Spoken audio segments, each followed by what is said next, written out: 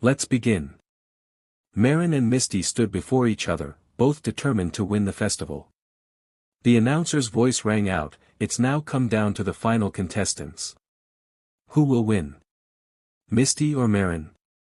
"This is sure to be exciting," Fiorella commented.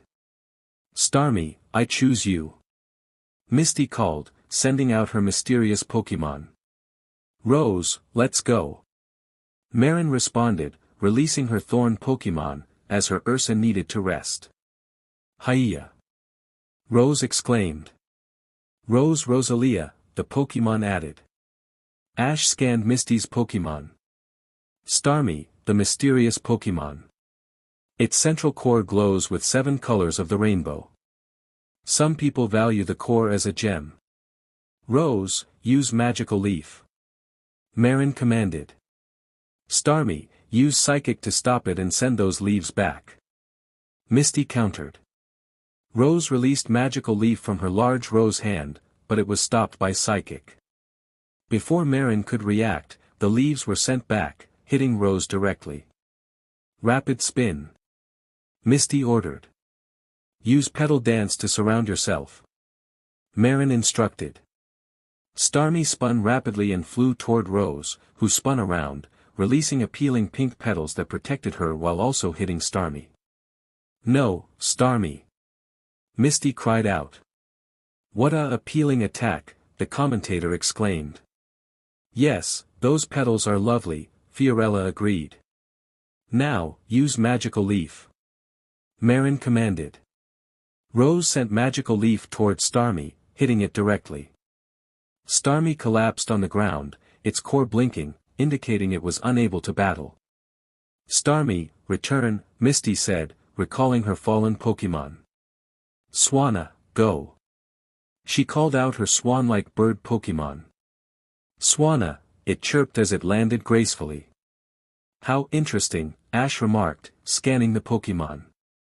"Swanna, the white bird Pokémon. Because of its long, powerful neck, Swanna can deliver forceful attacks with its beak." "Interesting, a Unova region Pokémon," Ash noted, putting away his Pokédex. "Misty must have gone to Unova for a while. This is the final Pokémon of Misty. How will she fight back?" the commentator asked.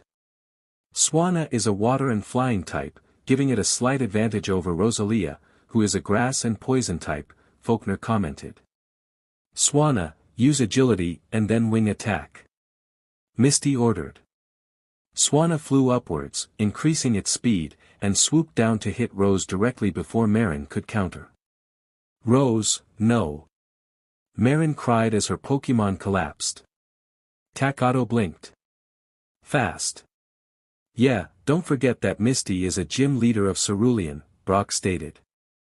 "Marin has 2 Pokémon left, but Ursa is still recovering, so she won't be using him," Ash explained. "She has Chespy as well, and he is fully recovered, but..." Alan added. "Misty has the advantage," Faulkner concluded. "It seems like it's down to the last Pokémon of Misty and Marin," the commentator announced. "Yes," Fiorella said eagerly. "Now let's see. Chespy, go." Marin sent out her spiky nut Pokémon. Spin. "I'm ready," he declared. "Swanna, use Air Cutter," Misty commanded. "Chespy, use Protect, then Bullet Seed," Marin instructed.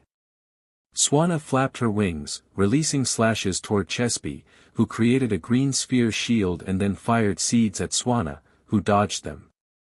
Misty ordered Swanna to dive in and use Aerial Ace, but Marin countered with Leech Seed just as Aerial Ace hit Chespy. Both Pokémon were damaged in the exchange, with Swanna's power being drained while Chespy fought off the effects of Aerial Ace.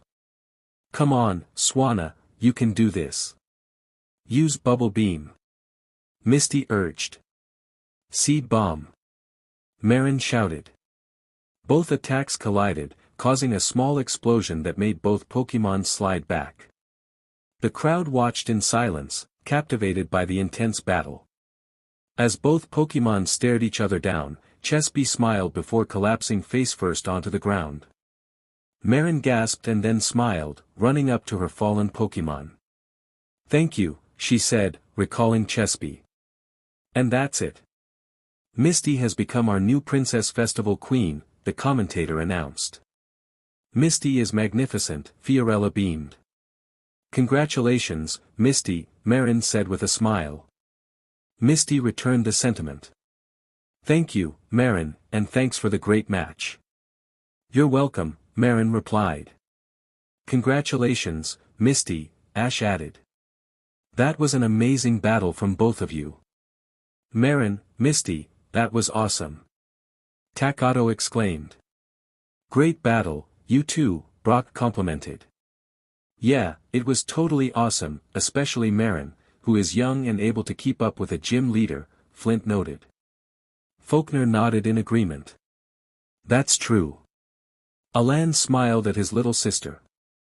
"Even if you didn't win, you gave it your all," he said. Marin beamed. She rarely had battles but still trained her Pokémon. "At least it's better than Misty than Jessie from Team Rocket," she joked. Ash chuckled. "Can't argue with that."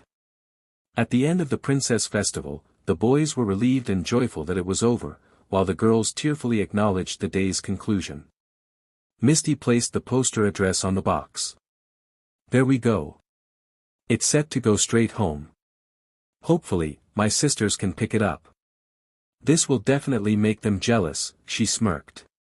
They watched as the Pidgeot transport vehicle drove away with the box, and Misty couldn't wait to set up her new dolls in her room.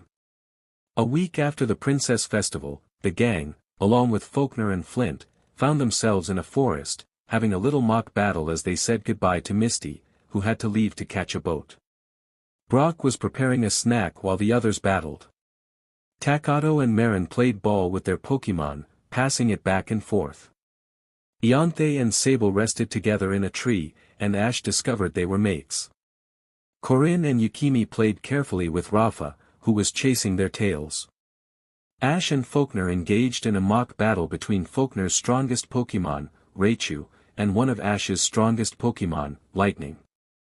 The battle was intense, with attacks clashing and electricity crackling.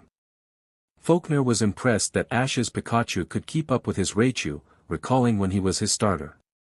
He was glad to have someone who could match his level, even Alan could provide a challenge he enjoyed. Not many people were able to give Alan the battle he wanted for a while. Alan and Flint were engaged in a friendly battle, with Alan's Axu eager to train and evolve. Axu faced Flint's Flareon, the youngest member of his team. After 10 minutes of non-stop battling, Brock's voice rang out, signaling the end. Both electric types, Pikachu and Raichu, stopped their activities as their tails returned to normal. Axu blinked curiously, while Flareon halted its attack. "That's it," Flint said, and Alan nodded in agreement.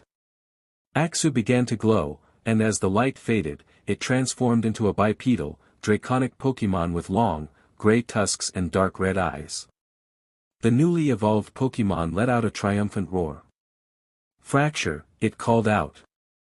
Ash smiled upon hearing the new voice and quickly pulled out her Pokédex to scan the Pokémon. Fracture, the axe-jaw Pokémon. The evolved form of Axu. Fracture clash in intense battles over territory.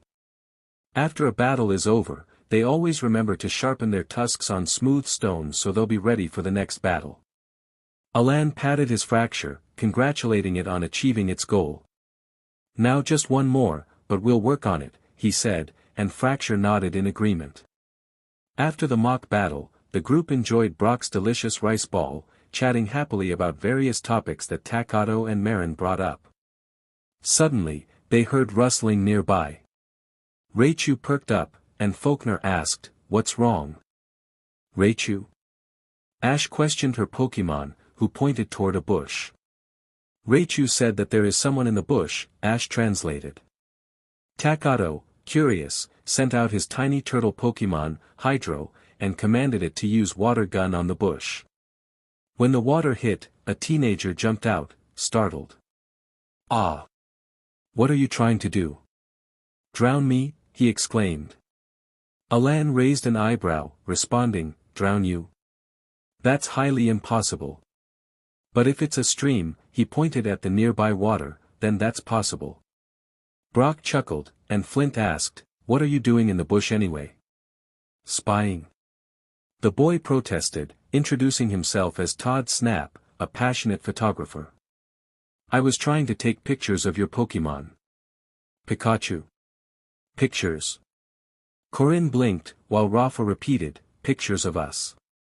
Todd proudly declared himself the #1 photo MSTR, which Marin misheard as photo masker. Faulkner corrected her, and she smiled sheepishly. Alan found Todd's title impressive but suggested it would be better if he asked instead of spying. Todd explained that he enjoyed taking pictures while hiding, as it made them more exciting. The group exchanged glances, and Ash elaborated on how capturing emotions in pictures was similar to painting. Todd eagerly shared his excitement about the Pokémon he had seen, including a white Vulpix and a green dinosaur-like Pokémon. Brock offered to explain their Pokémon while they had lunch, and Todd happily accepted. During lunch, Todd showcased his pictures, and Ash complimented him on his skills. Todd pointed out one of his best shots, an Aerodactyl, prompting Ash to wince at the memory of a past encounter. Brock recounted the incident at Grandpa Canyon, and the group shared a laugh about Team Rocket's antics. After finishing their meal, the group continued on their journey with Todd, who was eager to take more pictures. However, they were unaware of the trouble ahead, a trap set by Team Rocket. Suddenly, the gang and Todd fell into a pit. "Okay. Where did this trap come from?" Flint groaned, feeling someone on his back. Ash winced as she landed on Alan and Faulkner, apologizing as she got off them. Marin groaned as she got up, and familiar laughter echoed around them. "Team Rocket," Takato said, recognizing the voice. Brock stood up, realizing they should have expected this.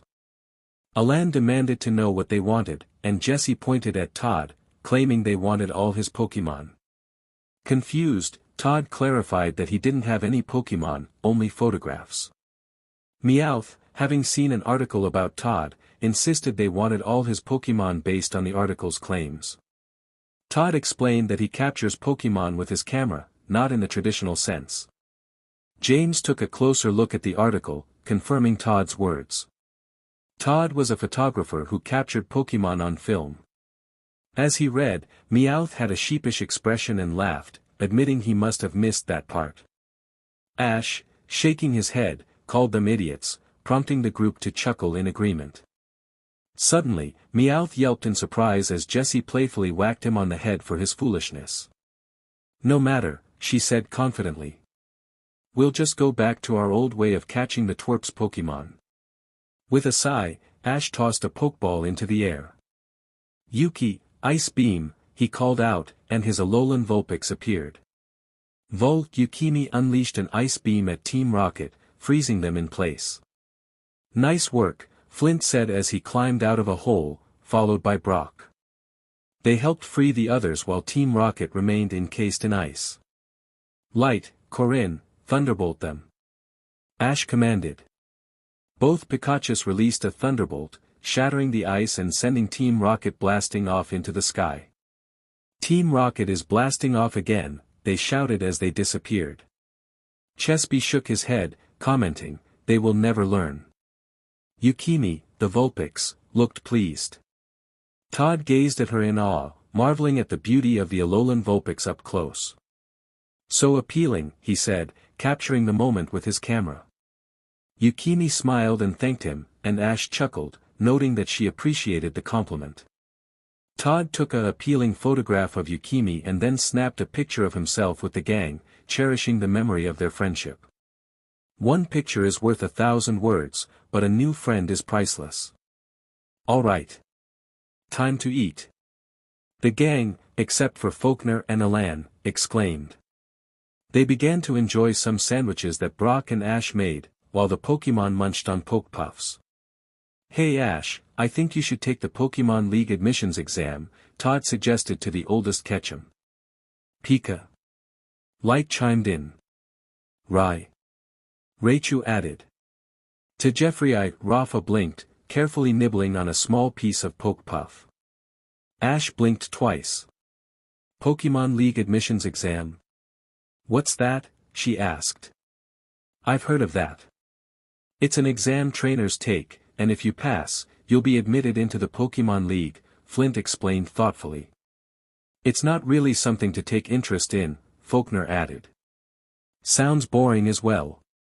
It reminds me of that tech school, Alan said. Ash agreed, I prefer the traveling and collecting gym badges way. It helps my Pokémon and me gain experience from it. But it wouldn't be bad to try it out. The kids remained silent, too busy enjoying their delicious lunch. Break scene. They traveled to the Pokémon League exam location, a building. Ash walked in, signed up, and filled out all the necessary information, feeling ready. Here at the Pokémon League Admissions Center, we evaluate applications based on a combination of written and practical skill exams, the head instructor explained. Those who pass will receive this badge qualifying them for the Pokémon League. Chew. Oh. Corinne said. Take this. It's your testing number, the head instructor said, handing Ash a pin badge with the number 7 on it. 7, huh? Ash smiled as she pinned the badge to her jacket. Also, you need to leave your Pokeballs here at the counter. They are not permitted during the exam, the head instructor added. Ash nodded and handed her 4 Pokeballs to the instructor, then entrusted Light and Corinne to Alan and Faulkner. Look, guys, Nurse Joy is also here, Takato pointed out. The gang decided to talk to Nurse Joy about the exam. So you wanted to become a Pokémon MSTR, Nurse Joy? Marin asked, unsure. Nurse Joy smiled. Well, it was always a dream I had. She recognized 2 familiar faces. Flint and Faulkner, it's an honor to meet you. Flint grinned. No problem. We're on a break, so I hope you won't tell others who we are. So far, not many people in Kanto recognize famous Sinnoh trainers, he explained. Nurse Joy nodded, agreeing to their request. So, Nurse Joy, where are you from? Brock asked. I'm the Nurse Joy from Fuchsia City, sister to the Vermilion City Joys, she answered. Nurse Joy explained more about the exam and other related topics. Unbeknownst to the gang, Team Rocket was also in the building, plotting to enter the Pokémon League and become champions. Break scene. Pika Pika Pika Pikachu. The first test will measure your overall knowledge of Pokémon, the head instructor announced. Ready? Begin. Ash sat beside Nurse Joy, in front of a computer screen with a touch screen table. She sighed, true and false questions, huh? Interesting, she thought as she listened carefully to the questions. Thanks to her knowledge of Pokémon and her studies, she managed to pass. Behind Ash, 2 Team Rocket members, Jesse and James, were disguised. James, dressed as a school nerd with large glasses, answered the questions carefully, though some questions frustrated him, like the one about Magikarp. Jessie, disguised as a smart schoolgirl, answered all the questions with true, appearing bored. Pika Pika Pika Pikachu. Now we'll measure your ability to recognize Pokémon, the head instructor explained. Please name the Pokémon by identifying the silhouette or any parts of its body as they are displayed here. He pointed to the giant screen in front of them. Identify Pokémon, huh? Makes sense, Ash said, amused. Here is the first question. Identify this Pokémon, the head instructor said, showing a silhouette image. Break scene. Ash's friends were outside the room, watching the exam. Chew Pikachu. It's round, Corinne pointed out. Raichu. A round Pokémon. Raichu blinked. Marin blinked twice. It's just a round silhouette. That's hard. True, many Pokémon can be round, but from another angle, it looks different, Alan noted. Any guesses? Because I have no idea, Flint said, scratching his head. Nope, Takato shook his head. We'll see, and it seems like Ash is figuring out what Pokémon that is, Brock commented.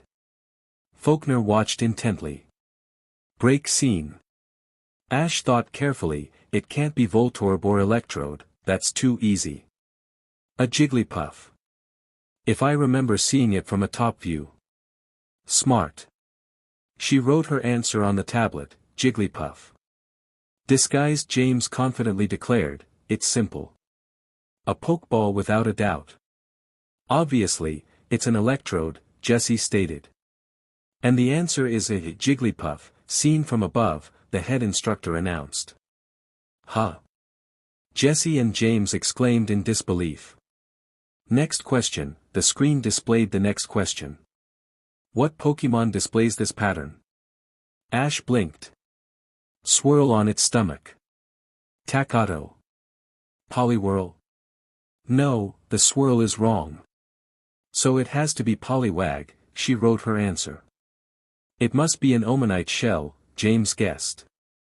It's Arbok when it's all coiled up, Jessie said. The correct answer. Poliwag, the head instructor confirmed. What? Jessie and James exclaimed in shock. As any MSTR would know, when a Poliwag evolves into Poliwhirl, the swirl on its stomach changes direction, the instructor explained. Break scene. Whoa, that was hard, Marin said, wiping sweat from her brow. Yeah, Takato agreed. It's getting harder with each question, Faulkner added. Pi Pika, Light said. Break scene. Question 15. What tail does this Pokémon belong to? The head instructor asked. Break scene. Flint looked and grinned. I know that one because it was one of my Pokémon, he said. Really? Takato and Marin questioned. Yep. Break scene. The pattern or flame is not a Charmander, Charmeleon, or Charizard. It's different, and the other two flame tail Pokémon are. Ash wrote her answer. Ponyta. The answer is Ponyta, the head instructor announced. Jessie fumed and slammed her hands on the table, standing up. Grr, can't you ask one question I know the answer to, she shouted. Ash looked back, she looks familiar, she thought. Please take your seat, the head instructor ordered. This is a joke. These questions won't make you a Pokémon MSTR. Jessie protested. A Pokémon MSTR must understand all aspects of their Pokémon's life in order to achieve oneness with them, the head instructor explained. Jessie, frustrated, exclaimed, You're not making any sense at all. I'm through with this. She threw the pen stylus away. The head instructor, visibly upset, pointed to the door and said, Get out. Jessie ripped her badge number off and tossed it to the ground. I can't wait to go, she declared as she walked out. Oh dear, what a shame, Nurse Joy commented. That looks familiar, Ash noted. James, feeling sorry for Jessie, vowed to try his hardest for her too. Break scene. The group watched as Jessie left, her attitude reminding them of past encounters. Cheese, Chesby expressed, showing its displeasure. She wasn't a patient person, Zack added. Break scene. After the first and second exams concluded, everyone gathered to check the scoreboard. Hey, check it out. The ones on the right are the lowest scores, and the ones on the left are the highest, Brock explained. They noticed Ash had achieved the top score, getting all her answers right. Flint whistled, not bad. Wow, Ash, your score is the highest. Marin exclaimed. Takato nodded in agreement. Ash sighed, and here I thought I got some of the answers wrong. James hung his head in shame, I got the lowest score, he admitted gloomily. Break scene. The final part of the exam was a Pokémon battle. Ash and James stood at the table, looking at the 3 Pokeballs attached to a belt. Now select whichever one you like, the head instructor instructed. Ash hesitated before randomly picking one. Break scene. James went up first against the head instructor. He sent out a Pikachu, while the head instructor chose a Graveler. Pikachu, use Thunderbolt. James commanded. The thunderbolt struck Graveler, but being a rock and ground type, it had no effect. Frustrated, James broke the rules and sent out 2 Pokémon, Ivysaur and Charizard. "Goodbye," the head instructor said. "It's against the rules to use 2 Pokémon at once." James was disqualified from the battle. Break scene. Now it was Ash's turn. "Yay, it's Nachan's turn." Takato cheered. Break scene. Ash tossed the Pokeball, calling out her Pokémon. "Go!" Wheezing wheeze, the Pokémon cried out.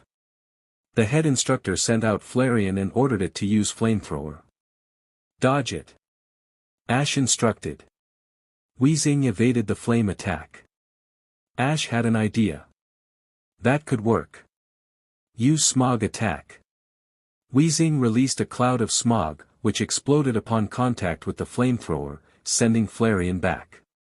Use Smokescreen to cover the whole field, Ash commanded. Wheezing filled the area with smoke, obscuring Flareon's vision. "Tackle it!" Ash shouted. Wheezing charged at Flareon, knocking it out. Break scene. "Whoa," Takato said.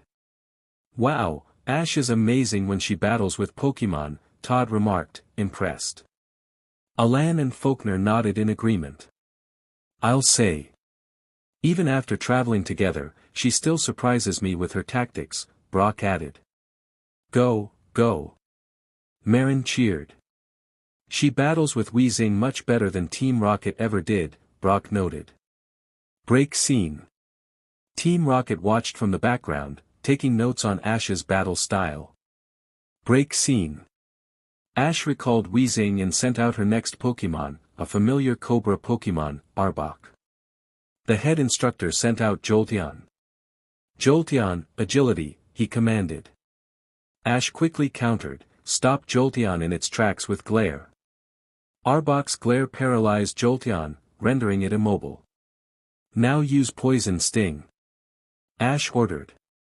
Arbok unleashed poisonous needles, causing Jolteon to cry out in distress. "Great, now finish this with Headbutt," Ash commanded. Arbok charged and knocked Jolteon out with a powerful headbutt. The head instructor thought to himself, impressive battle style. Those aren't normal skill levels. He recalled Jolteon and sent out his final Pokémon, Vaporeon. Ash recalled Arbok and sent out her last Pokémon, another familiar face, Meowth. Break scene. Nachan ended up having Team Rocket's Pokémon, Takato remarked. "Tell me about it," Marin agreed. "But Ash battles way better than Team Rocket," Brock stated. Break scene. "Meowth, screech," Ash commanded. Meowth screeched loudly, causing Vaporeon to wince in pain. "Way to go. Now, pay day," Ash ordered. Meowth's charm glowed, and a flurry of gold coins struck Vaporeon. Vaporeon struggled to avoid the coins, distracted and unable to follow orders. "Now use Scratch and give it everything you've got," Ash commanded. Meowth's claws were ready as it scratched Vaporeon hard, causing it to faint. Ash had won, showcasing excellent battle skills. Break scene. James and Jesse watched, impressed by Meowth's performance. Meowth felt insulted. "Hey, I'm better than that, Meowth." "But you don't know Screech or Payday," Jesse pointed out. Meowth hung his head in defeat. "It's true. I only know Fury Swipes, Scratch, and Bite. Come on now. It's time for payback," Jesse said. James and Meowth nodded in agreement. Break scene. The head instructor congratulated Ash on her victory and was about to announce those who had passed when a thunderbolt shot towards him. Everyone turned to see Pikachu, borrowed by James for the exam. Team Rocket appeared, ordering Pikachu, Ivysaur, and Charizard to attack. However, the head instructor had a better idea and commanded them to turn around and attack Team Rocket instead. Ash smiled, amused, and looked at the head instructor. "I take it you're their real trainer, even though they were used in the exam," she said. The head instructor smiled back, that is correct. You're a smart one, aren't you? He complimented. Ash sent out Weezing, Arbok, and Meowth to confront Team Rocket. In response, the head instructor commanded his Ivysaur to charge up a solar beam, successfully blasting Team Rocket away. After Team Rocket had retreated, the head instructor distributed badges to those who passed the test. With this badge, you can now participate in the Pokémon League, he announced. When Ash received his badge, he expressed his gratitude, saying, "I really appreciate it, but I prefer traveling and collecting gym badges from gyms. Is it okay if I keep this as a memento?" The head instructor chuckled. "I figured you'd say that. Of course, you can." "I enjoyed your exam," Ash added. "I'm glad you liked it," the head instructor replied. After bidding farewell to the head instructor, everyone exited the building, and the gang continued their journey to Cinnabar Island once again. Ash was getting closer to entering the Pokémon League and was ready to compete for her 7th badge, the Volcano Badge. As Ash and her friends sailed to Cinnabar Island, they wondered what surprises awaited them. Todd had taken a different path to the mountains to find more Pokémon to photograph. "I can't wait to get to Cinnabar, I heard it's supposed to be appealing," Ash commented. "It has an awesome volcano, and its Pokémon research laboratory is one of the best in the world," Brock explained. "Trainers come from all over to learn Pokémon techniques. You know that Cinnabar Island is a tourist attraction. There are hot springs there," Faulkner added. Takato smiled, "A hot spring? Can we visit a hot spring?" Marin asked eagerly. Ash nodded, "I don't see why not. We could use a break before heading to the gym. And here we can get our fossils restored," Alan said. "I still can't believe you three found Pokémon fossils or captured fossil Pokémon," Flint remarked. "Just lucky," Ash shrugged. When they docked on Cinnabar Island, they headed to the Pokémon Center to rest their Pokémon, especially since Ash had a gym battle ahead. "So, where should we head first?" Yuna asked. "I say we split up. I'll go to the Pokémon lab to get our fossils restored," Brock offered. "I'll go and book us a hot spring," Flint said. "We'll go with you," Marin and Takato chimed in. "Okay, and we'll search for the gym," Ash decided. Alan and Ash handed Brock their Pokémon fossils, and the breeder headed toward the Pokémon lab. The remaining trio, Ash, Alan, and Faulkner, pondered their next move. "Should we ask where the gym is?" Ash questioned. Faulkner nodded, "Seems like the best idea." Just then, a hippie approached them. "You looking for the gym?" he asked. Ash nodded, "Yes, do you know where it is?" "The gym leader Blaine built his gym in a fiery place, where firefighters would never win," the hippie said before walking away. "Pika." "What?" Light blinked. "Raichu Rai Rai." "That was very odd," Raichu commented. "Wasn't that a riddle?" Faulkner asked. Alan nodded, "Yes, and the answer to that riddle is a volcano."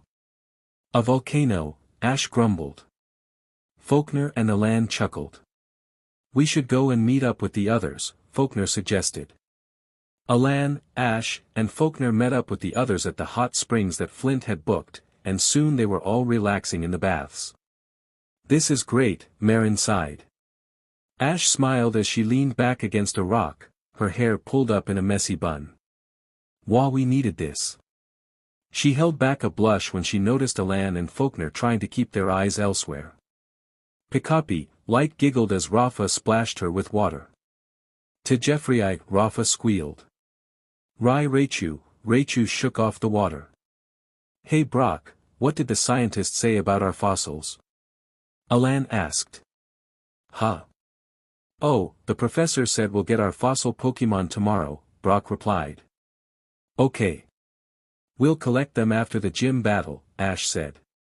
"Also, hear this, the gym leader Blaine built his gym in a fiery place, where firefighters would never win."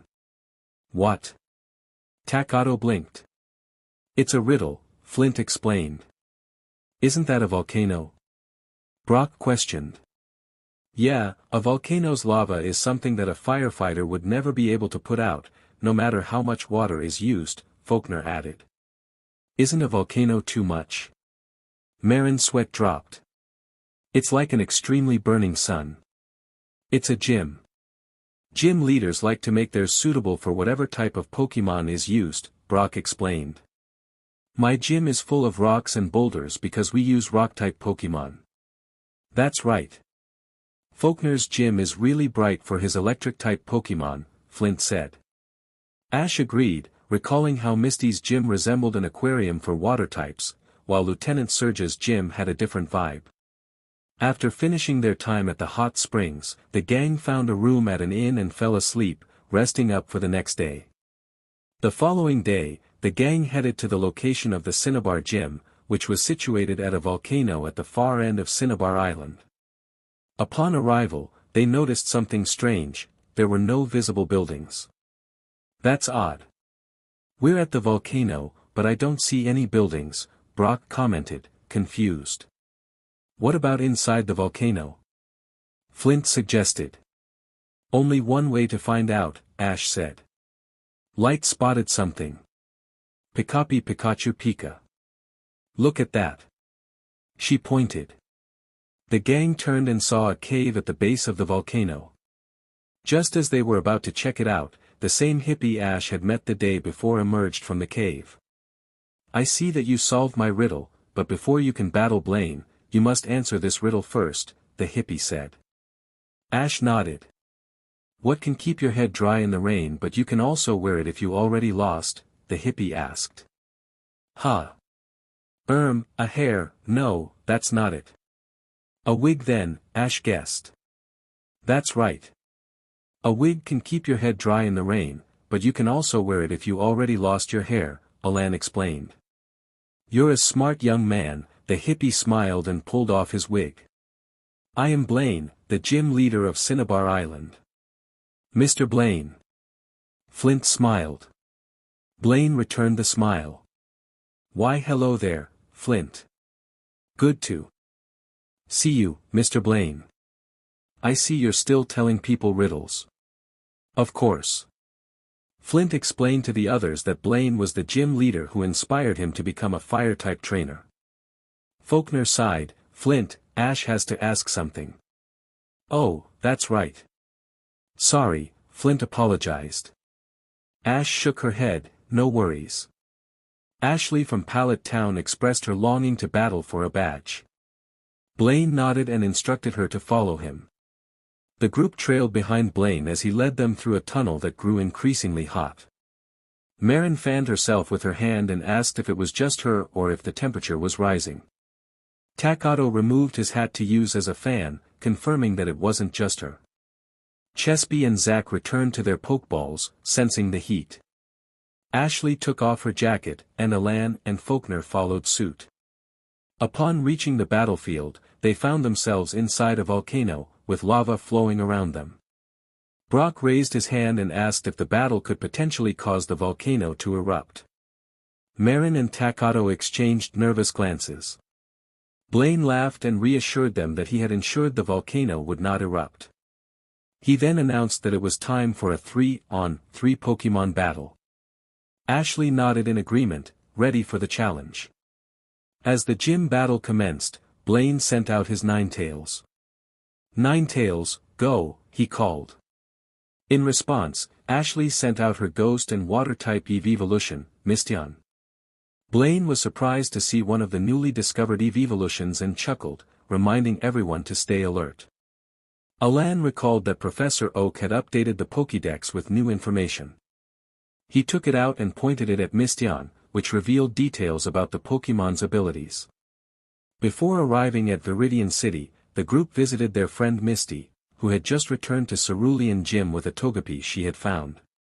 Misty's sisters had organized an underwater ballet show, featuring Misty as a mermaid, without her prior knowledge. They explained that they were trying to attract more visitors to their water show, which had been struggling. Although Misty was surprised that they hadn't consulted her, she agreed to participate. The gang stayed to watch the performance, which featured various water-type Pokémon and drew a large crowd. However, midway through the show, Team Rocket appeared, attempting to capture the Pokémon. Ashley, Alan, and Misty sprang into action, while Brock, Marin, and Takato stayed back. As the battle unfolded, Ashley's Squirtle and Takato's Hydro joined the fray, while Alan sent out Prinplup. During the fight, the Pokémon evolved into Wartortles and Empoleon, while Misty's Pokémon also evolved, much to the crowd's delight. They successfully thwarted Team Rocket's plans, sending them away from Cerulean Gym. After the battle, Misty thanked the audience for their support, and her sisters expressed their gratitude to her and the gang for their help. It was soon time for the group to continue their journey to Viridian City. They bid farewell to their friends Faulkner and Flint, who were heading back to Sinnoh. Faulkner wished Ashley good luck against the Viridian Gym, known to be the strongest in Kanto. He surprised her with a quick good luck kiss on the cheek, leaving her blushing, while Takato, Marin, and Brock teased her. Alan added to her embarrassment with a kiss on the other cheek, wishing her luck before the gym battle. Arriving in Viridian City, Ashley felt a mix of excitement and nervousness as she prepared to earn her 8th badge and compete in the Pokémon League. Takato expressed his disbelief that Ashley was just 1 badge away from entering the Indigo League. Ashley gazed at her 7 badges, recalling her childhood dream of participating in the league. As they walked past the Viridian Pokémon Center, Marin pointed out that it was fixed. The group reminisced about their first meeting and Team Rocket's initial appearance. They reached the Viridian Gym, resembling an ancient Roman temple, just as a familiar, arrogant laugh echoed nearby. Gary Oak pulled up in a car and taunted Ashley, questioning whether she was still playing with her Pokémon. Takato growled, ready to defend Ashley's honor. Ashley greeted Gary, who seemed surprised that she hadn't given up on her journey. "But no, here you are still at it," Gary said with a cocky tone, provoking Ash. The group shot him disapproving looks, while Brock held back Takato and Marin, who were ready to confront him. "Calm down," Brock advised. Ignoring Gary's taunts, Ash asked, "What are you doing here?" "I'm here for a gym battle." "What about you?" Gary replied, smirking as he displayed his 10 badges. "Beat this." "I'm here for my 8th badge," Ash responded, determination in her voice. Gary walked past them, entering the gym. The guards at the door informed them that the gym leader only accepts challengers 1 at a time. Ash frowned, sensing something was off.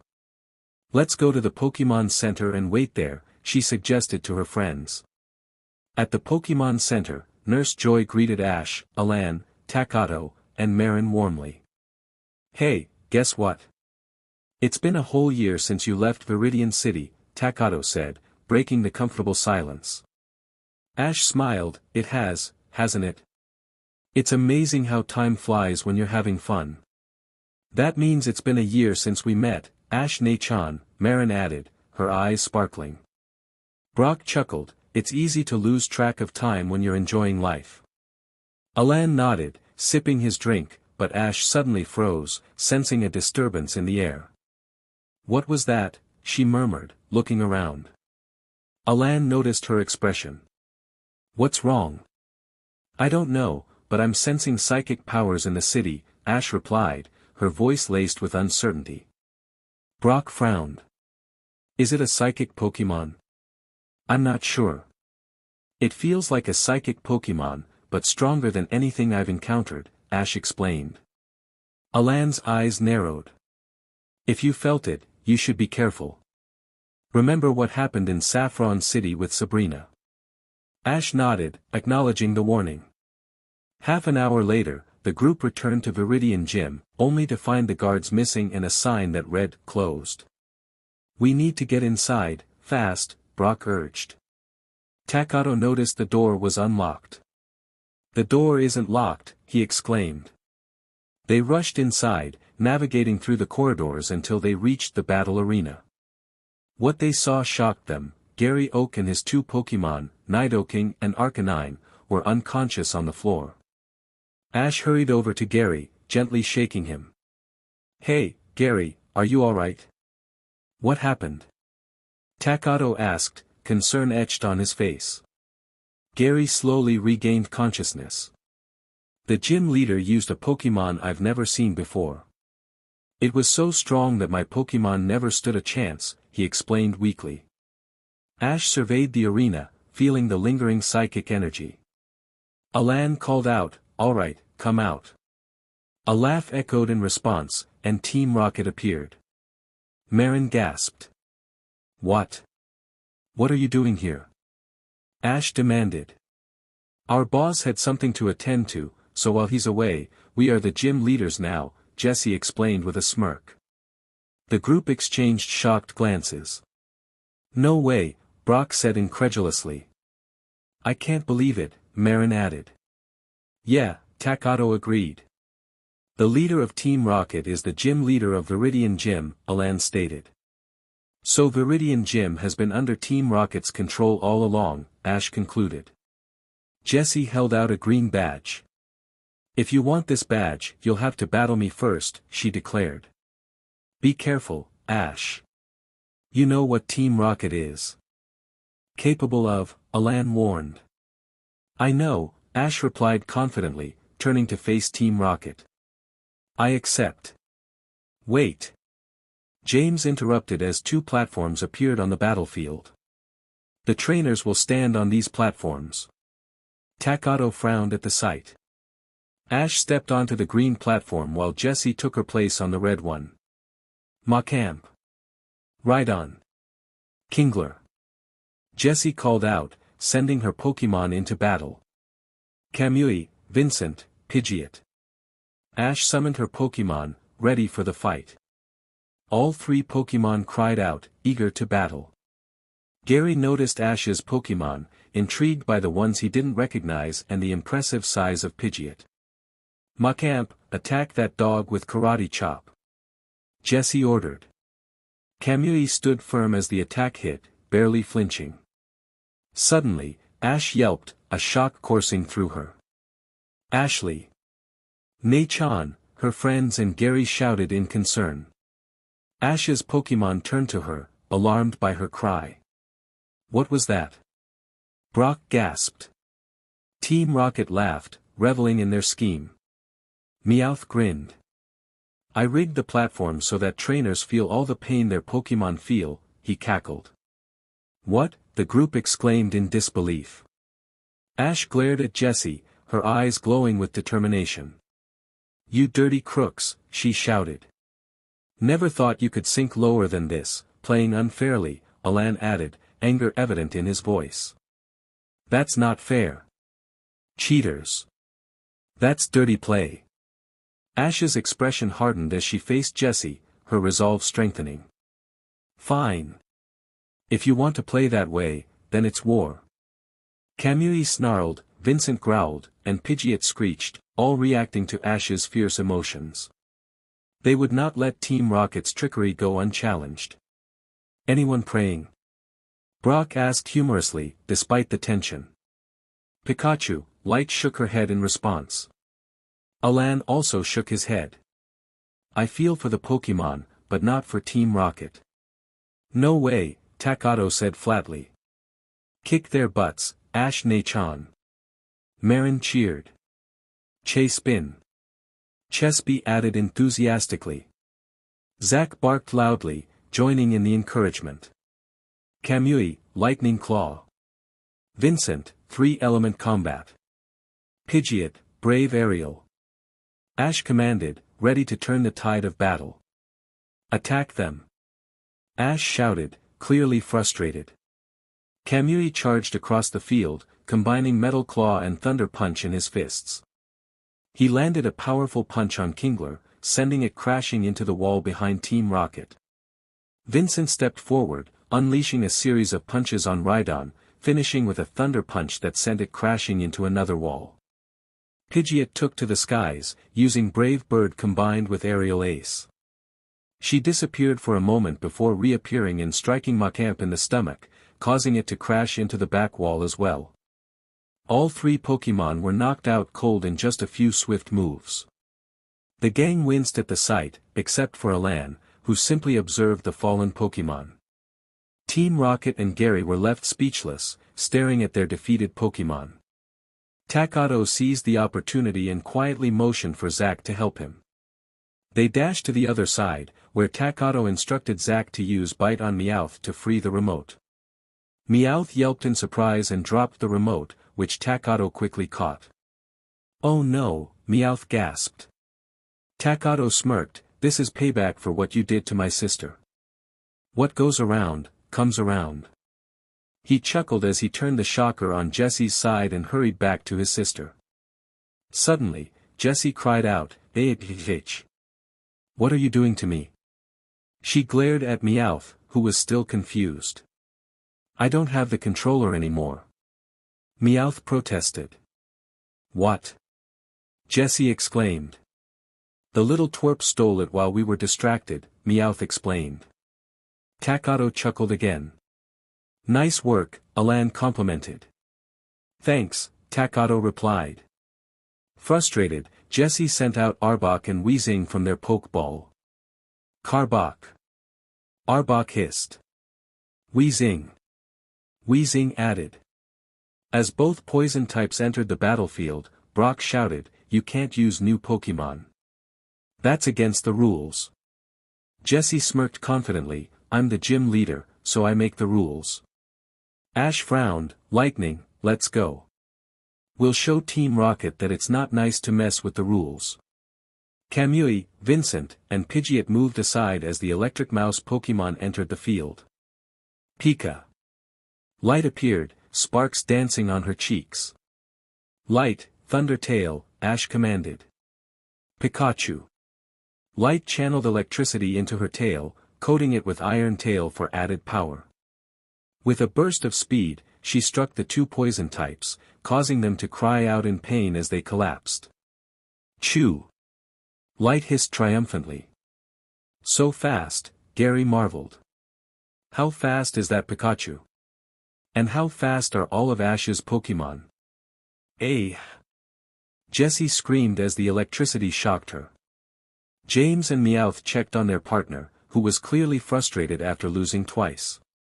"Hey Jessie, I won, so I would like the Earth badge," Ash said. "No," Jessie replied defiantly. Marin, curious, pressed the red button on the controller that Takato had taken. Meowth's eyes widened in alarm. "Little twerp. That button will make the red platform explode." "What?" Jessie and James exclaimed. The platform glowed ominously before exploding. "Team Rocket is blasting off again," they shouted as they were sent flying with Arbok and Weezing. Macamp, Rhydon, and Kingler, regaining consciousness, quickly retreated into the back room of the gym. Pidgeot soared into the sky, returning with something in her beak. Ash smiled as she recognized the item. "Thanks, Pidgeot." Pidgeot dropped the leaf-like badge into Ash's hand. "Alright, finally my 8th badge," Ash said happily. "Pie Pikachu." Light cheered. Gary offered a small smile before leaving the gym area. The gang exited the Viridian gym. "You know, I wonder why Team Rocket owns a gym," Ash pondered, glancing back. "It could be a cover-up. Think about it, the Team Rocket leader is the gym leader of Viridian, and not many would suspect a gym leader to be the head of a criminal organization," Alan explained. Brock nodded in agreement. "That's right. No one would think to suspect a gym leader at all. I'm curious about the mysterious Pokémon that Gary saw. Was it so powerful that even he didn't stand a chance?" Takato wondered. Ash sighed, "To be honest, I have a feeling we'll meet this mysterious Pokémon one day." The gang contemplated this. "Hey, do you know where the Indigo League is being held, Ash?" Marin asked, changing the subject. Ash shook her head. "Yes and no. I know it will be at a place called the Indigo Plateau, but I have no idea where that is. I'll have to ask Professor Oak." "Guess." "Pallet Town, here we come." Takato cheered, excited to return home. "Looks like it," Brock agreed. "You're right, and let's hope Aunt isn't too busy when we get back," Ash said. Now that Ash had won her final gym badge from Team Rocket, the gang was headed to Ash's and Takado's hometown, Pallet Town. "Wow, what a peaceful town this is," Brock remarked. Marin nodded. "Yeah, and it's pretty." Ash smiled. "Thanks." Takado grinned happily, with Zack beside him. "Come on, we should head home and see if Aunt is here." He ran ahead, with the others following closely. When they arrived at the Ketchum home, they found Cynthia waiting for them at the front of the house. "Aunt." "Mom." The Ketchum siblings beamed at their mother. Cynthia smiled and hugged her children. "Ash, Takado, welcome home," she greeted warmly. "Light and Zack as well." "Pikapi," Light smiled. Zack barked happily. "It's nice to see you again, Alan, Marin, and Brock," Cynthia said, smiling at them. "It's nice to see you too, Mrs. Ketchum," they replied. They greeted back. "I still thank you all for taking care of Mew and Takado." "It was no problem, really," Brock said. "We had a great time traveling with her." Alan nodded. "It was fun," Marin grinned. Cynthia giggled, "I see, well come on in." They entered the Ketchum home, where Persian and Meowth greeted them at the entrance. "Hey, Persian, Meowth," Ash said, petting them. Both cats purred at the touch. Takado noticed the dragon Pokémon and the wind chime Pokémon by the window. Horsia, Chime Cho. Horsia, who was in a nice-sized tank, blew bubbles when he noticed them. Horsia. Chime Cho, attached to the top of the window, sang in greeting, "Chime Chime." Batet, Kitty, Bubble, and Echo are wonderful company, they love to be near the window, so I had them there, Cynthia explained. Near the window was a large cat bed with a red yarn ball and kitty paw blankets. "Where are Delibird and Roseraid?" Takado asked. "Deli is out on a DLVRY for me, and Lady Rose is tending to the garden. She is in charge of it along with Lady Vanny," Cynthia answered. "Lady Vanny?" Ash asked. The group went to the backyard, where the garden was appealing and expansive, filled with various fruits, vegetables, berries, and flowers. "Oh wow, it's so appealing," Marin said in awe. "It looks like a small forest," Alan commented. There was a medium-sized pond with a Pokémon bird bath, where two Poliwag were playing. They also saw other Pokémon, Staryu and Starmie were watering the plants, while a Bellisum, a Rosalia, and a Levany tended to the garden. Brock blinked. "What Pokémon is that?" He pointed toward the nurturing Pokémon. "It's a Levany, they're bug and grass-type Pokémon," Alan answered. Ash pulled out her Pokédex and scanned the Pokémon. Levany, the nurturing Pokémon. Using sticky threads that come from its mouth, it makes clothes for Sewaddle by sewing leaves together. Note, Levany are located in the Unova region. "Mom, where did you find a Levany?" Takado asked his mother. "Poor dear was rescued from her home. She managed to escape but was injured when I found her," Cynthia explained. "Poachers," the group murmured, recalling their own encounters. "I captured her quickly and took her to Professor Oak, who was able to heal her completely. Since she didn't really trust anyone except for me and Professor Oak, I asked her if she would like to stay with me and help Lady Rose tend the garden. I named her Lady Vanny, as she is also one of the caretakers of the garden." "And the other Pokémon?" Ash questioned. "Well, I caught Starmie, Staryu, and the two Poliwag in a nearby lake. Since you caught Lady Rose, I couldn't find time to water the garden. Bellisum and Rosalia were just wandering in the garden one morning," Cynthia answered. "I think Lady Rose was the one who found them, and since then, they've been helping tend the garden." Just then, a bipedal, humanoid-like pink Pokémon appeared. "Mr. Mime," it said. "Oh, and this is my new addition, Mr. Mime, whom I call Mimey," Cynthia introduced. Ash, still holding her Pokédex, pointed it at the barrier Pokémon. "Mr. Mime, the barrier Pokémon." By rapidly moving its fingers, Mr. Mime can stop air molecules to create an invisible wall. Wow, Marin said. I got Mimey a couple of days ago.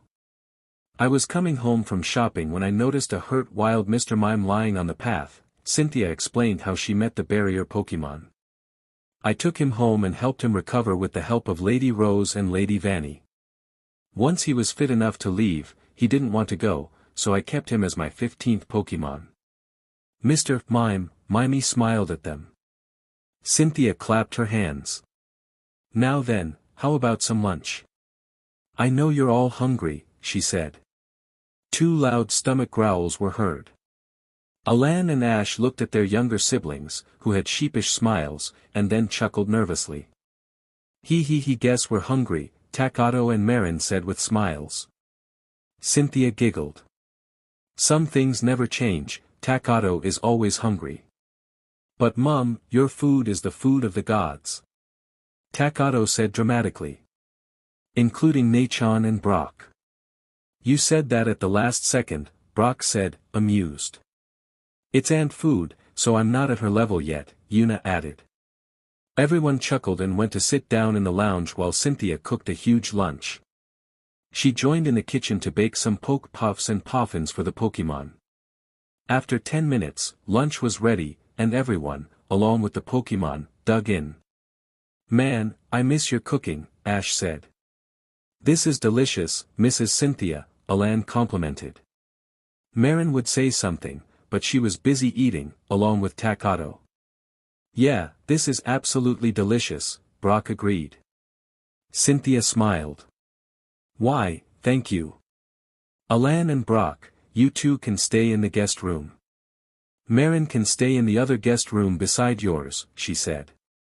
Thanks, Mrs. Cynthia, Alan, Marin, and Brock said in unison.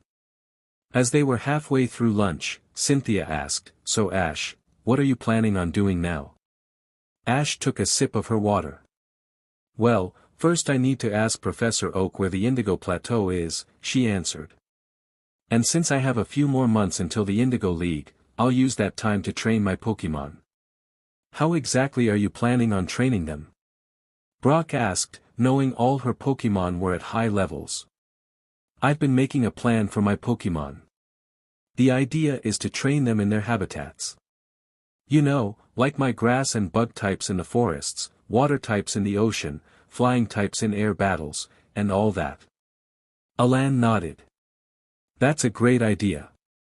Training Pokémon in their natural habitats helps them gain more experience. Also, some of them need evolution stones to evolve into their final forms, and luckily, I have them all. Though I was wondering if there is a way to evolve Sioran. Rockruff? Brock questioned. Makes sense. They must be in the Alola region to evolve into their final form, Alan understood. Yukimi is easy, I just need to send her to the Alola region and have an ice stone ready to evolve her, Ash sighed. Cynthia thought for a moment. May I suggest an idea, Ash? Sure, Aunt, Ash replied. During the last month of the first and the 2 weeks of the second month before the Indigo League starts, I could book a plane ride for you and Alan to go to the Alola region. And during the 3 weeks you could stay there to train them, Cynthia explained. It only takes a day to get from Kanto to Alola. Ash and Alan exchanged glances. Sounds like a great idea, Aunt. We'll take it, Ash said. What about you two, Takato, Marin? Alan asked. We want to stay here and relax, but also train our Pokémon, Takato replied. Marin nodded. This is a good chance for me to learn more about Pokémon. Alan agreed. I'll call Gramps and explain the situation. Okay, that's all planned out, Ash said. Then we'll come back here to Pallet Town, and we'll all leave for the Indigo League. Brock nodded. That's fine by me. They continued to chat for the rest of the day, enjoying dinner until night fell. Well now, it's night, and you all need to recharge your energy with a good night's sleep, Cynthia said. They all nodded and headed upstairs, taking turns to bathe, change clothes, and then hit the beds. Ash looked up at the ceiling of her bedroom. Well, Light, the next couple of months are going to be very busy, she said. Pikachu, Light nodded in agreement. Let's sleep. Tomorrow is a big day for planning everything, Ash said. Pika. Light replied. Soon, they were all asleep. Ash and Alan were back in Kanto, riding their Charizards. Their 3-week adventure in Alola was something they would always remember. Takato heard a familiar roar and looked up to see 2 familiar figures on Charizards. He grinned and waved his hands. Nei-chan. Alan. Welcome back, he shouted. Marin and Brock looked up when they heard Takato and smiled. Roar. Both Charizards roared as they flew down and landed with a thud. Hiya, everyone. Ash greeted. All of Ash's Pokémon appeared, including her newly caught Alola region Pokémon. She noticed that some of her Pokémon had evolved while she was away. I see that everyone has been training hard, and the result is your evolution, Ash smiled. All the Pokémon cried out happily, proud of their achievements. Ash pulled out her Pokédex and scanned the newly evolved Pokémon. Delphox, the fox Pokémon. The evolved form of Braixen.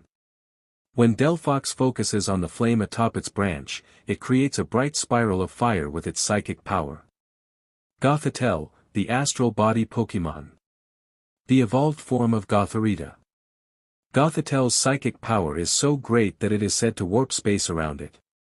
Ash smiled as she saw a Breezian flying toward her. Breeze, the Pokémon, named Alize or Ali, flew around happily. Breezian, the Feather Breeze Pokémon.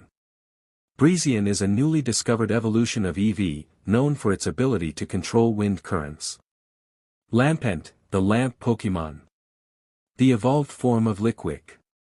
Lampent moves around by floating through the air, often found in deep forests and now seen in living cities. Steenie. Ash gasped. You evolved quickly. But then again, when I first met you, you were a fighter. All of Ash's grass types cheered, indicating that Bounsweet had wanted to train and evolved as a surprise for her. Ash smiled and hugged her newly evolved Pokémon. I see. She scanned the newly evolved Pokémon. Steenie, the fruit Pokémon. Steenie's hard sepals are highly developed for protection, making its double slap move very powerful. Some of the Pokémon winced at the memory of Steenie's double slap attack during mock battles. Marin, Takato, and Brock chuckled at the recollection. Congratulations to all of you on your evolution. Ash exclaimed happily. And I'd like you to meet our new family member. She's young, which is why she didn't come here first. Come on out, Aquarius. She sent out the young sea lion Pokémon. Poplio, Aquarius appeared, smiling. All of Ash's water-type Pokémon welcomed the new addition. Marin had stars in her eyes. How adorable, she squealed. Where did you get her? Brock asked. Neri, I found her as a Pokémon egg on the 3rd day we arrived in the Alola region, Ash explained. She was just lying on the beach, and I waited for a couple of hours to see if any Pokémon would come back for the egg, but none did. And so you decided to look after the Pokémon egg, and it hatched into Poplio, Brock finished, amused. Pretty much. I couldn't leave the egg behind, I wanted to see what Pokémon it was. So I took it everywhere on our trip to different Alola islands, Alan added. Takato looked at the new water type. Isn't she one of the starters in Alola? He asked. Alan nodded. Yeah, a water type starter. Speaking of which, how do you like your new Alolan Pokémon? He asked Brock, Marin, and Takato. They're excellent. Alolan Geodude's evolution line is great for surprising my opponents who use water types, even though it's their weakness, Brock explained. The gym has gained quite a reputation because of them. That's great. Ash said as she placed Aquarius in the lake with her water-type Pokémon. Aquarius happily splashed around.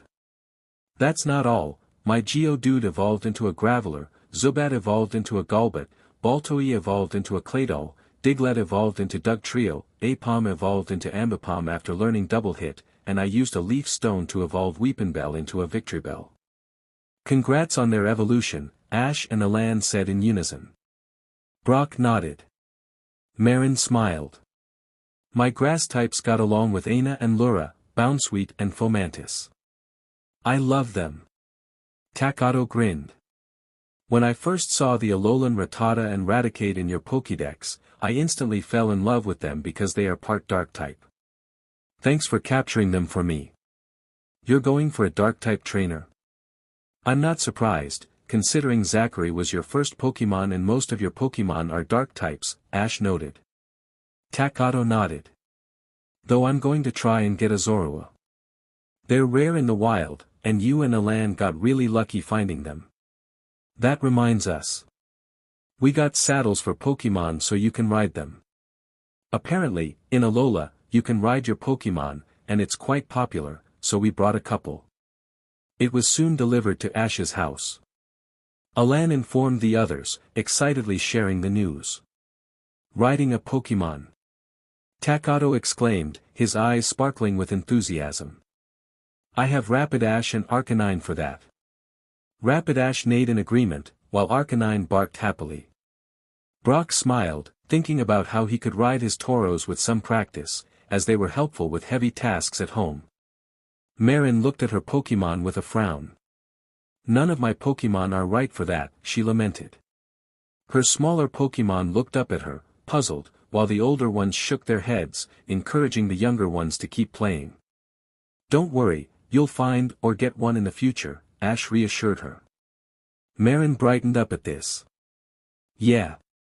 Now it's time to meet Yukimi and Sioran, Ash said, changing the subject as she sent out her Alolan Pokémon. Elan followed suit with his Pokémon.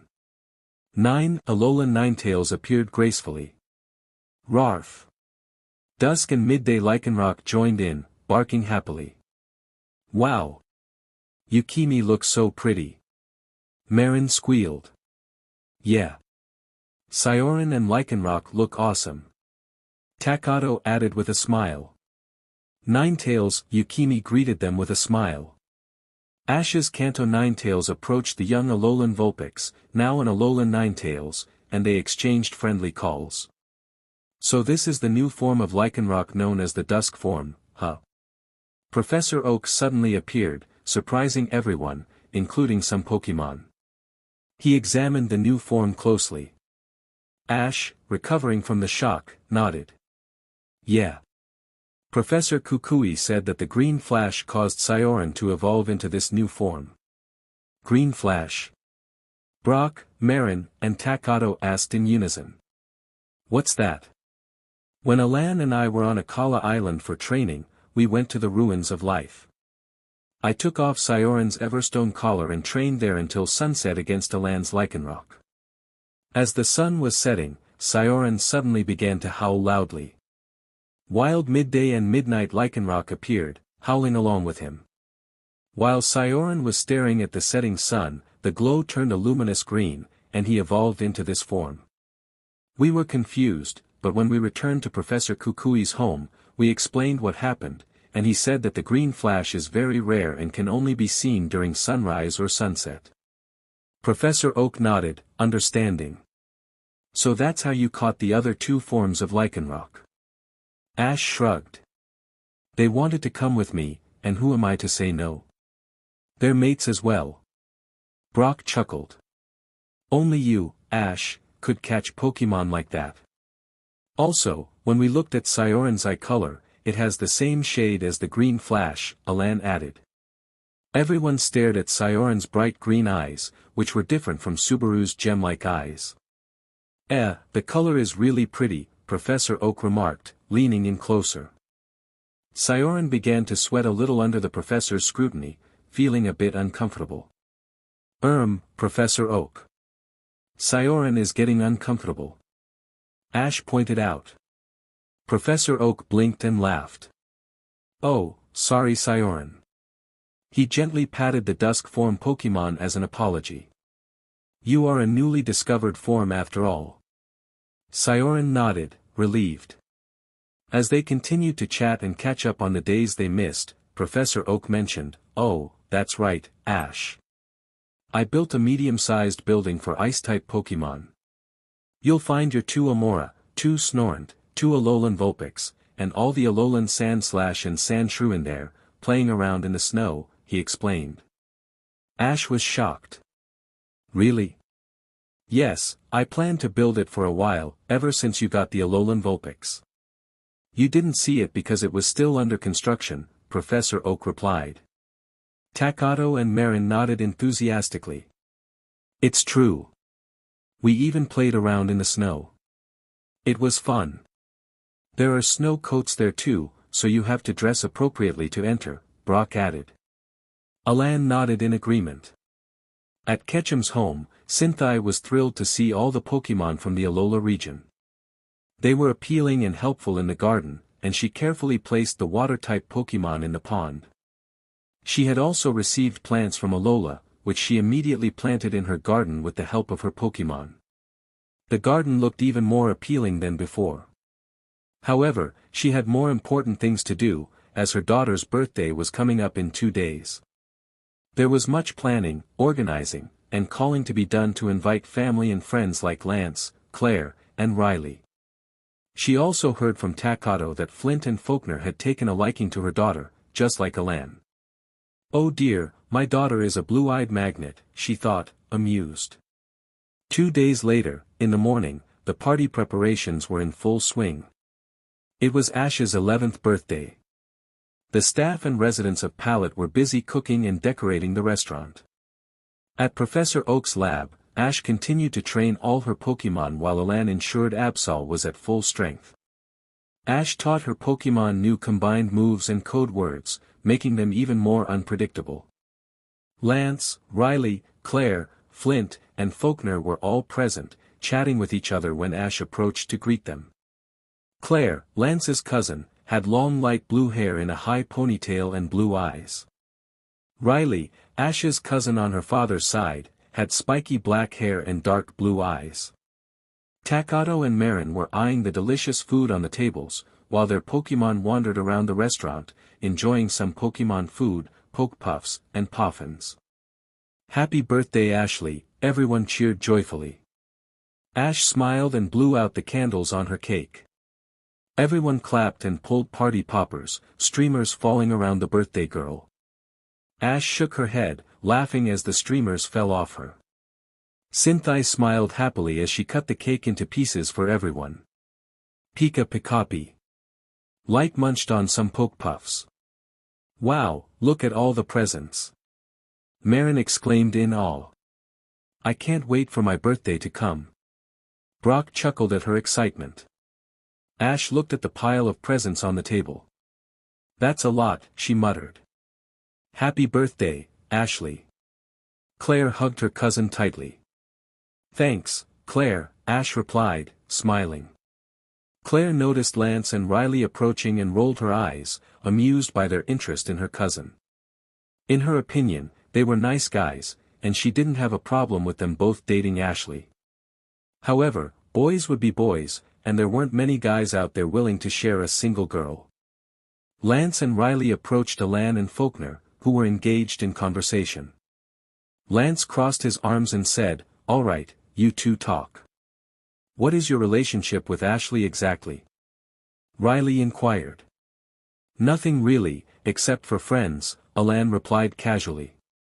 Lance narrowed his eyes, recalling the time Alan had held his niece. Faulkner nodded in agreement, "Yes.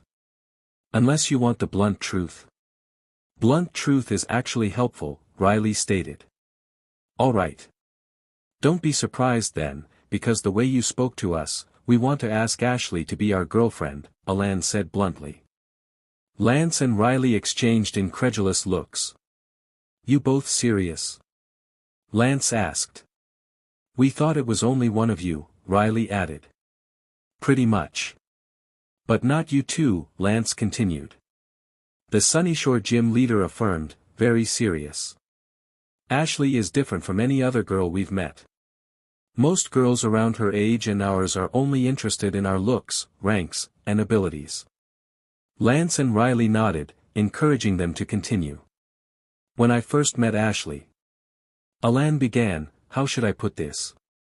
I felt attracted to her, and it was the first time I actually felt that way about someone I met for the first time in my life.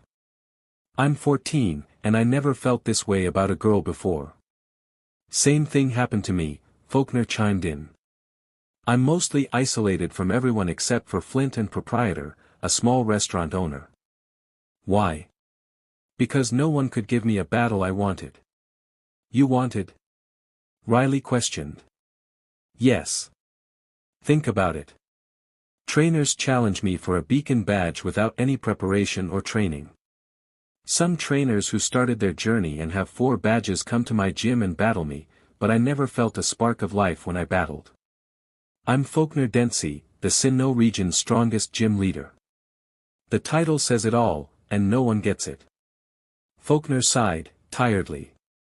I almost gave up battling trainers and considered giving people gym badges for free.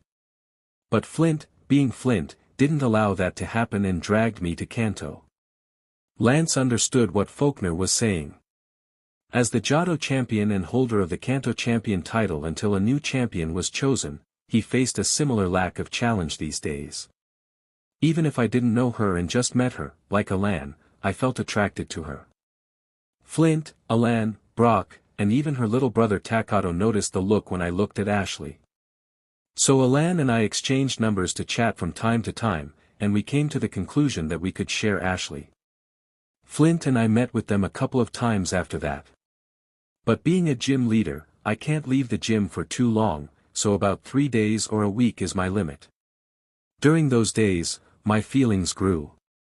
Alan quietly listened to Faulkner's story as he took a bite of chocolate cake. Riley and Lance listened, recognizing that their feelings were genuine and natural, unlike the fanboys they had encountered before. Most girls had never had 2 boys willing to share, but these 2 were different. Making Ashley upset or sad isn't what we want, and we definitely will not do that, Alan asserted. We would rather keep our feelings to ourselves than risk her happiness. Lance and Riley exchanged glances and nodded. All right, we accept your answer and allow you to date her, Riley said. But we want to test your battle skills. They are high, all right, but we'll see for ourselves, Lance added. Faulkner and Alan thought to themselves that Takato was right about the battling part, and they nodded in agreement, we accept. Great. Let's go outside the restaurant, there is a battlefield here, Lance said, leading them outside. Ashley noticed her uncle and cousin heading outside, followed by Faulkner and Alan. What's going on? She questioned. Pika Pikachu, light blinked, indicating he didn't know. Takato groaned, they are going to battle against each other. Flint grinned, there they go. Oh boy, Brock remarked. Cynthia giggled, seems like Lance and Riley want them to prove themselves, she smiled. Claire smiled, it's certainly not surprising. Boys are boys and overprotective, she rolled her eyes. Professor Oak nodded in agreement. Ashley looked at her mother, Claire, and Professor Oak, confused. What do you mean by that? She asked. Claire shook her head, signaling not to worry. Cynthia giggled again, this time at her daughter's words, you'll find out, Mew, she said. Brock and Takato sighed. Marin blinked, are they going to battle? She asked. Yes, Brock replied. Let's go watch, Takato said, running off. Riley and Lance stood on one side of the field, while Faulkner and Alan took their positions on the other side. Dragonite, let's go. Lance called, sending out his strongest Pokémon. Rarg. Dragonite roared as she entered the field. Lucario, may the aura be with you, Riley announced, sending out his strongest Pokémon, ready for battle. We can't let down our guard, Alan stated. Let's go, Charizard. With a mighty roar, Charizard appeared, ready for battle. Raichu. Faulkner sent out his strongest Pokémon, who sparked with energy, eager to fight. Dragonite, use Dragon Claw on Raichu. Lance ordered confidently. Lucario, use Bone Rush on Charizard. Riley commanded.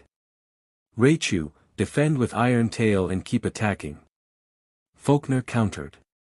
Use Dragon Claw to meet that Bone Rush head-on. Alan replied. Dragonite soared into the air, claws extended and glowing with power. Raichu's tail shimmered metallically as it struck against Dragonite's claws. In a swift motion, Raichu spun and slammed its tail into Dragonite's stomach, sending her flying back. Lance blinked in surprise. Oh, that's Yuna's tactic, he recalled, remembering how unpredictable his niece's strategies could be. Faulkner smiled. Raichu has picked up some moves from Lightning. Raichu, the electric Pokémon, nodded in agreement. Lucario created a Bone Rush staff and charged at Charizard, ready to strike. Charizard's claws glowed as he roared, blocking the incoming attack. Lucario continued his assault, but Charizard held his ground, countering with his own strikes. Let's change it up, Alan thought. Charizard. Fire Dragon Claw. Riley's eyes widened at the command. With a powerful roar, Charizard's Dragon Claw ignited in flames as he slashed at Lucario, who was taken by surprise. Lucario attempted to block, but Charizard pushed through, landing a solid hit that sent Lucario sliding back. That's Ashley's combo, Riley remarked, recalling how dangerous his cousin's moves could be, especially when her Pokémon executed them. Of course, Alan grinned. Charizard has been training with his mate Nuria, who taught him those combined moves. They work well for surprising opponents. Roar. Charizard let out another fierce cry. Dragonite, use Dragon Pulse on Charizard. Counter that Dragon Pulse with Flame Burst. Lucario, use Aura Sphere on Raichu. Raichu, Electro Ball. The four attacks collided, creating a massive explosion that forced everyone watching to look away from the smoke. As the dust settled, Claire turned to Ashley. Did you teach their Pokémon the combo move you created? She asked. Ashley blinked. Yes and no. It was their mates who taught them.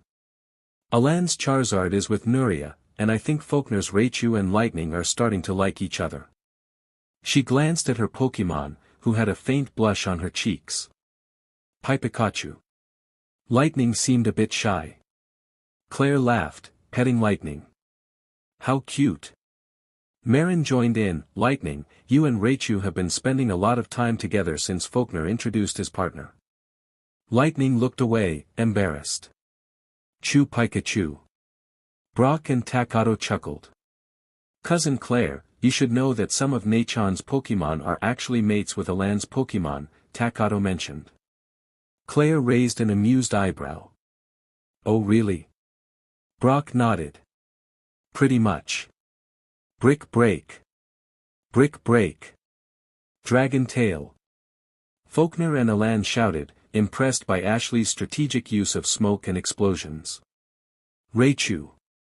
Raichu slammed a Brick Break onto Lucario's stomach. Roar. Charizard struck Dragonite with his glowing tail. Both Lucario and Dragonite cried out in pain from the powerful attacks. Lucario. Dragonite. Riley and Lance called out in concern as their Pokémon struggled. As the smoke cleared, Lucario and Dragonite breathed heavily, while Raichu and Charizard stood firm, not letting their guard down. It seems all those mock battles against Ashley and her Pokémon in the smoke have paid off, Faulkner commented. Though I'm still curious about how she did it. Alan chuckled. That's true. But as expected from top trainers. He looked at their opponents. Let's keep it going. Charizard, use Fire Blast on Lucario. Raichu, use Quick Attack to jump onto Dragonite's back and thunder it. Faulkner commanded. Rai.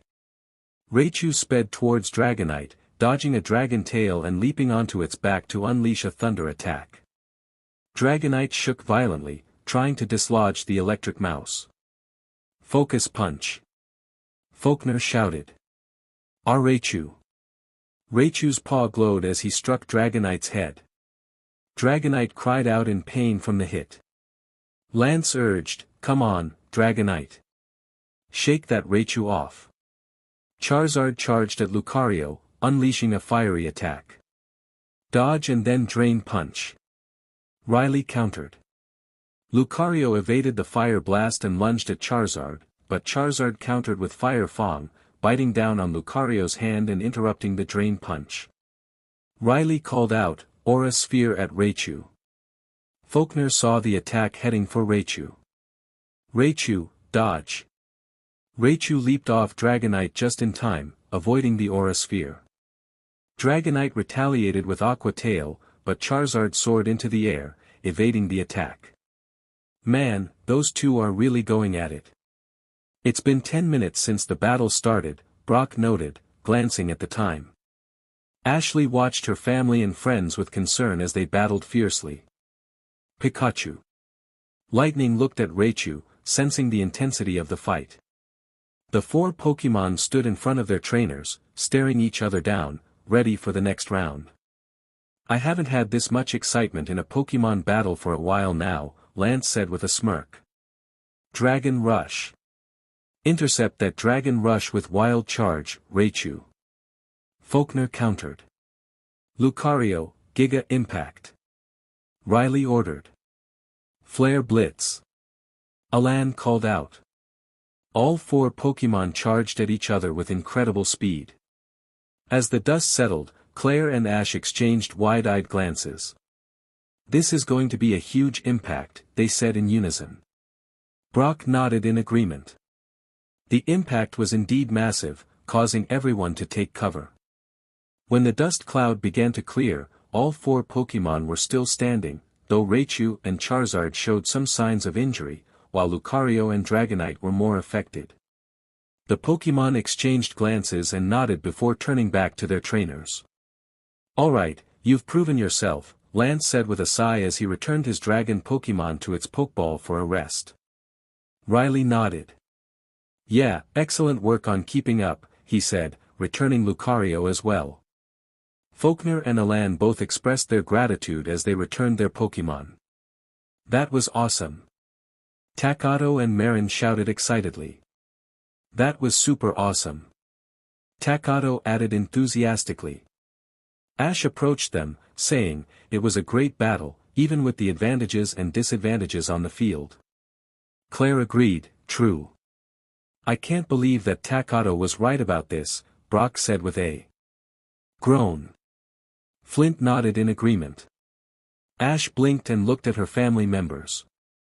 What was the battle about anyway, she asked curiously. To see if they are worthy, Lance and Riley replied. Worthy? Worthy of what? Ash inquired. You'll see, Lance smiled at his niece. Riley chuckled. And they have proven themselves.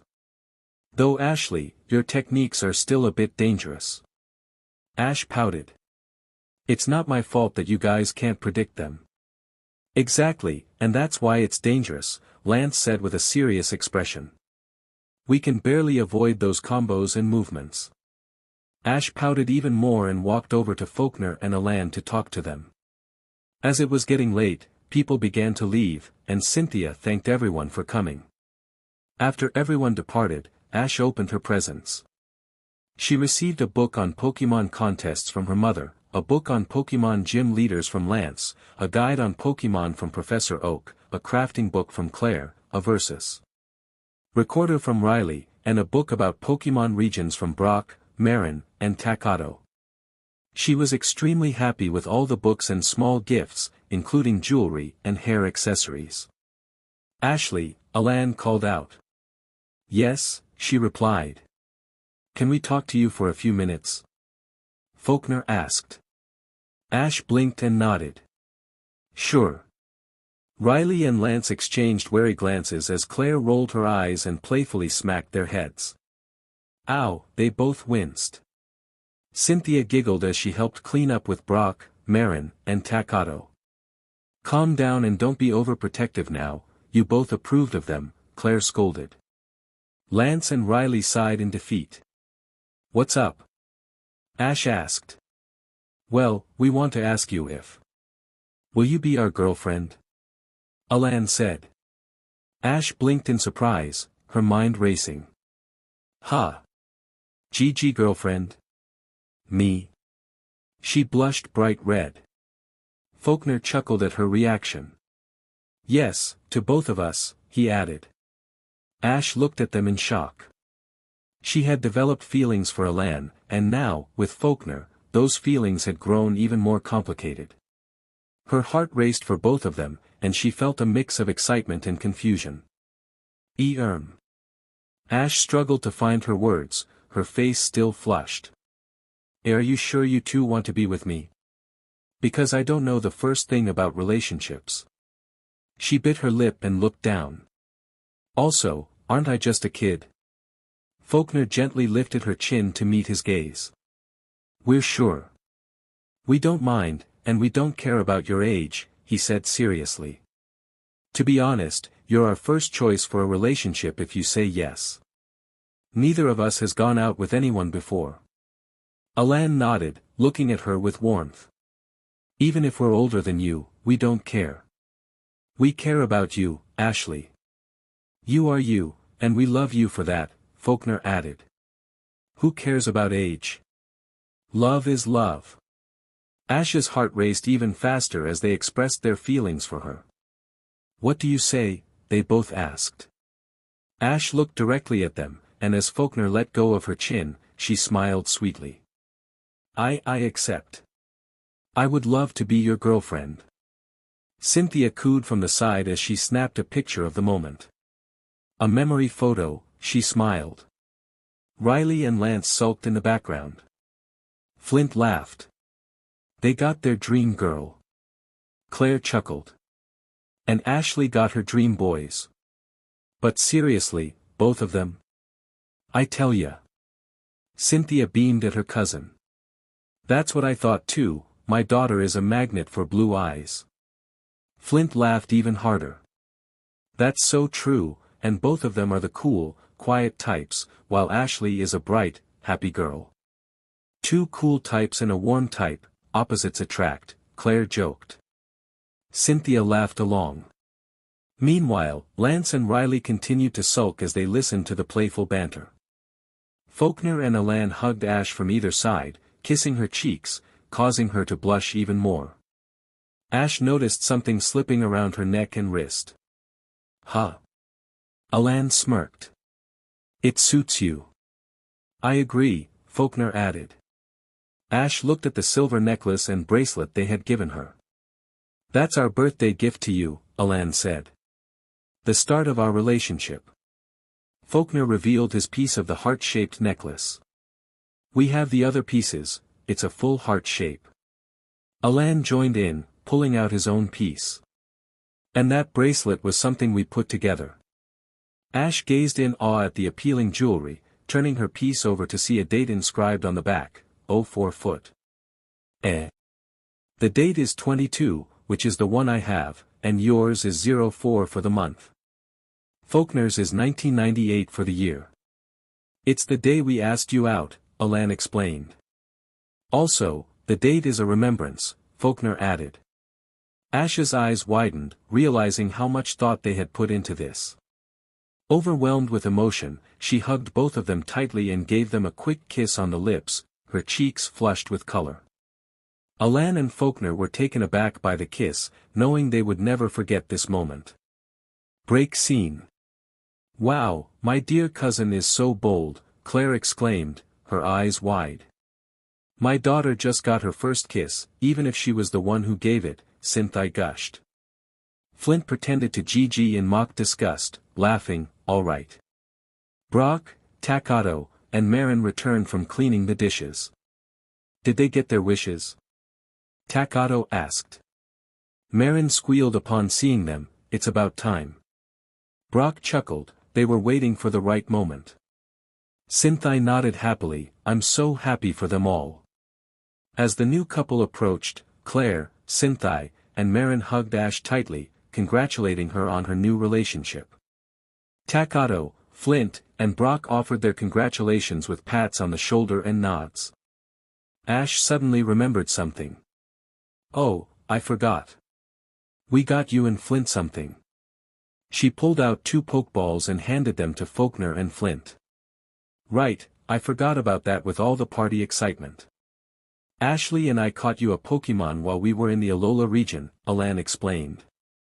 Flint eagerly called out his Pokémon from the Pokeball. Oh, come on out. Faulkner did the same, and when both Pokémon appeared, Flint was thrilled with his new Turtonator, a fire and dragon-type Pokémon. Faulkner smiled at his shy but strong Helioptile, an electric-type Pokémon. Everyone chatted happily before it was time to head to bed. Riley and Lance had already retreated to the spare bedroom, much to everyone's amusement, still feeling a bit upset about losing their niece and cousin to boys. Break scene. After a long day in Ash's birthday celebration, Alan and Faulkner had successfully asked Ash out after proving themselves to Riley and Lance. She happily accepted, which filled them with joy both inside and out. Now, they were on the road to the Indigo Plateau, where the Indigo League was being held. Our heroes had finally reached the Indigo Plateau of the renowned Pokémon League. Nei-chan, how far do you think you'll get in the Indigo League? Takato asked his sister. Ashley blinked, well. I'm not really sure. I would like to win, but as you know, trying to win the league isn't that easy. She answered, so, I'll just hope to make it through the preliminary rounds. That's a start. I think you'll do great, Ashley Nei-chan, Marin smiled. Chase Bin. Chesby chimed in with a smile. Thanks, you too, Ashley said, feeling encouraged. Brock smiled, thinking to himself, though, I wouldn't be surprised if you win it because I've seen your Pokemon's level is high. Alan let out a small smile at them. Just then, they approached a large fanfare with many people waving small flags. Okay. What is that about? Takato asked. They must be waiting for the Torchbearer, Brock replied. Torchbearer?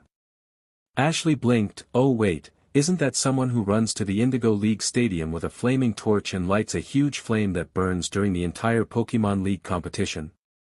Am I right? That's correct, and the flame is supposed to inspire the competitors.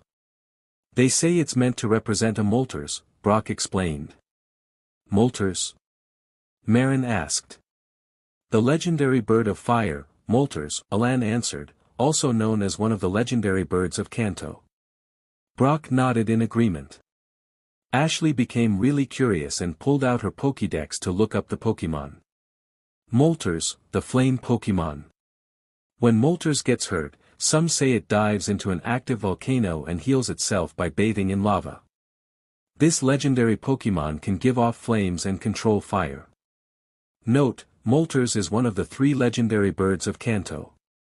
Ashley whistled in amazement. Takato saw the flame and said, wow, it would be so cool if we could be the torchbearer. Marin nodded, yeah, it would be so much fun. It would, Ashley agreed. Excuse me. But did you 3 say that you want to be torchbearers? A grandfatherly voice asked from behind them.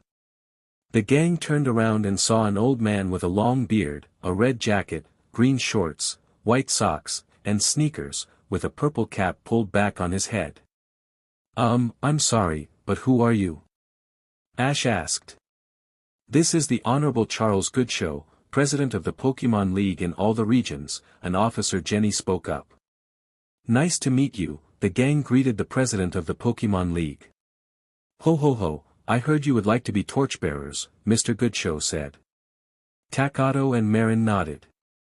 Yes, it would be fun, they replied. Mr. Goodshow laughed and patted both kids on the head. That's the spirit. You can all join if you want, he invited.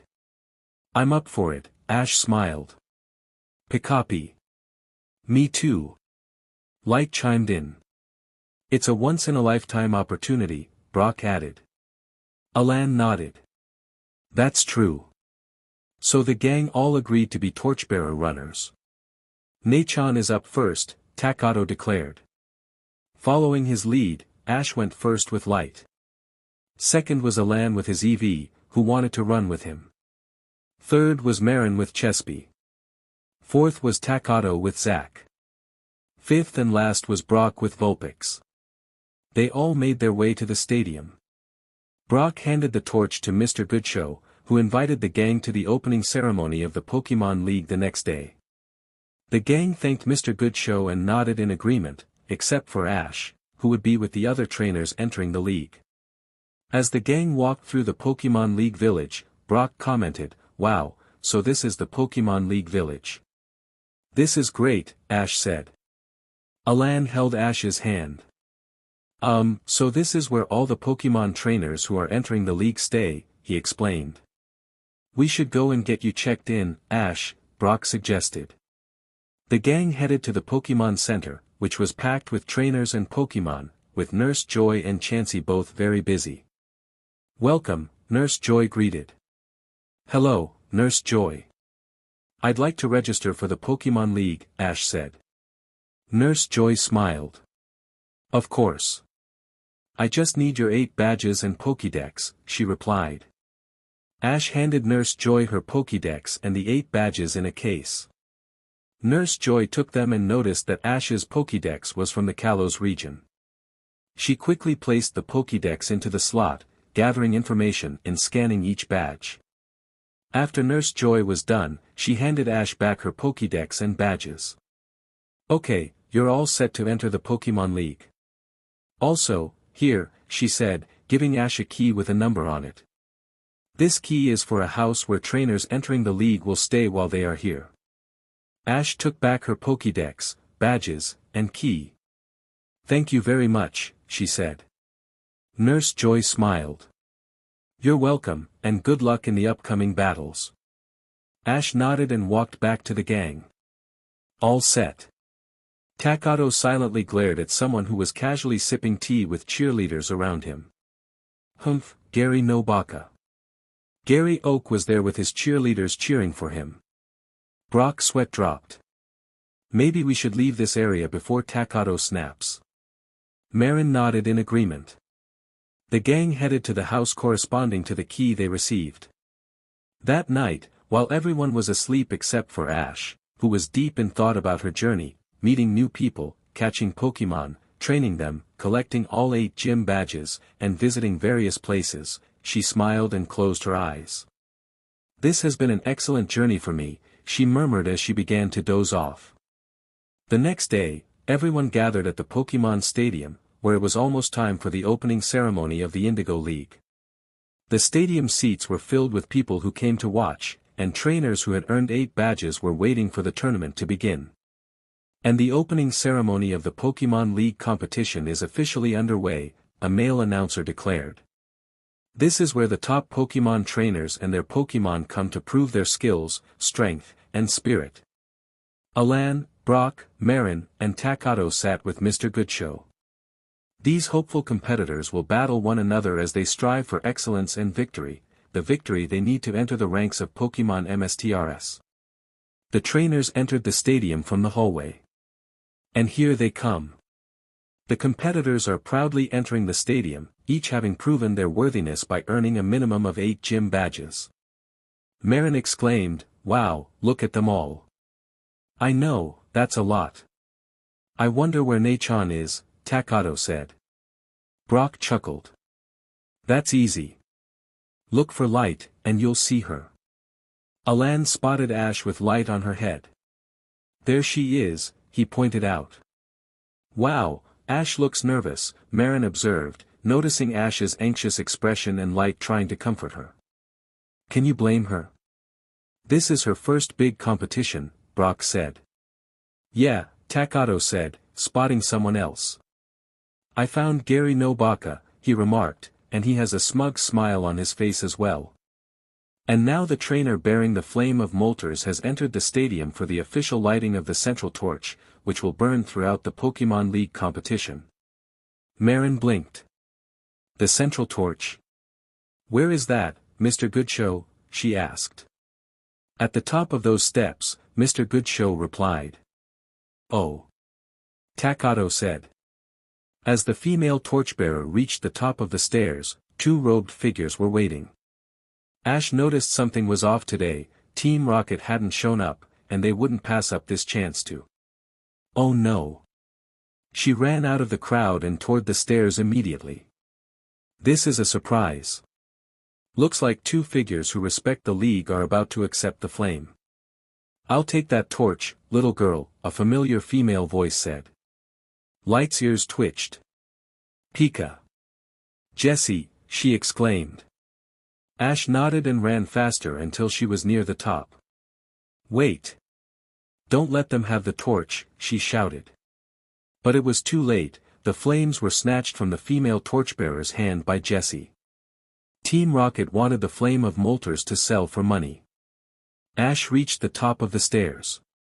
Must you ruin everything, she said. James smirked, of course. Team Rocket had a large machine holding a cauldron, and Jessie lit the flames in the cauldron, making them grow larger. With this flame, not only will we be rich but unstoppable. Meowth laughed. Ladies and gentlemen, the central torch has been stolen by a giant mechanical monster, Mr. Goodshow said in horror. Oh no, without the flame of Moltres, we can't start the competition. Don't worry, Mr. Goodshow, Marin began. Huh? Yeah, because my sister is here, Takato said. And she is pretty mad at Team Rocket, Brock added. It's fine. Ashley can get the flame back, Alan smiled. Mr. Goodshow looked up the stairs and saw Ash with two Pokémon. Suddenly, there was a loud bang. What was that? Meowth asked in surprise. In front of the machine stood an unknown Pokémon and Charizard, both growling at Team Rocket. The live camera zoomed in on Ash, who called out her Dusk Lycanroc and her male Charizard, Ferris, to help. Sioran, Rock Tomb. Ash ordered. Sioran howled as large rocks emerged from the ground, surrounding the machine and immobilizing it. It's you! Team Rocket shouted. Meowth panicked, we can't move. He fiddled with the machine's controls. Ferris, you know what to do. Steel Wing. Ferris roared as he charged at the machine with incredible speed, destroying its arms and freeing the flames, which began to fall. The crowd gasped as the cauldron tumbled. Ferris flew down quickly, catching the cauldron and gently placing it back in its original position. The crowd sighed in relief and cheered. Unbeknownst to everyone, the flames of Moltres began to flicker. Meowth. Attack them. And get that unknown Pokémon. Jessie ordered, pointing at Sioran. Meowth pressed various buttons. I'm trying. I'm trying, he exclaimed. Let's end this, Ash said, knowing they wouldn't easily escape the rock tomb. Ferris roared, Sioran howled, and light sparked with electricity. The flames of Moltres in the cauldron grew larger. Ash sensed something odd behind her and turned to see the flames morph into the figure of Moltres, which flew beside her, surprising both her and her Pokémon. What is this? It's Moltres' flames. The stadium erupted in shock and awe. Team Rocket stared at the flame-shaped bird in disbelief. Moltres is back in an appealing blaze of joy, Mr. Goodshow smiled. Now that is something you don't see every day, Takato commented, with Zack barking in agreement and Chespy nodding. That is amazing, Brock said. Alan chuckled silently, looks like it wants to help. Well, it seems Moltres wants to assist. Let's go.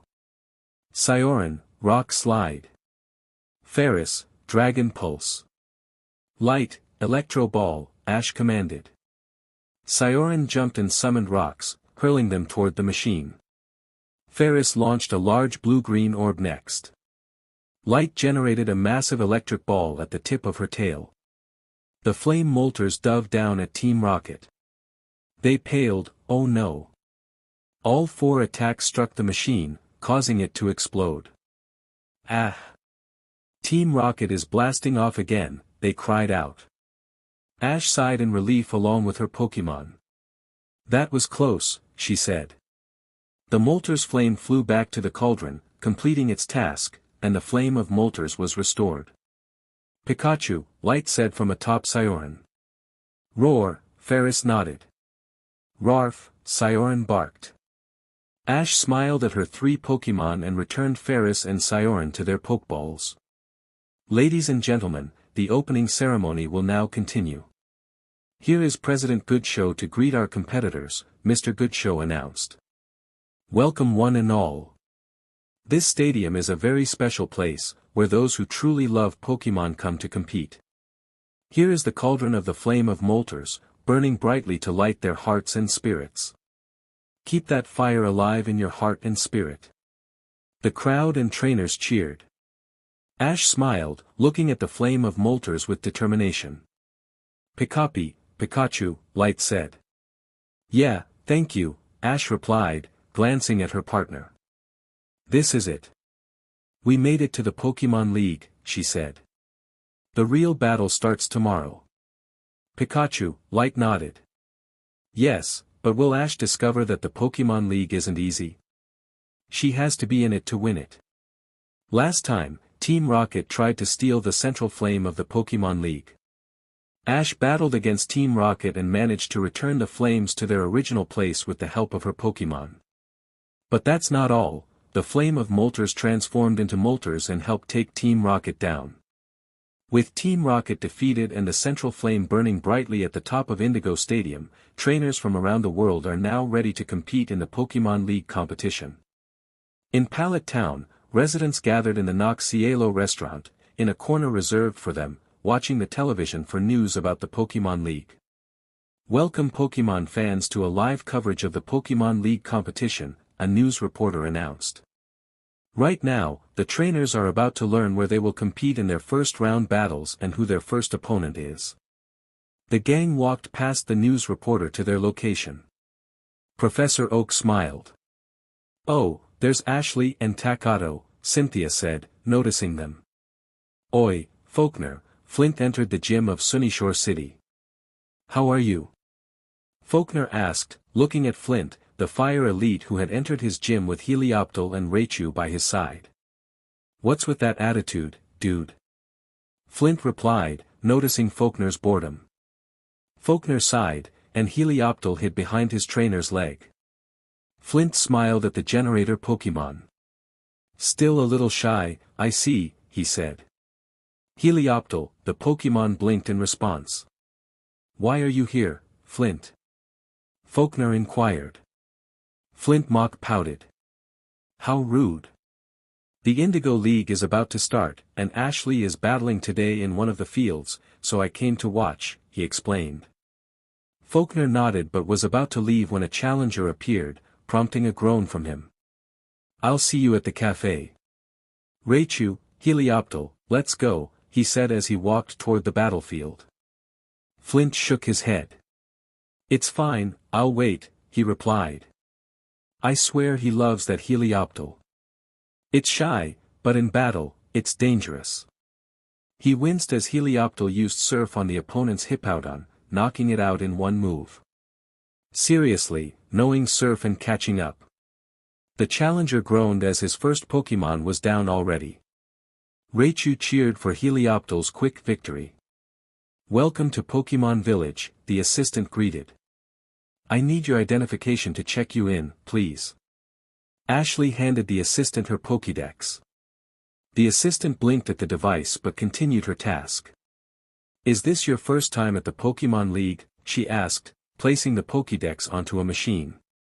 Yes, it is, Ashley replied. The assistant removed the Pokédex from the machine and handed it back. Well, that's it. You're checked in, she said. Ashley took back her Pokédex. Thank you. How does the Indigo League work? I can explain that, Brock chimed in. Ashley looked at him. Sure. It's quite simple. At the Indigo Plateau Conference of the Pokémon League, there are 4 different battlefields, rock, water, grass, and ice, Brock explained, pointing to a screen displaying the 4 symbols. You have to win all your matches on all 4 battlefields before you can battle at the Indigo Stadium. The assistant nodded. That is correct. Ashley absorbed the information. I see. Wow, all 4 fields, and you must win them all, Marin remarked. Sounds complicated yet easy at the same time, Takato added. What field do I have to battle first? Ashley asked. All you have to do is press this button, the assistant said, pushing a red button on the table. The screen showed an outline of light that suched around. Wherever the light stops is where your first match is. Ashley nodded and pressed the button, watching as the light slowed down and landed on the water field. It's the water field, Alan noted. The water field it is, the assistant confirmed, typing something up. An image of Ashley appeared on the screen. Now the system will select your opponent. Another image appeared beside Ashley, indicating her opponent. Looks like he is Ashley's opponent, Marin said. His name is Mandy Komu. You're the third match, the assistant informed her. Be there by 1, and good luck. Thank you, Ashley replied. The group walked outside and spotted Ashley's opponent. He looks like a flamboyant magician, Takato commented. Brock snorted to suppress a laugh, while Marin snickered quietly. Ashley and Alan exchanged amused glances but remained silent. Suddenly, Ashley's holocaster rang. She answered it, revealing Professor Oak's image. Hello, Professor Oak, the group greeted. Hello, everyone. I'm making a quick call. I wish you luck, Ashley, especially since this is your first Pokémon League, Professor Oak said. Thank you, Professor Oak. Also, your aunt and everyone in Pallet Town are supporting you, he added. Ashley nodded. Tell them I said thanks. Professor Oak nodded, and the call ended. Guess what? Gary Oak won his first match on the ice field, Brock announced, having seen the news. Nothing new there. But I wonder how far he can go, especially with that attitude, Alan remarked. Ashley agreed but focused on her upcoming match. Moments later, her holocaster rang again. It was Faulkner with Flint, wishing her luck in her battle. She thanked them, and Faulkner told Alan to keep an eye on her. Flushing, she turned off the holocaster before she could get any redder. The group chuckled, and Alan smiled kindly at Ashley, who refused to look at them for a while as she concentrated on her match. Later that day, they met Mandy, whose attitude radiated arrogance, reminding the group of someone they knew. Takato didn't like this guy, and neither did Ashley. I look forward to beating you in our battle, Ashley, Mandy smirked confidently. But maybe I only need one Pokémon to beat you. He walked away. Ashley narrowed her eyes. We'll see about that. Zack growled, and Light glared. Talk about an attitude problem, Brock commented. Soon, it was time for the third match of the day. And now the start of the third match, on the water field, the announcer declared as the crowd cheered.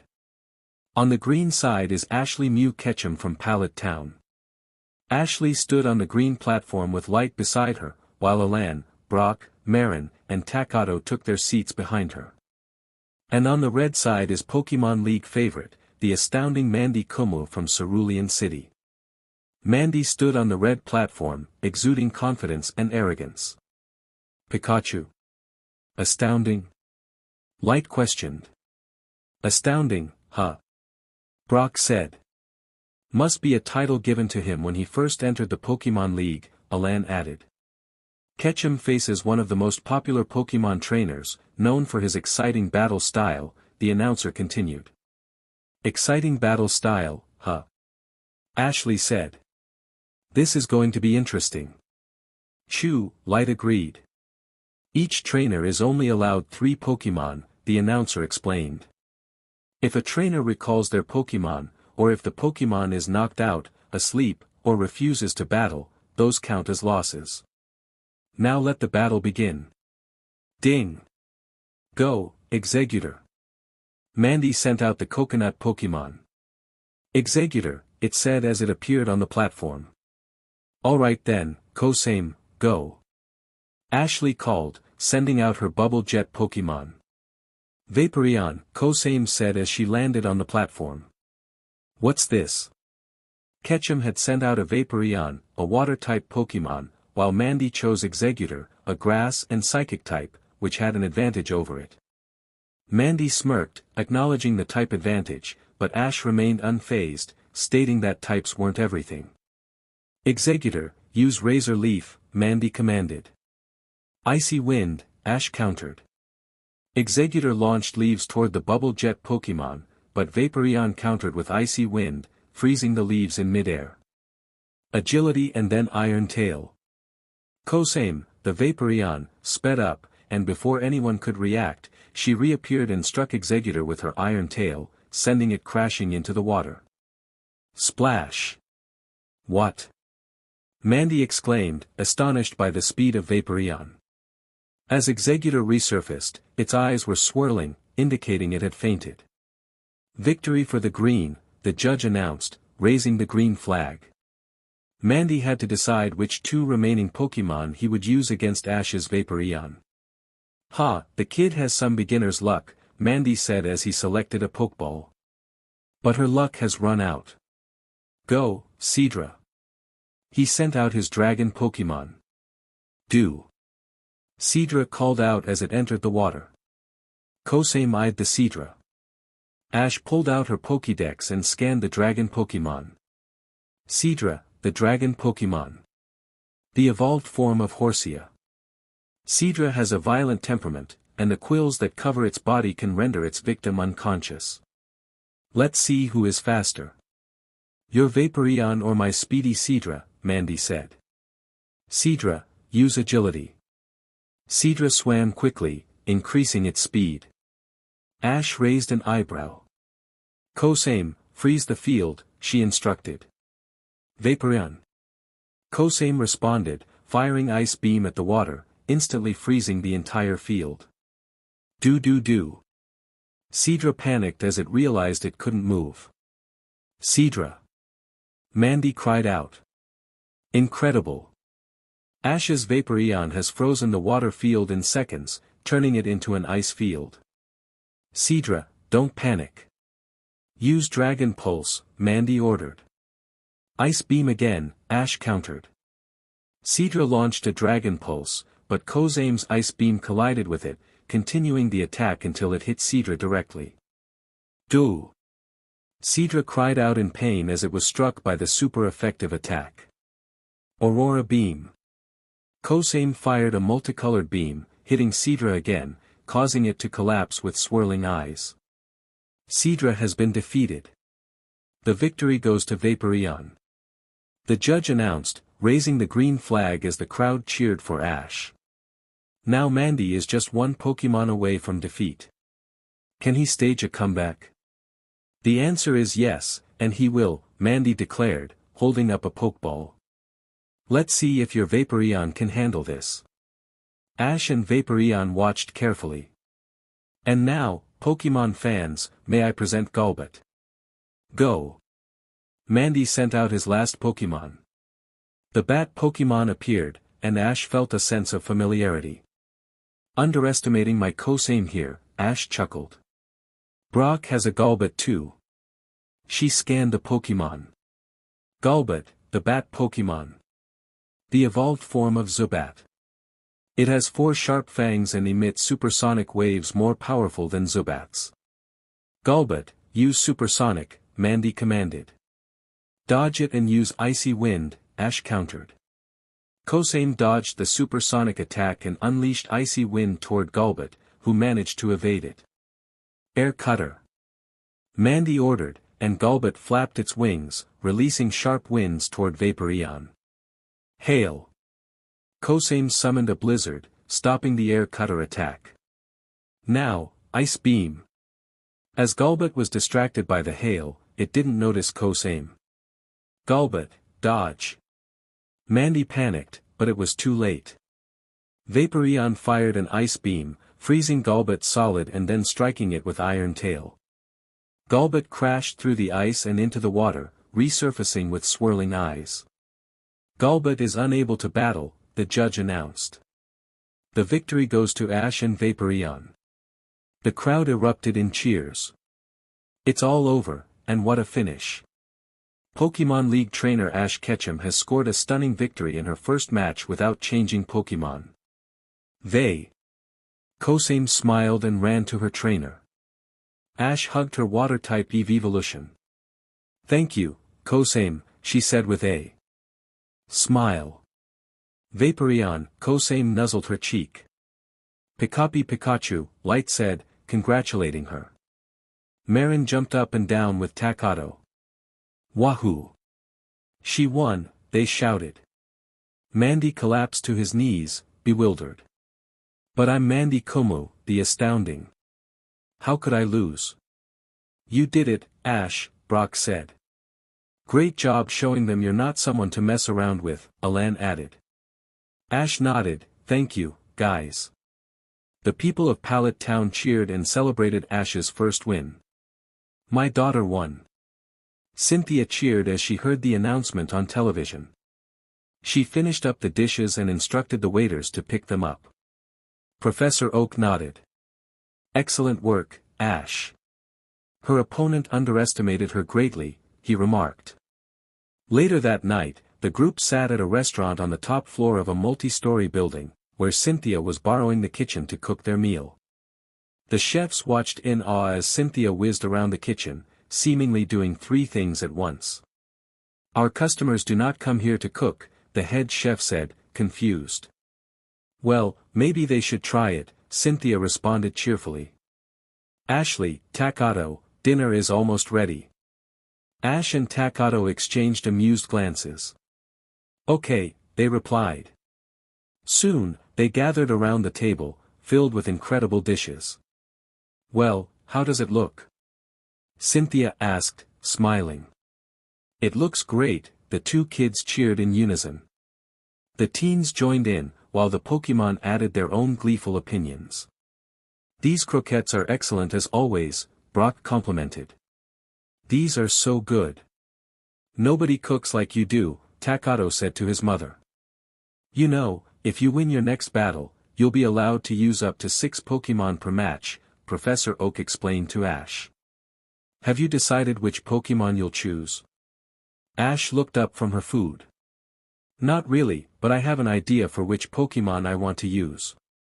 That same night, they met a trainer named Richie, who also had a Pikachu named Sparky.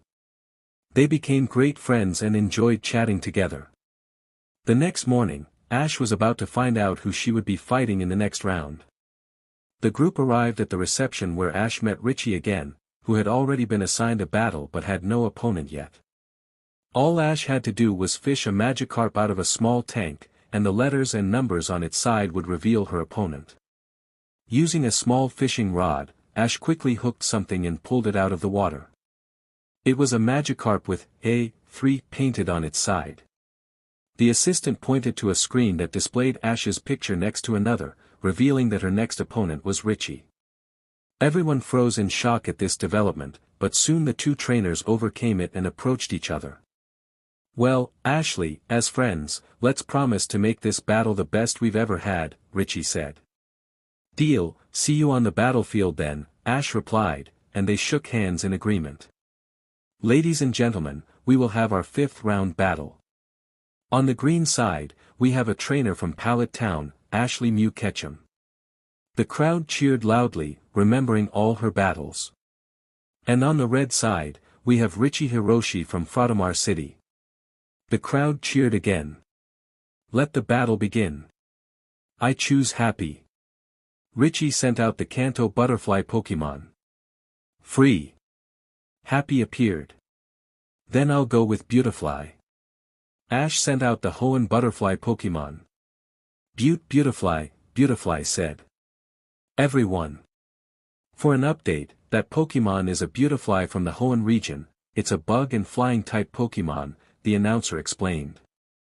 "It's a battle between 2 bug and flying types, who will win?" Happy, use Supersonic. Richie ordered first. Dodge and use Silver Wind. Ash countered. Happy sent a wave of supersonic towards Beautifly, who dodged it by flying high and fast.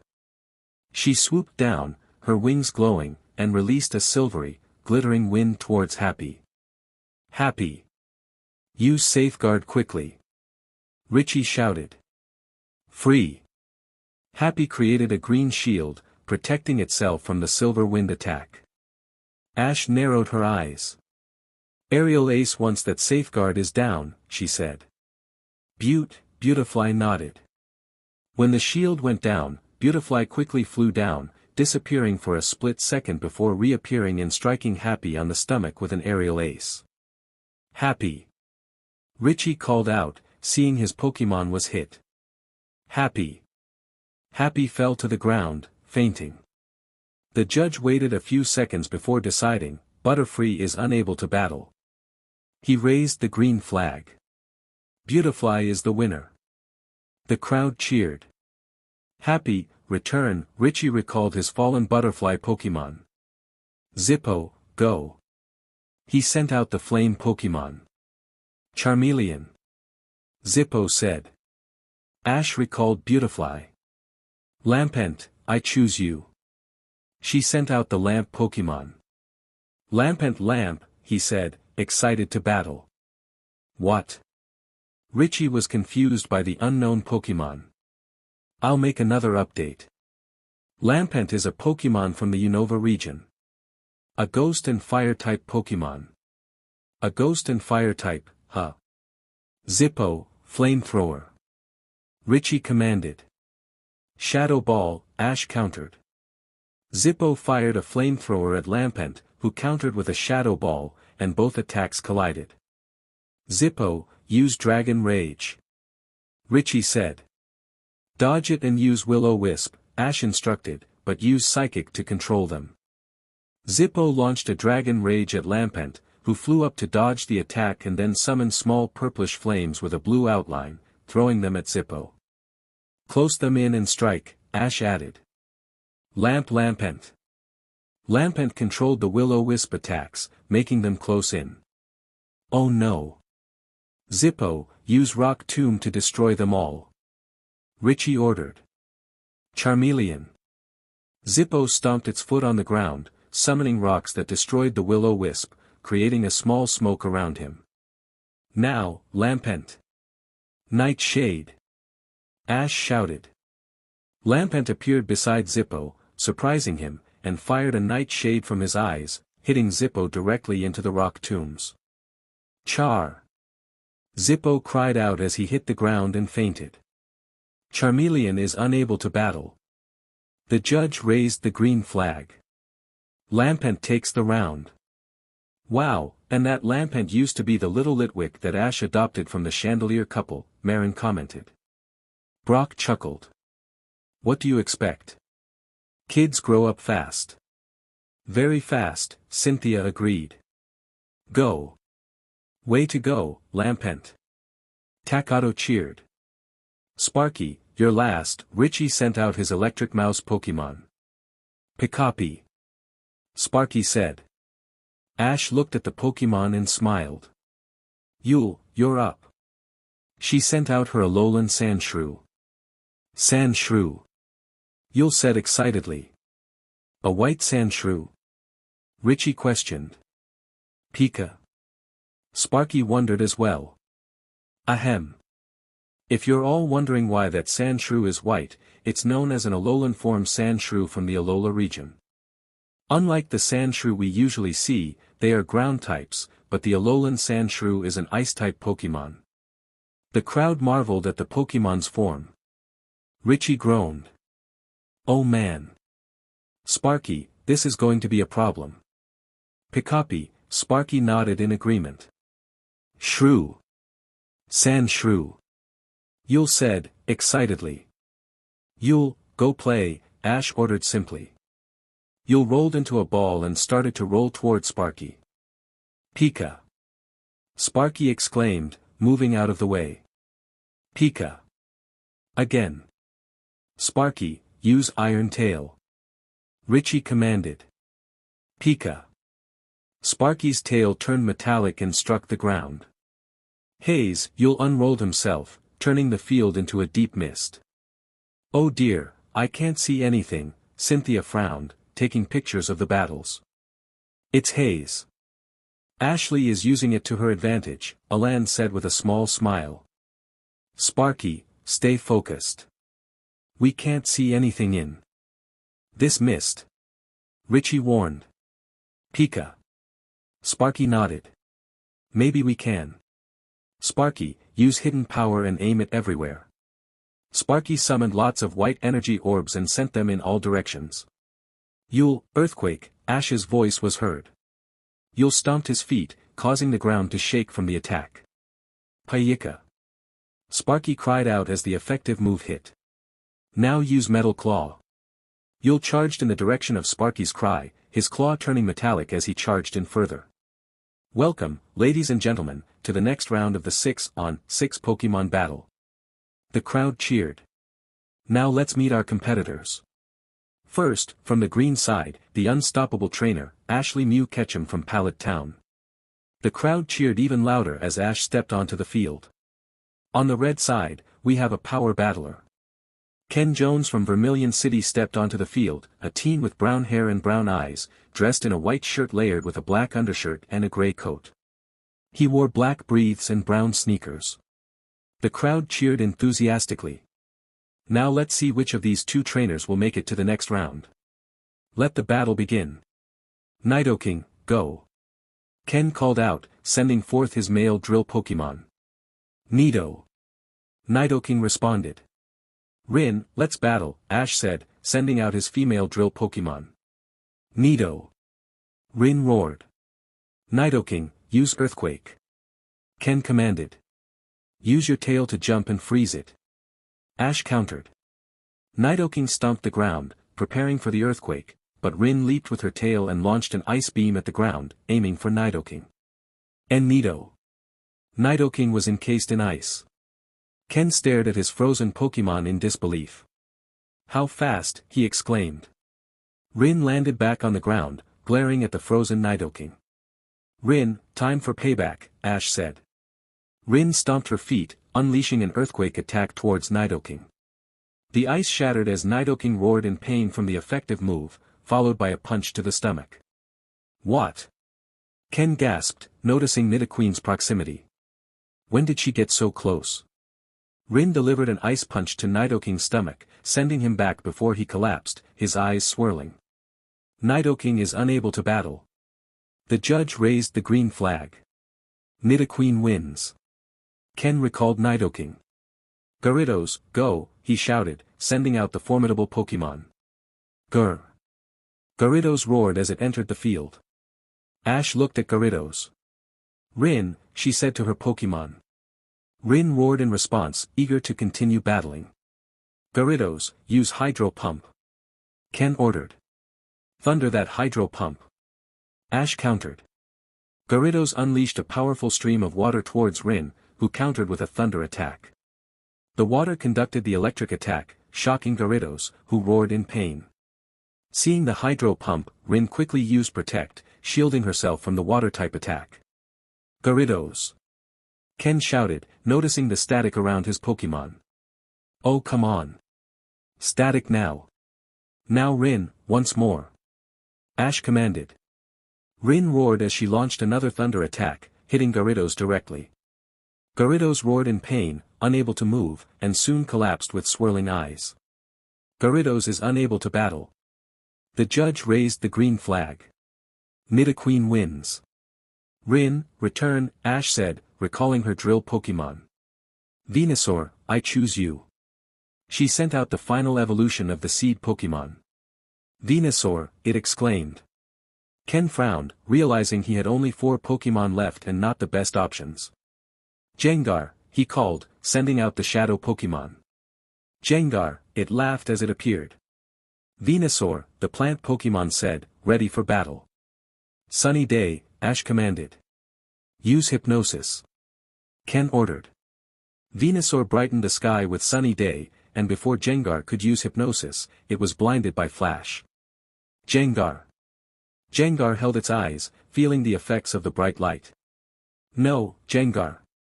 Ken shouted. Poison powder. Venusaur released poisonous pollen towards Gengar. Gengar, dodge it. Gengar managed to fly away, avoiding the poison powder. Bring it down. Ash commanded. Venusaur used Vine WHP, grabbing Jengar's leg and pulling it down fast, slamming it onto the ground. Jengar, it cried out in pain. Solar beam. Ash shouted. Venusaur. Venusaur began to gather sunlight quickly due to sunny day. Jengar, you have to move and use fire punch, fast. Ken urged. Jengar got up and flew towards Venusaur with a flaming fist just as Venusaur fired the solar beam attack. Jengar was struck down by the solar beam and collapsed with swirling eyes. Jengar is unable to battle. The judge raised the green flag.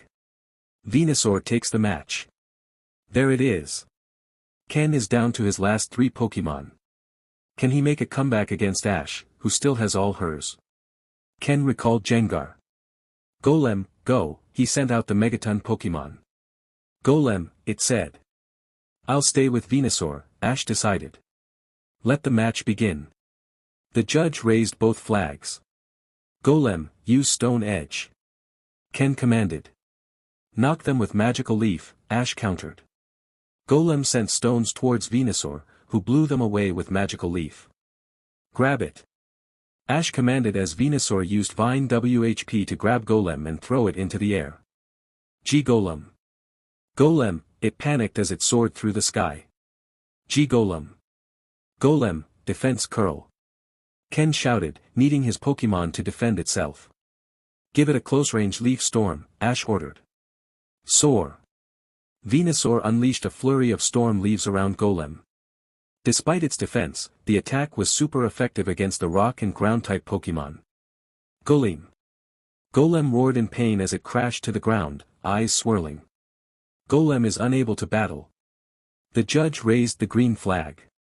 Venusaur wins. There it is, folks. Once again, Ash has taken down 4 of Ken's Pokémon with only 2 Pokémon. Can Ken make a comeback with only 2 Pokémon left? I can try, Ken said. Venusaur, return, Ash recalled her seed Pokémon. Thalassa, I choose you. She sent out her Aqua Pokémon. Grr. Thalassa roared as she appeared on the field. The crowd gasped at the unique color of Ash's Gyarados. Unbelievable. I can't believe it, folks. Ash's Gyarados is neither a normal nor shiny. It's a rare color I've never seen before. What a beauty. The crowd agreed, the sunlight shining on Thalassa's scales, giving the Pokémon a radiant glow. Richie and Sparky watched in awe. Wow, I've never seen a Gyarados like that before, Richie commented, amazed. So cool. Sparky nodded in agreement. It's a one-of-a-kind color for a Gyarados, Professor Oak said. Ken stood in shock at the Pokémon's color but quickly shook it off. Raichu, he called, sending out the evolved form of Pikachu. Raichu's cheeks sparked, ready to battle. Use Thunder. Ken ordered. Oh no you don't. Thalassa, freeze the ground. Ash countered. Thalassa immediately froze the ground with an ice beam. Raichu lost its balance. Raichu, it panicked. Raichu, try a Thunderbolt attack. Ken commanded, the ground now frozen solid. Raichu launched a Thunderbolt at the imposing Pokémon. Thalassa took the hit. Yes. Ken cheered, it was his first hit since the match had started. Thalassa roared and dug her tail into the ground, sending electricity into the earth. Wow! Gyarados shook off that Thunderbolt attack like it was nothing. Ken exclaimed, frustration creeping in. Volt tackle and use the ice to speed up. Flamethrower, Ash said calmly. Thalassa launched a flamethrower attack at Raichu, who managed to dodge it. The ice melted slightly, but then she charged at the electric mouse with Giga Impact. The two attacks collided, causing a huge explosion. Thalassa roared as she emerged from the smoke, moving back to Ash's side. Raichu. Ken's Pokémon was still standing, albeit injured. Raichu is still standing. But let's end this, Thalassa. Earthquake. Ash shouted. With the Indigo Plateau League now over, the gang returned to Pallet Town to celebrate Ash's victory. Cynthia and Professor Oak had arranged a big garden party in Professor Oak's backyard for Ash, who had won the Indigo Plateau. Ash stood beside Professor Oak. I want to thank you all for cheering me on at the Indigo Plateau. Also, I want to thank all my Pokémon for helping me get into the Indigo League and for fighting by my side. Without your support, we wouldn't have won. Thank you very much. She bowed at the end. The Pokémon roared, cried, screeched, and howled in happiness, glad to have helped. Everyone cheered at Ash's speech, replying, no problem. You've earned it. Congratulations. As the party continued, the gang enjoyed some food. Hey Ash, what other prizes did you get besides the trophy? Brock asked curiously. Ash blinked. Well, I got 1 million Poké-Dollars. Brock's jaw dropped at the amount. Dear Arceus. Are you serious? Absolutely, Ash nodded, amused. She had never carried so much money before. Her mother told her to keep it because it was her winnings, and she had a way to carry it with her Pokédex, which acted like a credit card. Also, I got 20 sets of every Pokeball, she added. So Ash, what are you going to do now? Brock asked. Ash blinked and looked up from her plate. Oh, I know. Alan found this while searching on Holocaster. She pulled out her Holocaster and brought up a marked page. Here it is. A hologram of a map appeared, labeled, The Orange Islands. The Orange Islands, huh? Brock read the map. You have to travel to different islands, and there are 4 islands with gym leaders known as the Orange Crew. Ash nodded. Yeah, but it's different. The gym battles in the Orange Islands differ from those on the mainland because the Orange Crew doesn't require challenges to actually fight. What? Takato said. Brock read more and understood the meaning of the Orange Islands challenge. Ah, I see now. That's actually a great way. The challenges the Orange Crew gives test the loyalty of trainers to their Pokémon. Alan took a bite of his sandwich. Exactly. I'm thinking of entering it with Ash. It's going to be a great workout for my Pokémon and me. Since I don't really battle except with Ash, Faulkner, and Flint, my Pokémon and I need a good challenge, and the Orange League is a great way. Eevee. Alan's Eevee smiled. Brock nodded. That's true. Marin looked at Alan's Eevee. What evolution are you going to evolve into, Eevee? She asked. Eevee. Eevee tilted his head in question. It's up to him, Alan said simply. Eevee looked at all the Eeveevolutions chatting, eating, or playing around. He wasn't sure what evolution he wanted yet, but he wanted to get stronger before evolving. Professor Oak walked up to them as they discussed their next adventure. If you're going to the Orange Islands, Ash, I would like you to do me a favor, he said. Ash nodded. Sure, Professor Oak. What is it? It's a package from Professor Ivy, he replied. I don't mind at all. What island is she living on? Ash asked. Professor Ivy lives on Valencia Island, Professor Oak answered. Okay. Ash wrote it down on her PokeNav Plus. Check. Wahoo. Time for a new adventure. Yeah. Marin and Takato cheered excitedly. And this time to the Orange Islands. Zack barked when he heard about the new adventure. Chesby smiled. Pika. Light cheered. Brock chuckled at them. Ash and Alan smiled. Cynthia approached the group. Going on another journey, she asked. Takato nodded happily. Yeah, Mom. We're going to the Orange Islands, he replied. Cynthia giggled. I see. Though, I suggest you and Ash get some new clothes, especially with the weather there, she suggested. Yeah, you're right, Ash agreed. Marin groaned. I should have brought more clothes. You wouldn't be able to fit them. You've grown, Marin, Alan said. Takato too, Ash added.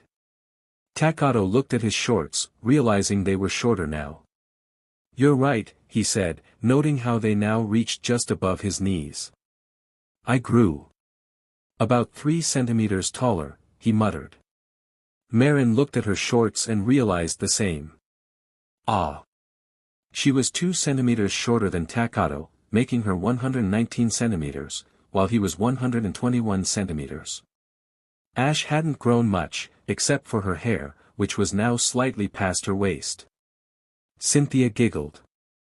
I made you all new clothes. Hope you don't mind, Marin and Alan, but I made you new clothes as well, Cynthia said cheerfully. You didn't have to, Mrs. Cynthia, Alan replied. Marin nodded in agreement. Yeah, we could have just bought our clothes at a nearby store. But it's not fun. Cynthia pouted. Making clothes is so much fun. The group exchanged glances, amused by her enthusiasm. Lucky me, Brock remarked with a smirk. Mew. Yuffie giggled as she landed on Ash's head, clinging to it. Hello to you too, Yuffie, Ash greeted. Ew. Yuffie giggled again before flying off to play with her fellow legendary Pokémon, Utao. How did you get their measurements? Brock couldn't help but ask. Cynthia blinked. Before you all left for the Indigo League, she answered casually. Alan and Marin froze, recalling the moment when Cynthia had randomly asked them to stand still with their arms out. That time. Marin murmured. Yep, Cynthia beamed at them. Ash looked at Alan's and Marin's expressions. Ah, and caught them, she said. Indeed, Professor Oak smiled, clearly amused. Takato laughed. That's Mom for you. Brock looked confused, trying to piece together what was happening. Mom has this ability to catch people off guard when it comes to taking notes on sizes. Before they know it, she has their measurements taken down, and they feel flabbergasted without even realizing it until the end, Ash explained. She even catches Uncle Lance and Cousin Riley off guard. Brock hummed thoughtfully. So that's where you got the ability to catch people off guard from, he commented, amused. Ash smiled. Pretty much. The group, along with Professor Oak, laughed at that, while Cynthia's eyes sparkled with delight. Break scene. The next day, outside the Ketchum house, the gang was ready to leave for the Orange Islands. Cynthia and Professor Oak were there to say goodbye. The gang wore their new outfits, specially made by Cynthia, and they all agreed that she should consider a career in fashion design. Ash wore a black turtleneck with long sleeves, a carmine red dress with a black belt, and wool-like black stockings under a pair of black and purple boots. She had a knee-length black and purple hoodie coat, her hair tied in a long ponytail with a red ribbon, and a small red chip on her right side bangs. A black fingerless glove adorned her right hand, and her silver necklace was tied to the front of her coat. She also wore a silver bracelet and necklace from Alan and Faulkner, hidden beneath her coat, along with her keystone necklace and items in her coat pockets, and a medium-sized black backpack. Alan wore a long-sleeved purple shirt with a white undershirt, long dark gray briefs with red outlines, and black socks with black boots. He had a thigh-length black leather hoodie coat with pockets and red outlines, along with black fingerless gloves. His regular blue scarf wrapped around his neck, and his black leather pouch was around his waist, with his necklace tucked into his shirt and his mega stone bracelet hidden beneath his coat sleeves. Takato wore a gray long-sleeve shirt with a dark type symbol on his left chest, long dark blue briefs, and black socks with white and black sneakers. He had a dark blue hoodie half-zipped jacket with the dark type symbol on the side of his shoulder sleeves, and a black backpack on his back. Marin wore a long-sleeve yellowish shirt with thick green stripes, short green briefs with knee-length yellowish socks, and dark green and light green sneakers. She had a green zipped-up hoodie jacket with an orange outline and wore the same hat and accessories, along with an orange scarf around her neck and a dark green backpack. Wow! Ash admired her outfit. I love this. Marin squealed, twirling around. Takato nodded in agreement. It's great. Alan checked his outfit, pleased with the fit. Thanks, Mrs. Cynthia, he said with a small smile. Cynthia clasped her hands in delight. I'm glad you all like them. I tried to keep your regular color schemes, she said. Ash glanced at Alan, who smirked back. She looked away, blushing. Alan leaned down to whisper in her ear, what do you think? You all look great, Ash stuttered, her face turning red. Thanks, Alan replied with a smile. Brock rolled his eyes, wearing a jacket similar to his old green vest, adapted for the unpredictable weather they would face traveling from island to island. Ash, Takato, and Marin's backpacks held most of their equipment, including camping supplies, but they were still light and easy to carry. Right, before I forget, Professor Oak said, Ash, Alan, we've increased your limit to carry Pokémon to 8 now. But you'll only be allowed to use 6 Pokémon in a full battle. Ash and Alan nodded. Thank you. Let's get going, Brock said. Now you all take care of yourselves and good luck at the Orange Islands, Cynthia said. Of course, Ash replied. The gang bid farewell to Delia and set off on their next adventure. How are we going to get to the Orange Islands? Takato asked. We can take a blimp from the airport in Viridian City, and it will take us there this afternoon, Ash explained. That's good. We can pick up any supplies for the journey, including extra potions and medicine, Brock added. Break scene. In Viridian City, the gang gathered the supplies they needed before boarding the blimp that would take them to the Orange Islands. Woohoo! Orange Islands, here we come. Marin and Takato cheered. Brock, Ash, and Alan chuckled, excited for their new adventure to begin. Time for a new adventure to begin. As the gang rode inside the blimp heading to Valencia Island, Ash rested her head on Alan's shoulder, both of them asleep. Marin looked out the blimp's window, marveling at the view. Wow, it looks like a tropical island, she said. Cheese, Chesby agreed. It did say in the brochure that the Orange Islands are a lot of islands, Brock commented. We're coming to land, Takato announced. Break scene. The blimp landed at Valencia Island, and the gang exited. Where is Professor Ivy's lab? Marin asked. Ash yawned and rubbed her eyes. I'm afraid I don't know either. Professor Oak only mentioned that her lab is on Valencia Island, nothing more. Takato looked up at the sun and remarked on the heat. Alan suggested they visit the Pokémon Center to ask Nurse Joy for directions.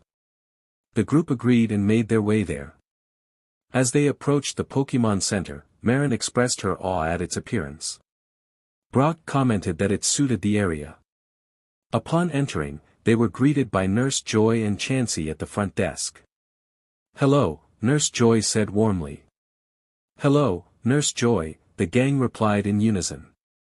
Ash asked, could you please tell us where Professor Ivy's lab is? Oh, it's very easy, Nurse Joy explained, pointing forward. You go straight out of the Pokémon Center, take the first left, and it's the big white building at the end of Bayview Road. Thank you, Takato said gratefully. Following Nurse Joy's directions, the gang soon found the building. Brock knocked on the door twice. Knock. Knock.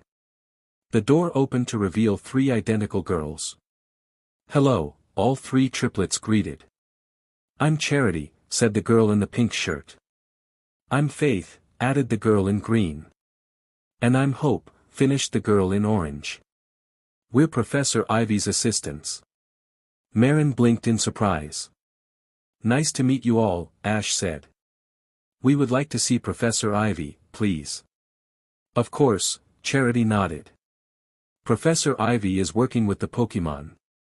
We'll take you to her, Hope said. The triplet girls led the gang to a beach. Suddenly, a Gyarados emerged from the water, causing Brock, Takato, and Marin to gasp in shock, while Ash and Alan remained calm.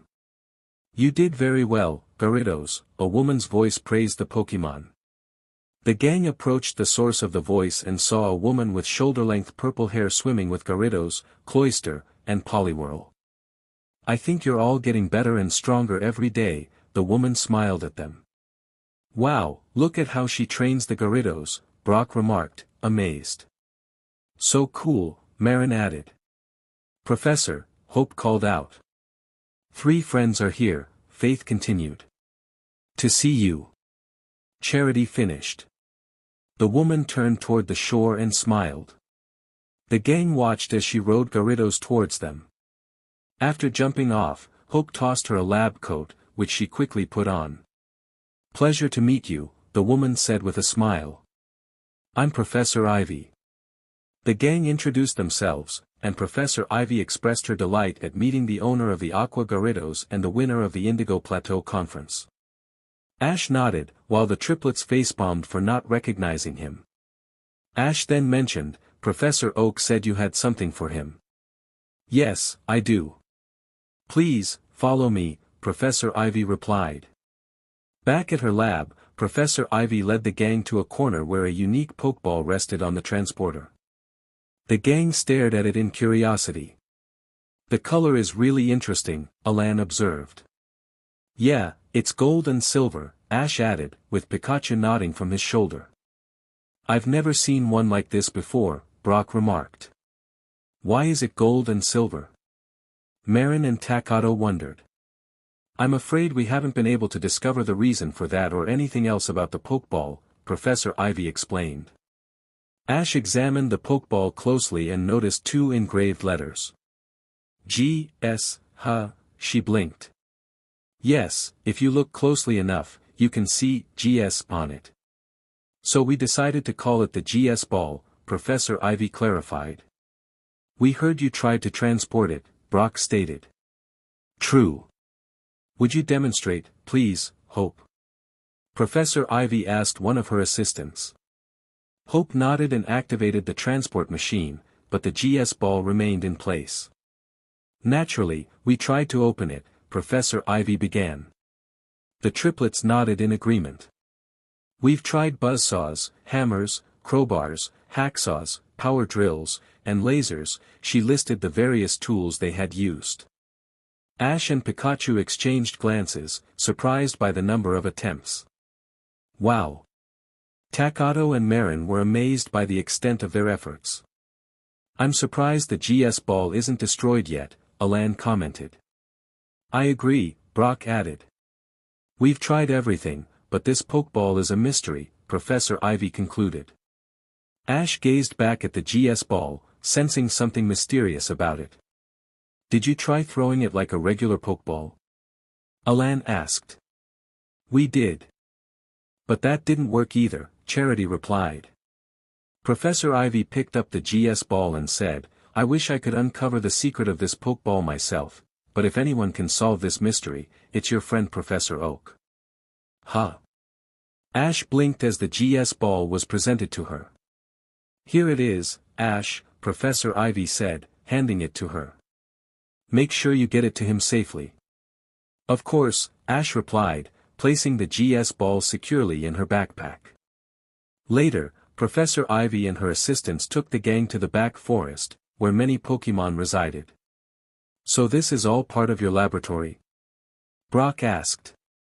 Yes, we need all this space for the Pokémon, Professor Ivy explained. We breed and study many of them. Marin pointed out some Vileplumes. Look, you guys, the Vileplume are different. Ash pulled out her Pokédex and scanned the Pokémon. Vileplume, the flower Pokémon. The evolved form of Oddish. Using the largest flower petals in the world, it spreads large clouds of pollen that can cause allergic reactions. Takato looked at the Pokédex and then back at the Pokémon. You're right. They look different, he said. It's time for dinner. Charity and Hope announced as they wheeled in a cart of Pokémon food. Hey, I guess you make the food yourself? Brock asked.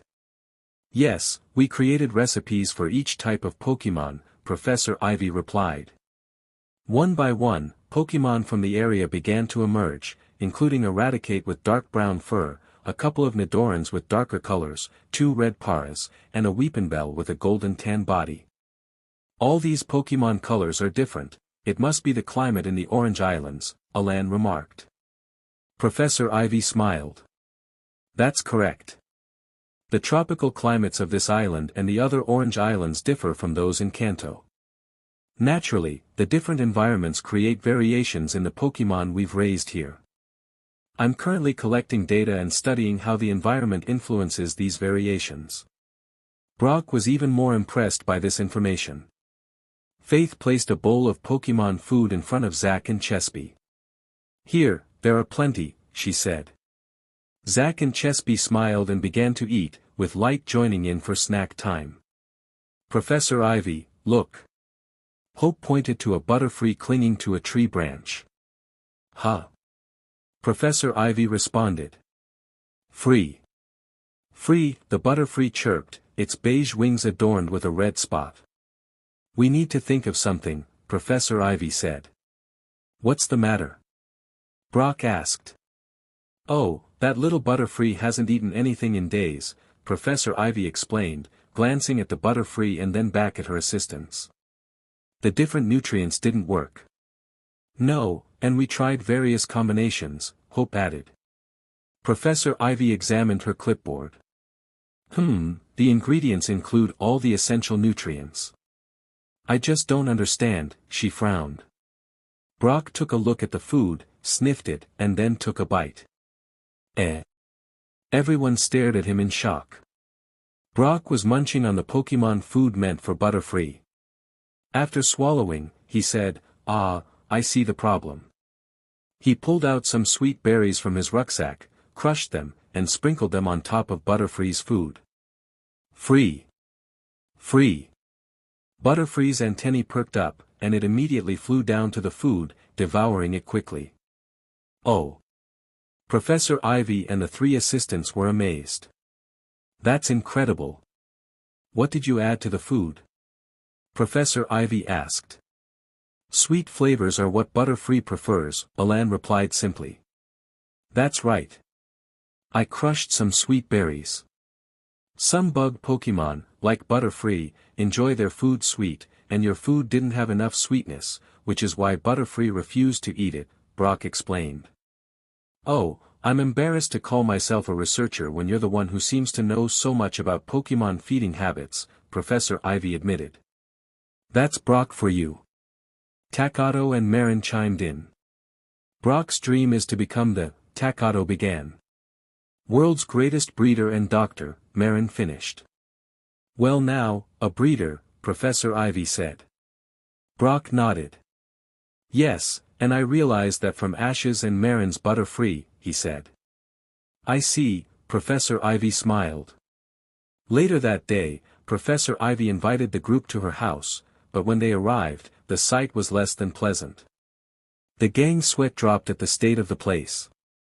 There was a pile of dirty dishes in the sink, rubbish needing to be thrown away, boxes filled with books and papers, floors that needed mopping, and a lot of clothes that needed washing.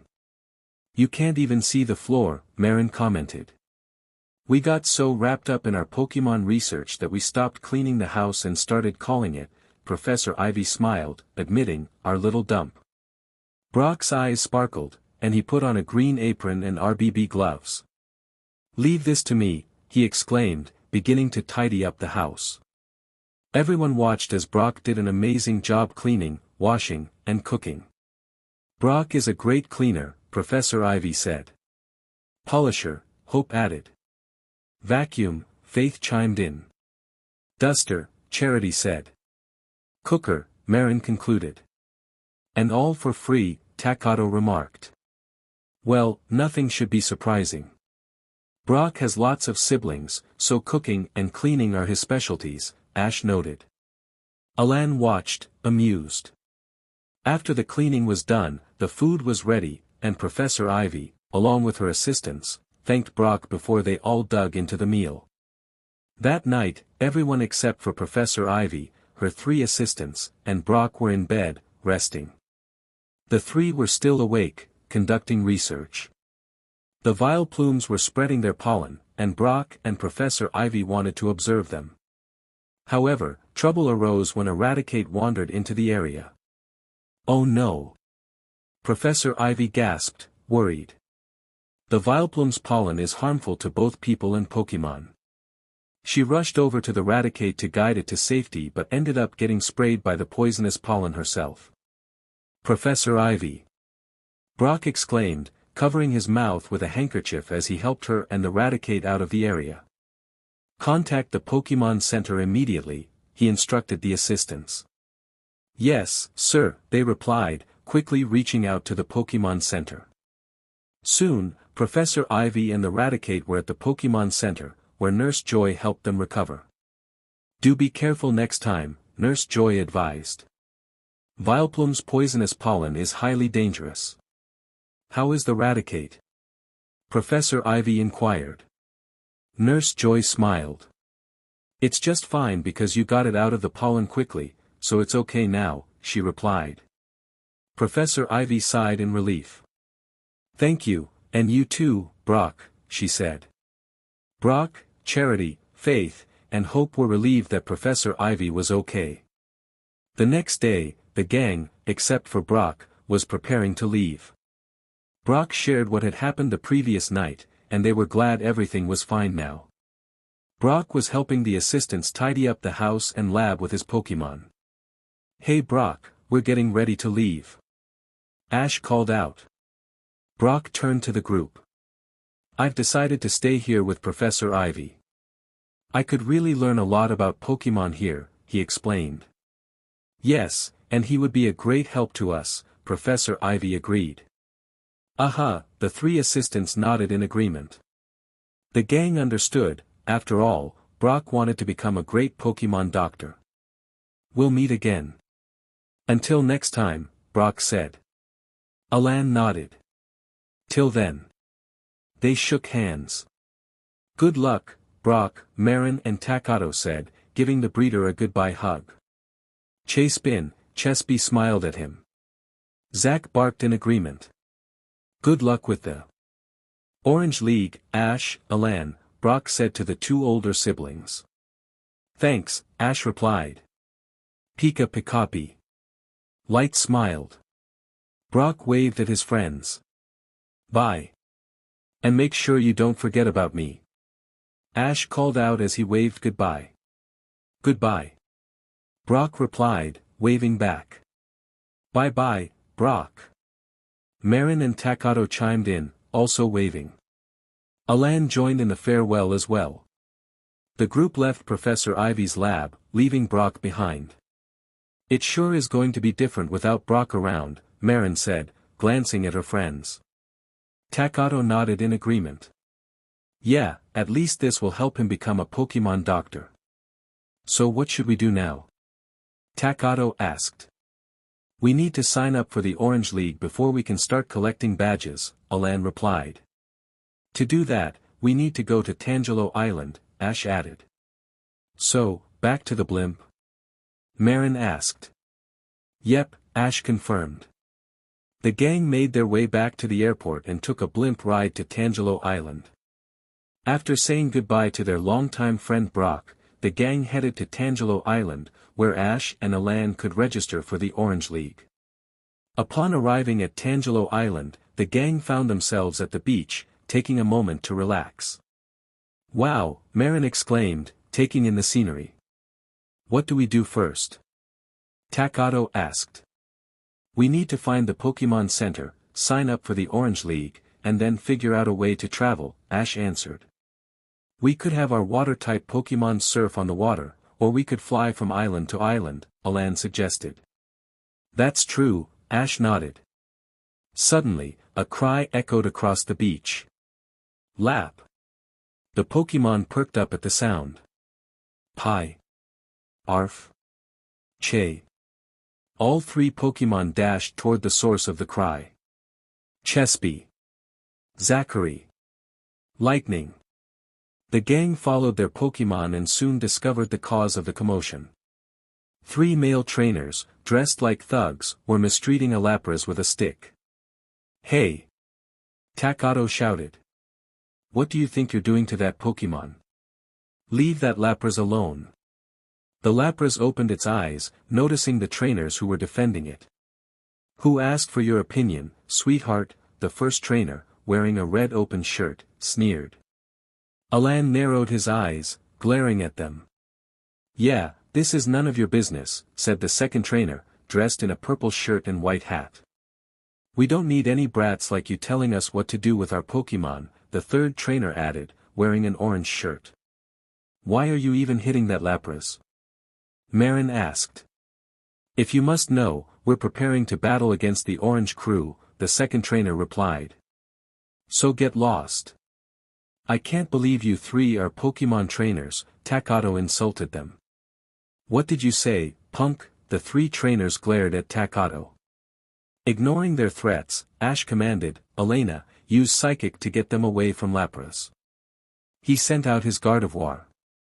"Understood," Elena said, using Psychic to lift the three trainers and send them tumbling into the ocean. Marin stuck her tongue out at them. "Blah! You three deserve it," she said. "Poor thing," Elena said, looking at the injured Lapras. "Heal Pulse," Ash instructed. Elena began to heal Lapras, who closed its eyes, feeling the warmth of the healing energy. Alan glanced at the three trainers struggling in the water. "I highly doubt the Orange League will welcome trainers like you," he remarked. The trainers heard Alan's comment and grew furious.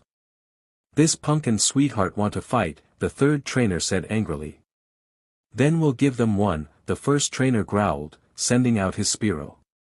"Go!" The other two trainers sent out their Pokémon, Hitmonchan and Beedrill. "Spearow," the tiny bird screeched. "Monchan," the punching Pokémon called out. "Bee," the poison bee Pokémon buzzed. "Spearow, let's show them what a real Pokémon battle looks like," the first trainer declared. "Beedrill, let's get buzzing," the second trainer added. "Let's knock them out, Hitmonchan," the third trainer commanded. Elena continued to focus on healing the young Lapras, ignoring the impending battle. Just then, a familiar voice rang out. "Raichu, thunder them all." "Raichu!" A powerful thunder struck all three trainers and their Pokémon, causing them to scream in surprise. "Huh!" Marin and Takato blinked in confusion. "Pika!" Light's ears twitched. Ash watched with a smirk as the thunder subsided, revealing the three trainers and their Pokémon, now singed and scrambling away in fear. "Good job, Raichu," the voice praised. The gang turned to see Faulkner Dempsey, with Raichu beside him and Helioptile perched on his shoulder. He wore a long-sleeved black shirt and briefs, complemented by a blue hoodie coat with yellow stripes. "Faulkner!" Ash beamed, rushing to hug him. Faulkner smiled and returned the hug, giving her a quick kiss before they pulled apart. "Hiya, Faulkner," Takato and Marin greeted happily. Alan nodded in acknowledgement. "Hello," Faulkner replied, smiling at the group. The Pokémon greeted each other joyfully. "MSTRS," Elena called out, drawing everyone's attention to the Lapras, which appeared to be feeling better. Ash approached cautiously. "It's good to see you feeling a bit better. Those trainers were hitting you earlier," she said gently. Lapras nodded, still wary of humans despite their help. "I need to take you to the Pokémon Center for a full recovery," Ash explained. "Elena, use teleport." "Understood," Elena said, and with a nod from Lapras, she used teleport to whisk it away to the Pokémon Center. Marin blinked in surprise. "Where did they go?" she asked. Ash walked back to her friends. "Pokémon Center." "Elena teleported Lapras there first," she replied. "Let's go," Takato said, leading the way as the gang headed to the Pokémon Center. "I told Elena to use teleport to get Lapras treated first." Nurse Joy nodded in response, acknowledging the information. "Your Gardevoir explained everything to me. The baby Lapras is fine, I gave him the treatment already. Most of his injuries were healed thanks to your Gardevoir's heal pulse." The group sighed in relief. "But I'm afraid that the Lapras doesn't trust humans.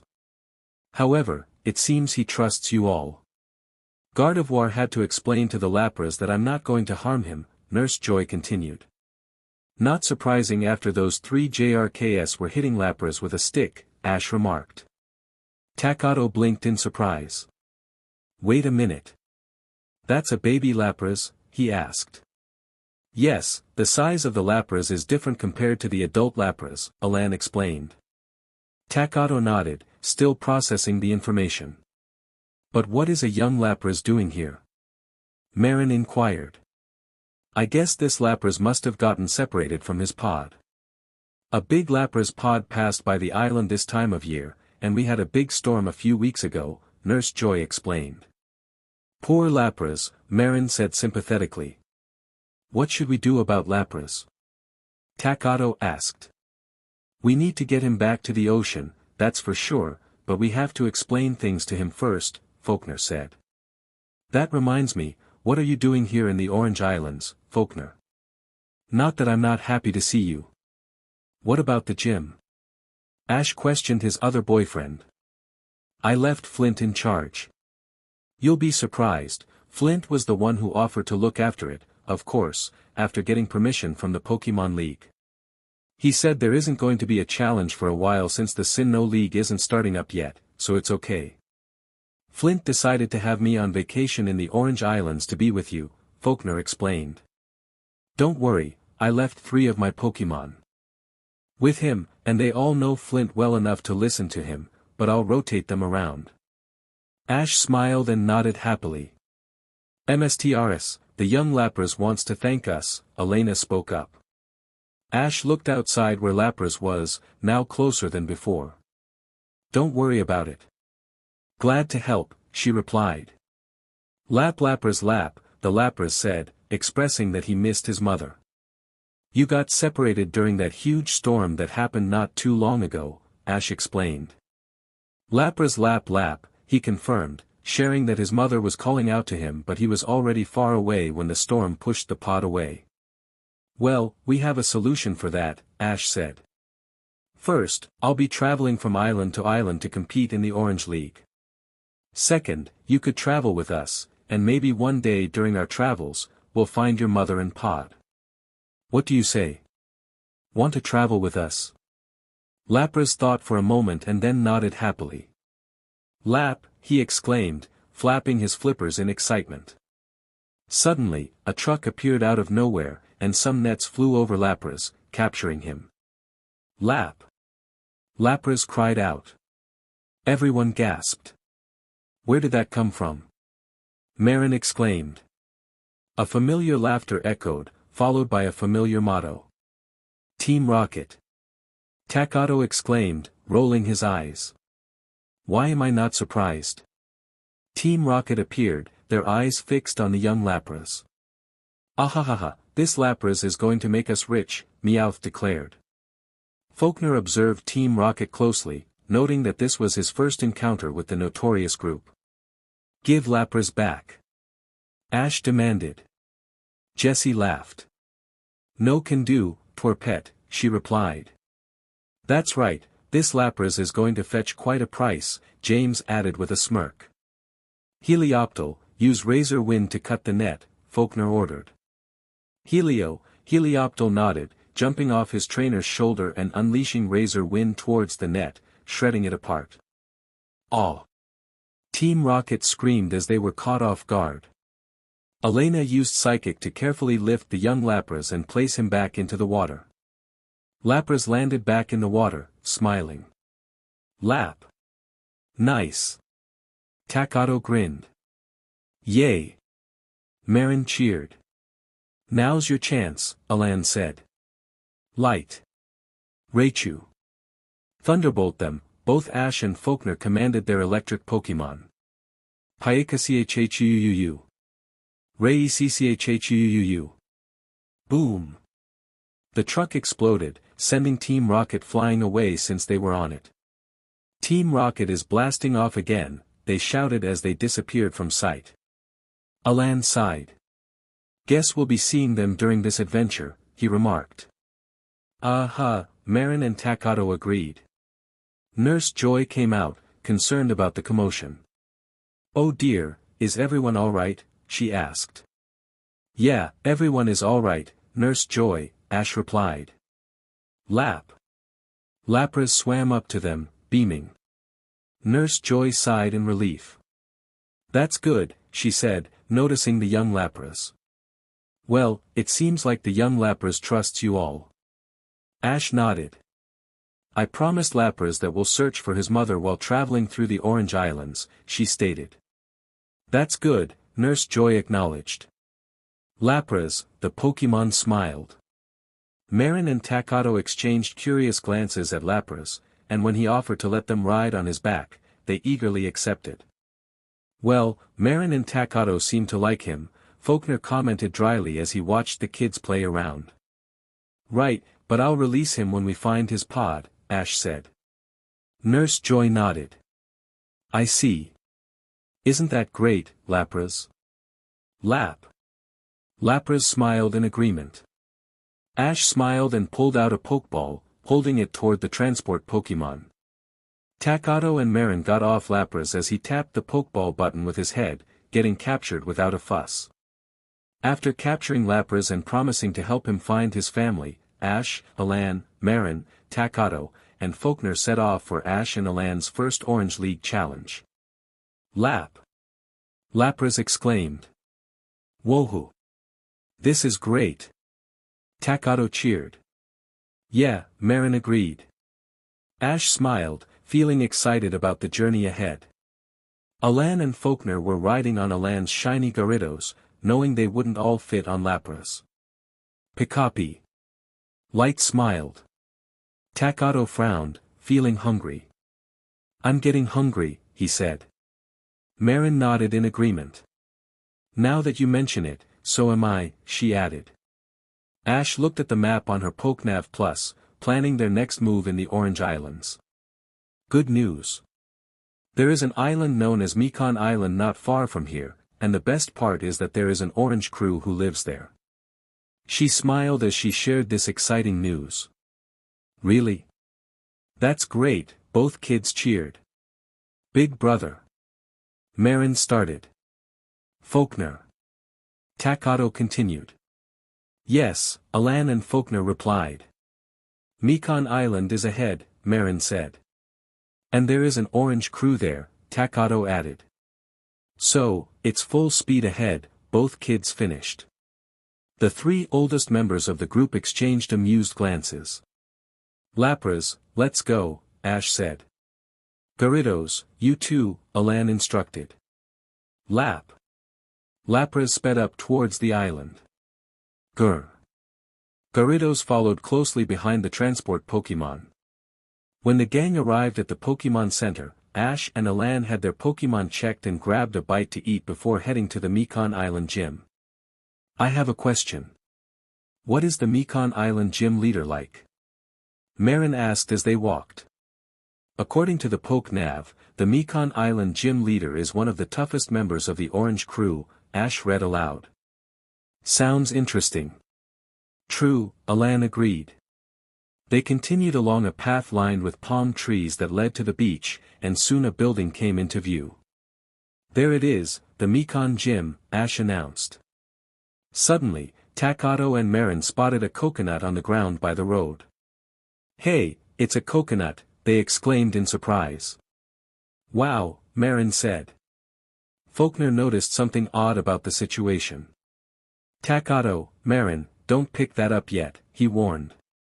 Both kids blinked in confusion. "Huh?" Alan pointed to a string attached to the coconut and traced it all the way up to a palm tree where a bucket was perched. "Yikes!" Takato yelped. "Seems like someone is trying to pull a prank," Ash commented, amusement glinting in her eyes. "Nei-chan, what's up with that smile?" Takato asked nervously. "Nothing," Yuna sang. "Light, if you would." Pikapi, Light nodded and turned to Raichu. "Pikachu Pai. Wanna help?" Raichu nodded. "Raichu." Both Electric Mouse Pokémon scampered up the palm tree and moved the bucket, positioning it above where they spotted someone hiding behind some bushes. "Pika. Rai." The two Pokémon high-fived each other. Marin and Takato stifled their laughter. Takato picked up the coconut, and as he did, the string pulled the bucket, tipping the water all over the prankster. Gh! The young boy screamed as he jumped out from behind the tree and bushes, soaking wet. What happened? I was sure I placed the bucket correctly. How? Ha ha ha. Takato and Marin burst out laughing. Serves you right. Alan and Faulkner chuckled. Ash giggled. You did, but I had Light and Raichu move the bucket that was in the tree, she explained. Say what? The boy was in shock. Well, like we said, Takato and Marin chimed in together. Serves you right for, Takato said.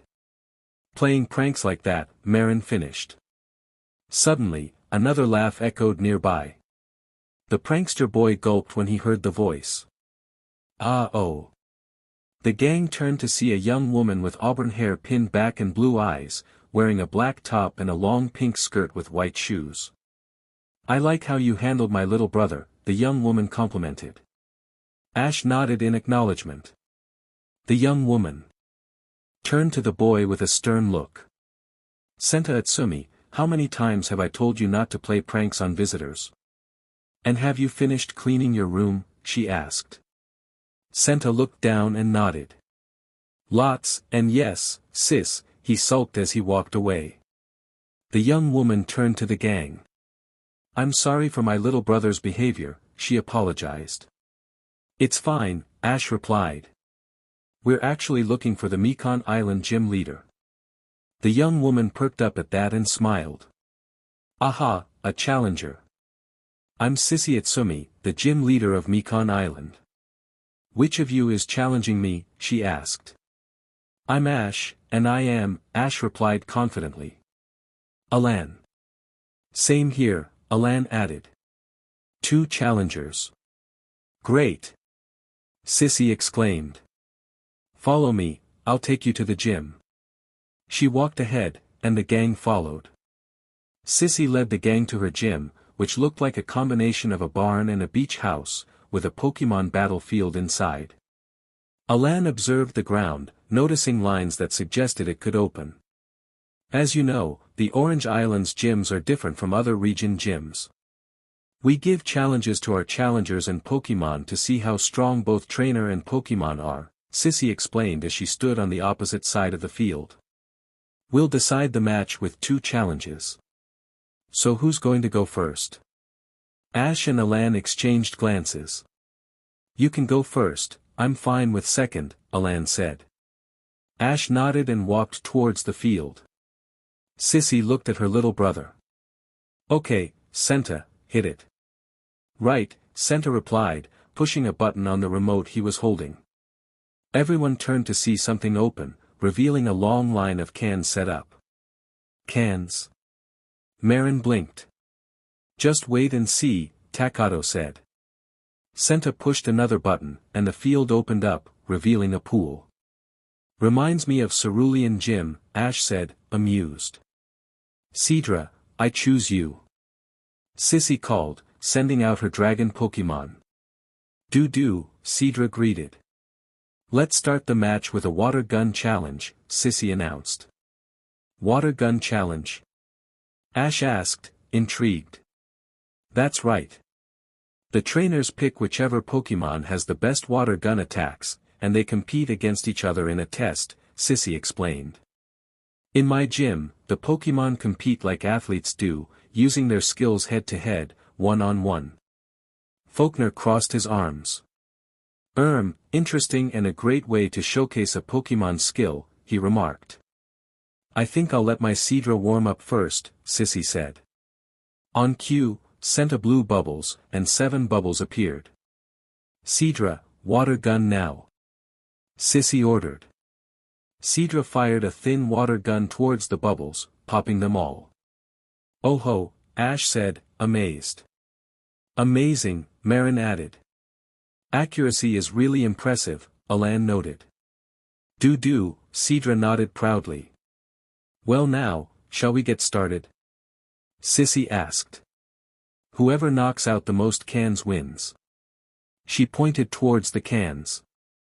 It's time for you to pick your Pokémon, Ash. Lakis, Ash called, sending out her elegant Pokémon. Lou, Lakis sang as she appeared in the water.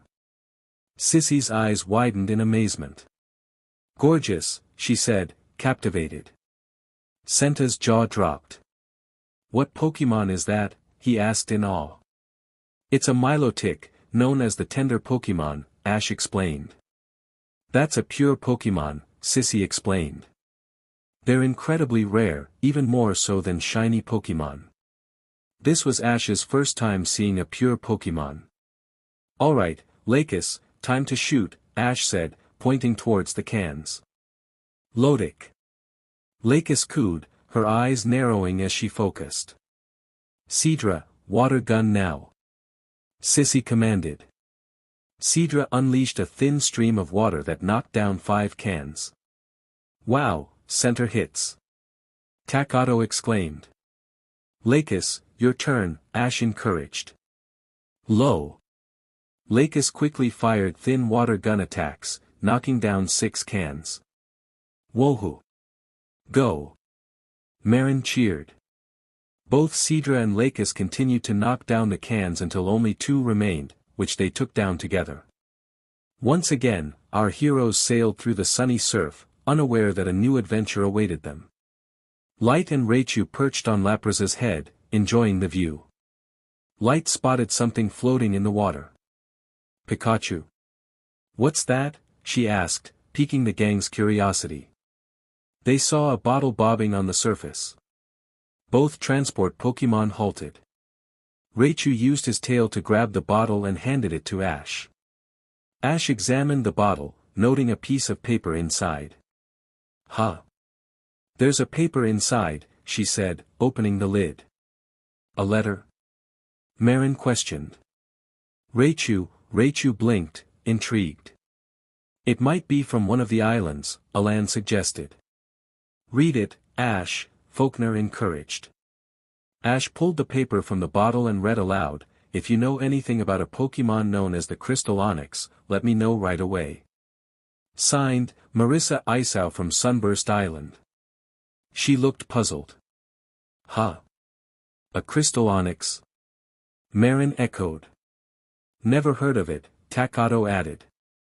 I have, Alan interjected. A Crystal Onyx is said to look like it's made of glass. Some claim to have seen it, but it's considered a myth. Ash's eyes sparkled with excitement. Sounds really interesting. We should check this out. Who knows, we might even see the Crystal Onyx. Both kids smiled enthusiastically. Same here. Same here. Doesn't sound like a bad idea, Faulkner agreed. Alan nodded. All right. Lapras, Gyarados, onwards to Sunburst Island. Ash commanded. Lap. Lapras responded. Gur, Gyarados added. Upon arriving at Sunburst Island, the gang was greeted by numerous shops selling glass items. Wow, look at all the items. Marin exclaimed. Yeah, everything here is made of glass, Takato noted. That's what Sunburst Island is famous for. People here create appealing glass and crystal items, Alan explained. It reminds me of the crystal statue my mom has in the living room, Ash said, holding Faulkner's hand. People from all over the world come here just to buy glass items, Alan added. Suddenly, a man's annoyed voice broke through. You're still keeping this junk shop open? Light's ears perked up. The gang noticed a little girl with pink hair standing in front of a shop, while a man scolded her. Haven't you gone out of business yet? He continued. Ash frowned. I don't like that man's attitude, she said, and the gang nodded in agreement. Why don't you close your shop? There's no merchandise, the man said dismissively. Tell your big brother to stop already. He has no talent. The little girl stared at him, tears welling in her eyes. Yes, he does. He's very good, she said, her voice trembling. Come now, don't start crying on me, the man retorted, backing away slightly. The gang approached them. Maybe if you didn't bully the girl, she wouldn't have to cry, Takato said, standing up for her. The man looked at them, sweat forming on his brow. Do you kids know her? He asked, surprised. We don't have to know her, but the way you're speaking to her is very mean, Marin said, frowning. The man backed away even more before leaving, muttering, kids these days, sticking their noses into someone else's business. Their shop is killing my business. Just because your shop is next to theirs doesn't mean you can pick on a kid, Ash retorted. That just makes you a JRK. The man flinched and left quickly. Humph. Marin crossed her arms, annoyed. Are you okay? She asked the little girl. Yes, thank you, the girl smiled. My name is Marissa. Marissa Isau. Marissa Isau? Faulkner said, surprised. Are you the little girl who wrote this note? Alan asked, pulling the note from his pocket. Marissa beamed. You found my note. So do you know about the crystal onyx? She asked eagerly. Takato shook his head. Sorry, we don't. We got really curious about this crystal onyx Pokémon, Ash admitted. Marissa's expression fell in disappointment. Oh. I was hoping someone would know about the crystal onyx. It would help my brother with his glass making, she said sadly. Huh, the gang responded. Marissa led the gang inside her shop to meet her brother. Hello, I'm Mateo Isau. I hope my little sister isn't bothering you, he said. Not at all, Ash smiled. I have a question. Why is your shop the only one that isn't filled with glass or crystal items? Faulkner asked, curious. The gang looked around and noticed the emptiness. Well, you see. When my grandfather ran the store, it was full of glass and a big success, Mateo began. He was a talented artist who created appealing glass Pokémon sculptures every day. I tried my best to follow in his footsteps, but I can't make anything good enough to sell. He showed them some of his creations, a Pidgey, Geodude, Diglett, and Poliwhirl made of glass. They look really good, Marin said, admiring them. Mateo picked up the Poliwhirl statue. Maybe. But not to me. Compared to my grandfather's work, they're worthless. He threw it on the ground, shattering it. Ah! Takato and Marin gasped. Pikachu, Light said, concerned. Raichu. Raichu looked at the broken pieces sadly. Ash, Alan, and Faulkner watched in silence. What's so bad about them anyway? Takato asked. They lack soul, sparkle, and inner fire. They look like statues, Mateo explained. My grandfather's Pokémon statues looked like they might come alive at any second. If I could just find some inspiration. You mean, like the crystal onyx? Ash suggested. Mateo nodded. Yes. My grandfather drew inspiration from it. He told Marissa and me about how he saw and met the crystal onyx. He showed the group the glass statue of a crystal onyx, which sparkled beautifully. Ah, Marin and Ash said in unison. Sugoi. Cool. Takato exclaimed. It does look like it could be alive, Faulkner remarked. So that's what you meant by the sparkle and inner fire. Compared to your grandfather's, yours looks quite plain, Alan stated. Mateo nodded in agreement. Exactly. Then that's it. If we find the crystal onyx, you'll get the inspiration you need, Mateo, Ash said. Everyone agreed, and they set out into the forest to search for the crystal onyx. The group arrived in the forest with Isau's siblings. Where exactly do we begin to look? Takato asked. Alan thought for a moment and remembered something.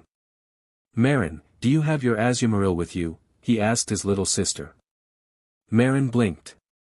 Yeah, I do, she replied. Call her out. If I remember correctly, Azumarills have highly developed hearing that allows them to detect sounds from a distance, even underwater, Alan explained. Everyone nodded, realizing this would make searching for the crystal onyx easier. Marin nodded and pulled out a Pokeball. Nami, we need your help. She released the Aqua Rabbit Pokémon. Azumarill, Nami smiled as she appeared. Alan bent down and took out his Pokédex. Nami, we need you to locate an Onix. An Onix sounds like this. He pressed a button on the Pokédex. Roar, the sound of Onix echoed. Azumarill. Nami blinked as she listened. That's what an Onix sounds like. Can you find it? Alan asked. Azumarill. Leave it to me. Nami closed her eyes, her long rabbit-like ears twitching as she focused on the sound. Azumarill. I found it. She pointed in a direction and then took off. Nami found it. Let's go, Ash said. The others ran, following the Aqua Rabbit Pokémon. She said it's on the other island, Ash translated. Really? Mateo asked, surprised. Nami nodded in agreement. How are we going to get over to the other island? Marissa inquired. Raichu Rai, Raichu said, pointing to the sand. I can't believe it, Takato remarked, watching intently. The others gazed at the water, and as they observed the waves, they noticed the water becoming shallower, revealing a sandy path. Whoa, Marin exclaimed. Looks like a sandbar that connects to the island, or it might actually be one huge island when the water is low, Faulkner noted. Let's get going while the path is here, Ash urged. Right, everyone agreed, and they hurried along the path, with Nami leading the way. Nami guided them until they reached a cave. Inside there. Ash pointed toward the cave entrance. Azu! Nami exclaimed, jumping and running inside. Inside the cave, they discovered a large underground lake adorned with appealing, sparkling crystals. Before arriving at Kinau Island, the group had gone through some interesting adventures on various islands, such as Pecan Island. This island was surrounded by whirlpools and steep cliffs, making it rarely explored. The gang accidentally washed up on Pecan Island after being caught in a whirlpool and sought out Officer Jenny, who worked there due to the island's protection as a Pokémon reserve. They soon learned that all the Pokémon on this island were pink. A special type of berry, known as pecan berries, grew there, and any Pokémon that ate the berries turned pink. However, the Pokémon remained pink only if they continuously consumed the berries. Suddenly, an alarm rang out, alerting Officer Jenny that someone else was on the island. The gang discovered thieves attempting to steal the pecan berries to sell for profit. Fortunately, Nidoking intervened, using an ice beam attack to freeze the thieves before they could escape. Officer Jenny quickly thawed them out with Growlithe's flamethrower and tied them up. The gang was impressed by Nidoking's quick thinking, as he was known as the Guardian of Pecan Island. After Officer Jenny secured the thieves, she offered to take the gang off the island on her boat, which they eagerly accepted, promising to keep the island's secrets safe. Next, the heroes passed through a town and heard an announcement about a show on a boat called the Pokémon Showboat, a carnival where Pokémon performed plays. Although Pokémon couldn't actually talk, human actors voiced the characters from backstage while the Pokémon mimed their actions. However, one of the performers, a young actress named Kay, confided that she had been having issues with her Raichu ever since it shocked her early in their relationship. This incident caused both Kay and her Raichu to be afraid of each other. Thankfully, they resolved their issues, and their relationship returned to normal, allowing them to perform together once again. The gang promised to keep the secret of the Pokémon Act. Now on Kinau Island, the gang was preparing to head to the Kalos region for Alan's Lumiose Conference League. Alright. Everyone ready? Ash asked. Mew, Yuffie giggled as she floated around her trainer. Yuffie was out of her Pokeball, ready to use teleport to take the gang to Lumiose City. Ready, both Marin and Takato replied. Pikapi. Rai. Arf. Cheese. Alan and Faulkner nodded in agreement. Yuffie, being a mythical Pokémon with strong psychic abilities, was prepared to teleport them. Yuffie, teleport, Ash instructed. Okay. Yuffie chirped, nodding as she used her powers to teleport everyone away. The gang and their Pokémon appeared just outside Lumio City, avoiding any commotion. "Thanks, Yuffie," Ash smiled at her. "Mew, you're very welcome." Yuffie giggled before returning to her Pokeball. Alan ran his hand through his hair. "We better get going," he sighed. Eevee popped out of his Pokeball, looking around. "Eevee. Where are we?" he asked. "Pikachu." "Kalos," Light replied. "Eevee, come on," Alan urged, not surprised by his Pokemon's eagerness. "Eevee. Okay." Eevee smiled, sporting a black belt tied around his waist, and jumped onto Alan's shoulder. The gang walked out of the woods, entering the path toward Lumio Stadium to sign up. Alan went inside while the others waited outside. A monitor in the city displayed an image of a young woman with pink hair, gold eyes, and glasses, holding a microphone in front of the Lumio City Stadium. The entire city of Lumios is celebrating the Kalos League. The city is blossoming with excitement, and the fans are eagerly waiting for it to begin, the reporter announced. "I'm Malva Pachira, and I'll be covering the Kalos League in all its excitement." Faulkner recognized her from a distance. "Malva Pachira? I forgot she was a news reporter as well," he remarked. The two kids turned to the Sunnyshore's gym leader. "You know her?" they asked. "I've met her 3 times because of Flint."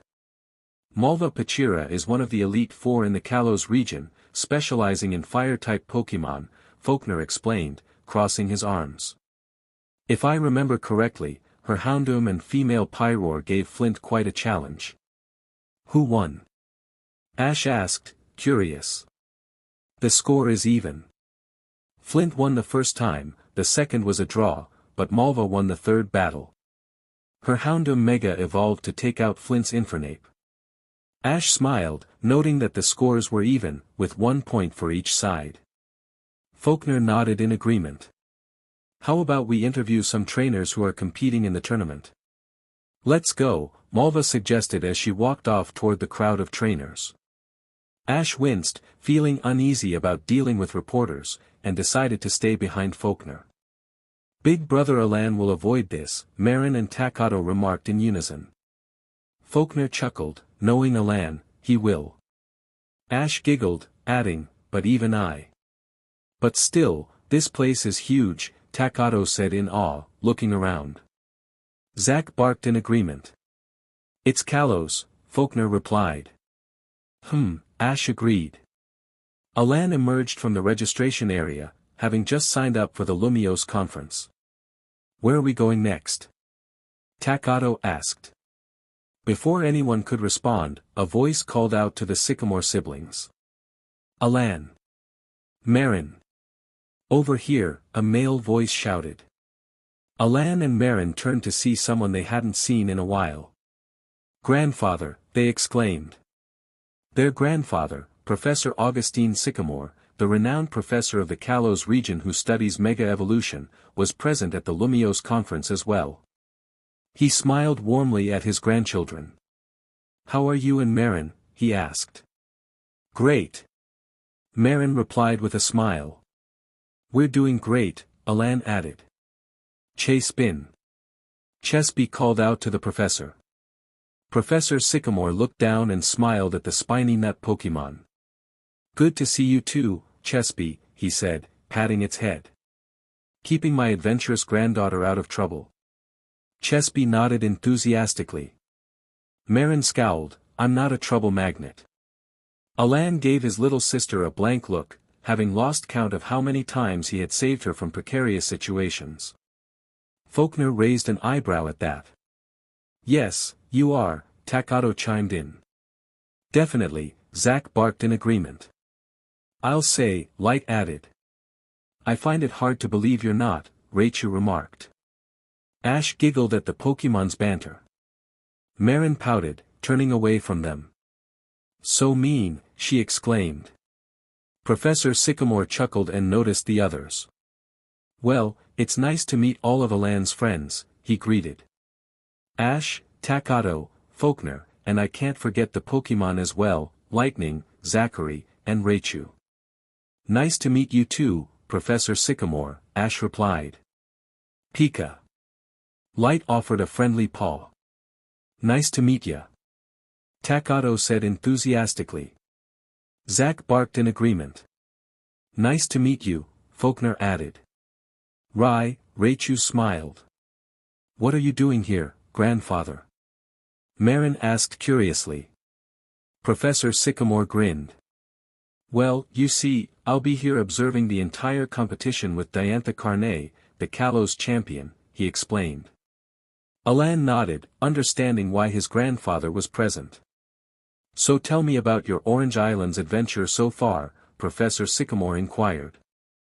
The group walked off, with the two excited kids eagerly sharing stories about their journey and everything that had happened so far. Professor Sycamore chuckled at their enthusiasm. As the intense battle action unfolded at the Kalos League, Alan had made it to the semi-final rounds, ready for the challenges ahead. Hi, Malva Pachira here, reporting live. The news reporter greeted. The Kalos League is underway and well into the battle action. Now let's take a look at some of the previous battles from the preliminary rounds. The television displayed highlights from the earlier battles. I can hardly wait for more action, Malva smiled. And I'm sure you feel the same way. Welcome, ladies and gentlemen, to our first battle of the semi-final rounds as our trainers make their entrances. The crowd cheered.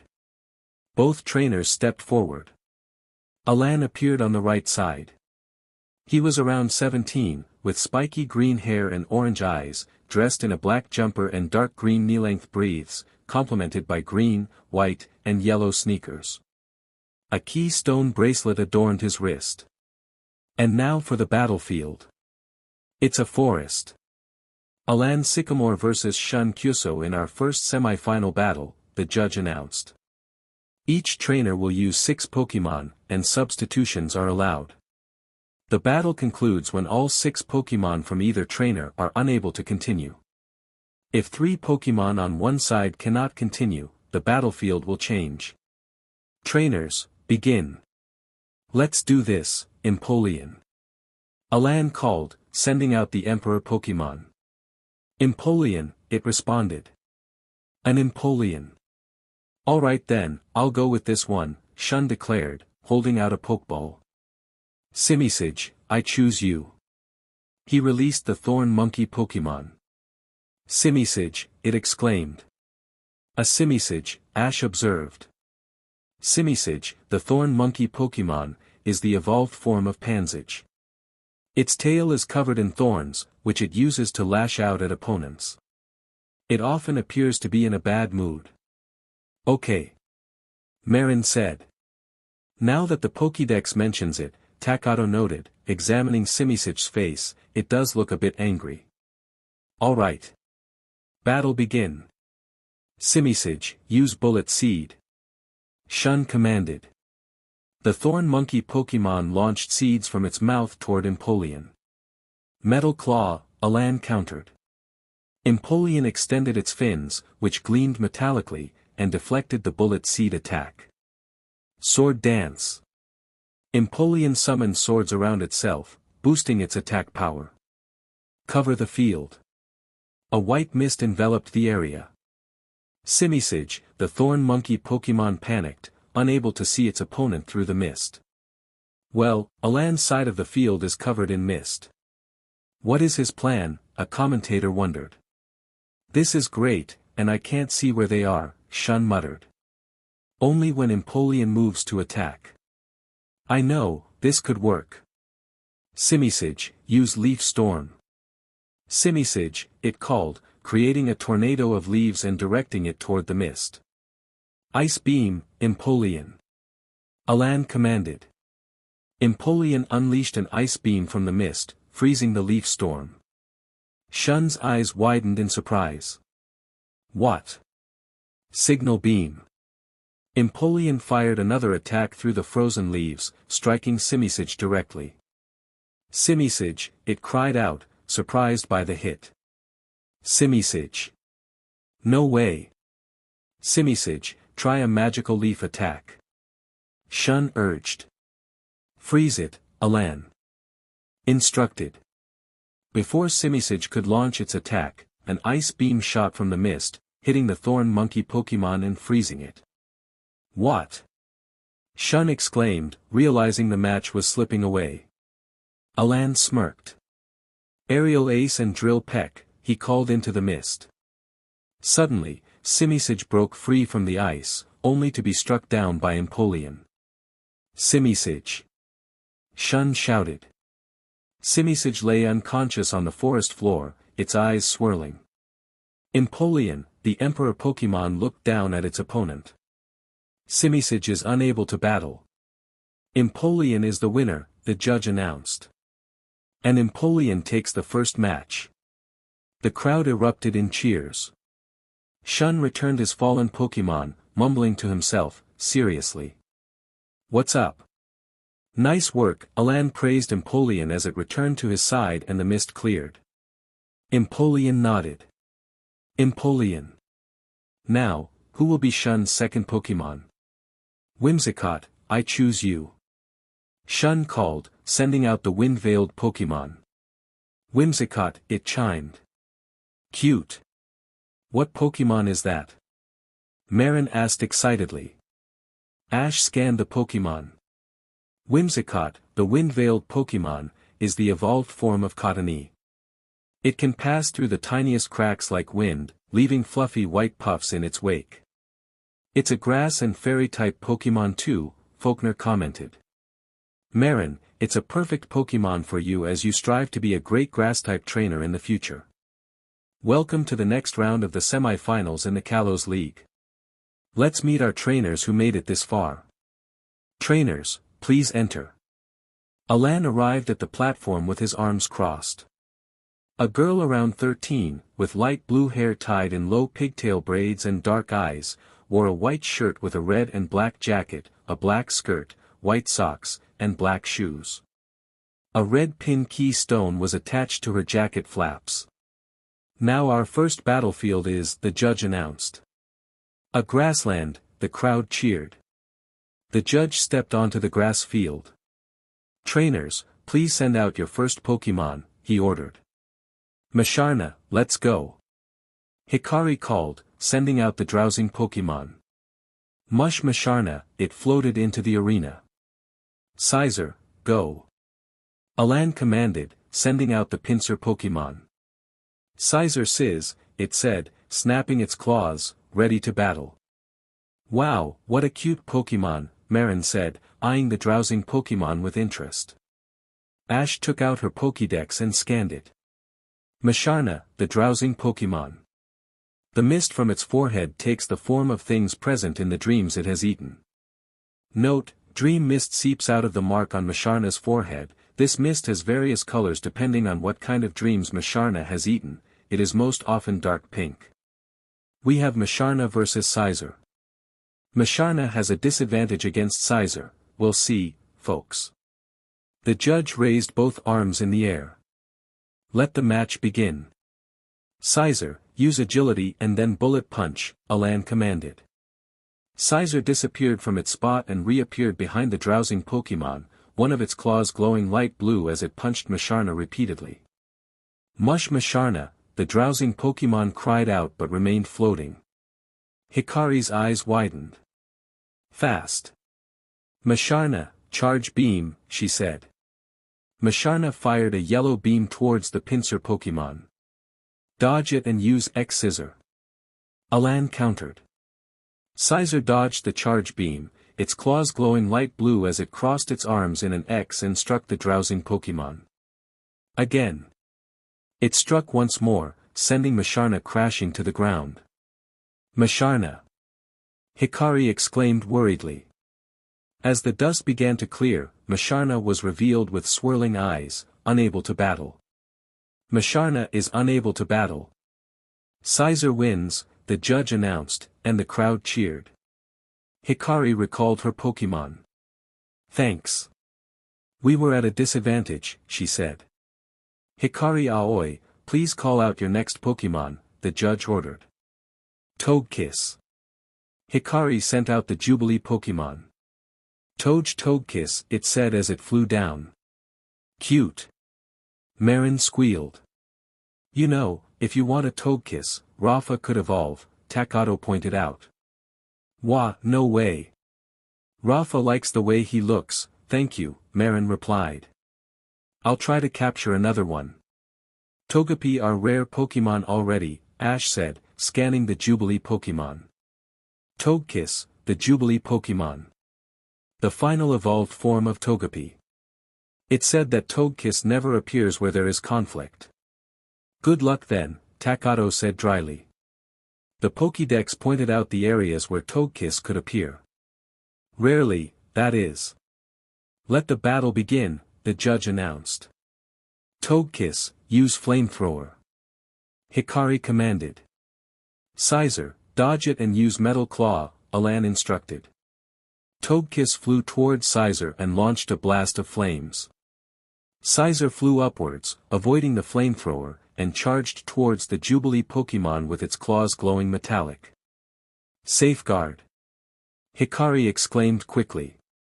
Togekiss created a green shield around itself, protecting it from the pincer Pokémon's attack. Sizer stopped as it saw the safeguard defense. Sizer, it grumbled. Now, Fire Blast! Hikari shouted. Use agility to dodge it, Alan countered. Sizer disappeared from its spot in midair and reappeared behind Togekiss. Sizer. Its claws glowed metallic once more. Togekiss was surprised by Sizer's sudden appearance. Togekiss, it cried out as the claws struck it. Togekiss. Hang in there and use Fire Blast once more. Hikari shouted. The Jubilee Pokémon managed to maintain its focus and then launched a flame kanji-like symbol towards Sizer, hitting it. Sizer flinched from the heat but cut down the flames with Razor Wind. Bullet Punch, Alan called out. Sizer flew downwards quickly, one of its claws glowing light blue. When it reached Togekiss, it punched the Jubilee Pokémon repeatedly. Togekiss, it cried out in pain. Togekiss, no. Hikari cried out worriedly. Sizer. Sizer slammed one more punch, sending Togekiss crashing into the grassy ground. Togekiss is unable to battle. Sizer wins, the judge announced. And Sizer takes another round. Even when it was hit by a fire blast, it didn't lose strength to take out Togekiss. The crowd cheered. Hikari sighed as she returned her Jubilee Pokémon. Thanks, Togekiss. We managed to land a hit on his Pokémon, she said to the Pokeball. Hikari Aoi, please send out your next Pokémon, the judge ordered. None of my other Pokémon can fly through. I have to risk it, Hikari thought and sighed. Superior. She sent out the Regal Pokémon. Superior appeared on the field. Sare, it called out. Faulkner raised an eyebrow at the Pokémon. Superior, now that's an interesting choice, he said. Ash nodded. It is. Aoi might have a plan with her Superior, she responded, scanning the Regal Pokémon. Superior, the Regal Pokémon. Superior's glare can halt its opponent's movement. It increases the solar energy it absorbs. Appealing, Marin squealed. A Superior, what an interesting choice for Hikari, someone remarked. Superior, use Vine WHP to drag that Sizer down. Hikari commanded. Superior shot out vines that wrapped around Sizer's leg, dragging it down to the ground. Now Aerial Ace. Superior landed a hit on Sizer, who slid backwards slightly. Alan raised an eyebrow. Not bad. Sizer, it's our turn, he stated. Sizer. Sizer stood straight up, as if barely feeling the attacks. No way. Superior, quickly use Aerial Ace once more. Hikari shouted. Sizer, hold your ground and then use Toxic, Alan said. Sizer braced itself as the impact from the Aerial Ace hit it again, but it quickly released a Toxic attack, and Superior became Poisoned. Sire, the regal Pokémon recoiled from the poison attack. Hikari gasped as she noticed that her superior didn't look well now. Toxic? Oh no. Superior. Hikari exclaimed, her voice filled with worry. Now, Venoshock. Alan commanded as Sizer unleashed multiple purple blobs of poison from its pincers, drenching Superior. Superior, it cried out, overwhelmed by the toxic attack, which was intensified by the effects of toxic. The regal Pokémon collapsed to the ground, its eyes swirling.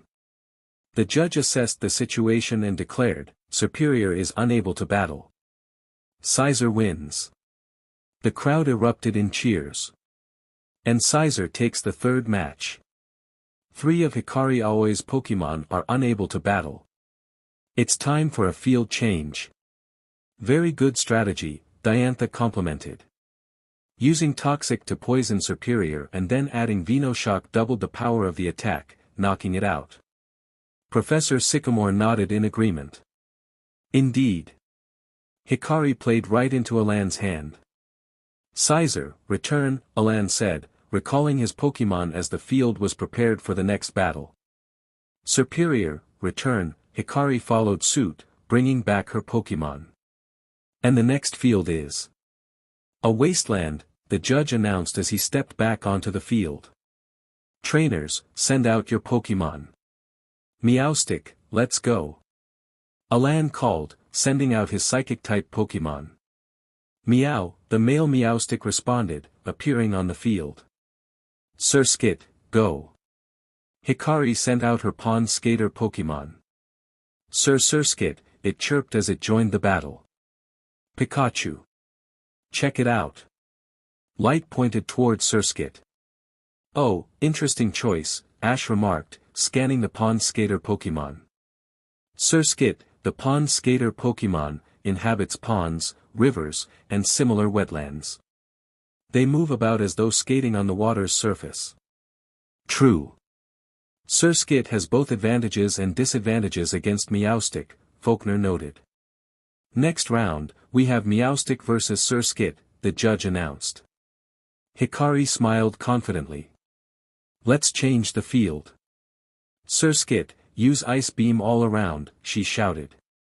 Surskit sir. Sureskit. The Pond Skater Pokémon fired an ice beam across the wasteland, transforming the brown terrain into icy blue. Oh ho, the wasteland field has become an ice field. Alan observed, a smile forming on his face. This isn't new to me. Let's see how fast you are. Meowstic, use Energy Ball. Surskit, dodge it and use Signal Beam. Hikari countered. Surskit skillfully slid to avoid the energy ball and fired a streaky pink beam from its antenna at Meowstic. The constraint Pokémon easily evaded the signal beam by levitating with Psychic. Thunderbolt. Alan commanded, and Meowstic unleashed a bolt of electricity at Surskit, who dodged by gliding across the icy field. Professor Sycamore watched intently. I see now. By turning the field into ice, Surskit has the speed advantage.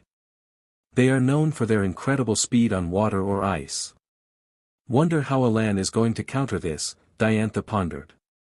Well, Surskit is certainly living up to its name as a pond skater Pokémon, Alan remarked. Shadow Ball, Surskit. The pond skater Pokémon launched 3 Shadow Ball toward Meowstic. Meowstic, use your own Shadow Ball to intercept them. Alan instructed, and Meowstic fired 3 Shadow Ball of its own, canceling Surskit's attack. We can't hit it, and it can't hit us, Hikari muttered. Sticky W dash. Alan's eyes narrowed. Future sight and use Charge Beam to crack the field, he interrupted. Meowstic's ears perked up, and its eyes glowed blue as it launched a white gem-like orb that split into 4. Then, it sent a charge beam toward the icy ground, cracking it and revealing chunks of rock. What? Hikari's eyes widened at the sudden change. The field was no longer smooth but a rough, rocky ice field. Alan smirked at the new terrain. We'll use those. Use psychic to trap Surskit, he commanded. Before returning to the Kanto region, the gang had decided to spend an extra week in the Kalos region to capture some new Pokémon. Ash caught an Audino and an Aegislash, who appeared out of nowhere in front of her and expressed a longing to be captured, sensing something great within her. Alongside her, 2 EV siblings, one male and one female, joined the team. Takato captured a Poniard, the pre-evolved form of Bisharp, and they headed to Ambret Town to explore Pokémon fossils. He was particularly excited about obtaining a Jaw fossil because of Tyrant Rum and successfully caught a Tyrant, the pre-evolved form of Tyrant Rum, which made his day. Cynthia, Ash's mother, managed to capture all 5 colors of Flababy. The orange and blue Flababy evolved into Floette, and the white Floette evolved into Florges. Additionally, a Phantump that trained with them evolved into Trevenant. Marin also caught some new Pokémon with a bit of help. She captured an Audino, whom she named Audi, and a Cottonee, the pre-evolved form of Whimsicott, which she named Cotton. Alan caught 3 Pokémon as well, like Takato. He also revived a Tyrant and captured 2 EV siblings, one male and one female. Faulkner captured 3 Pokémon, including a male Lidio for Flint and a young male Deden that became attached to him after he fed it. He also caught 2 EV siblings that were related to Alan and Ash's EVs. Yuna, Alan, and Faulkner each had a gender of EV, totaling 6 EVs, 3 females and 3 males. Upon arriving back in the Kanto region at Kinao Island, the gang was back on the water heading towards Naval Island, where Ash and Alan would earn their second Orange League. Look everyone. It's Naval Island, Marin pointed ahead. We're nearly there, Ash said as she spotted Naval Island. Wow, check out that mountain, Takato exclaimed. Alan observed the mountain and remarked, guess one of the challenges involves it. When the gang arrived at Naval Island, they noticed the place was quiet and empty. Is it just me, or does this place seem deserted? Ash questioned. No, it's not just you, Faulkner replied. Excuse me, are you all lost? A male voice asked from behind them. The gang turned around to see a man with short auburn hair and black eyes, wearing a light blue shirt with a white vest, long gray briefs, and gray boots. Yes, we are. We're looking for the naval gym, Ash responded. The man smiled, I know the gym very well, I'll take you there, he offered. Thanks, Marin said. No worries, my name is Dan Honam, the man said, turning to lead them. Follow me. The gang followed Dan to the foot of the big mountain on Naval Island. This is the gym, Dan pointed out. Takato and Marin were astonished. A mountain? The gym is actually a mountain, they exclaimed. This is a test, isn't it? Alan asked. Dan chuckled, that is correct. He pointed toward a gate at the foot of the mountain. When you pass through that gate, the challenge starts. Alan and Faulkner approached the gate and pushed it open. A cable car. Do we take it to head up to the gym? Marin asked. I don't think so, Ash replied. That's too easy. Pikapi. Light ran up to a sign. Raichu turned around and waved to his partner. Raichu, he called out. All right. Faulkner walked up to the sign and read the message. Let's see, he muttered, I see. Ash, it's just as you said, it's too easy. And what Alan said about the mountain is also right. Welcome Pokémon Trainer. He began. Thank you very much, Takato chimed in. All Naval Gym challengers must climb to the top. Ha! Climb to the top. Both kids exclaimed, looking up in disbelief at the towering mountain. Impossible. Pika, light sweat dropped at their reaction. Calm down, Alan said to them. Trainers must reach the top on their own, Pokémon may not help, and any trainers using a Pokémon will be disqualified, the Sunnyshoire gym leader continued. And us? Both kids asked quickly. Faulkner rolled his eyes. No. Those accompanying the challengers should use the cable car. Pretty much, we're not climbing, only Yuna and Alan are the ones rock climbing, he finished. Hooray! Great, Ash and Alan said dryly. Dan chuckled at their reactions. So, Ash, Alan, and Dan began climbing the mountain. Dan was easily ascending, while Ash and Alan managed well, thanks to their training with their Pokémon. They heard the cable car running and turned to see Takato, Marin, Faulkner, and Raichu inside. "Nei-chan. Big brother. You can do it. Be careful. Raichu." Alan, Ash, and Dan heard their voices passing by. "Sure." Ash muttered, pulling herself up.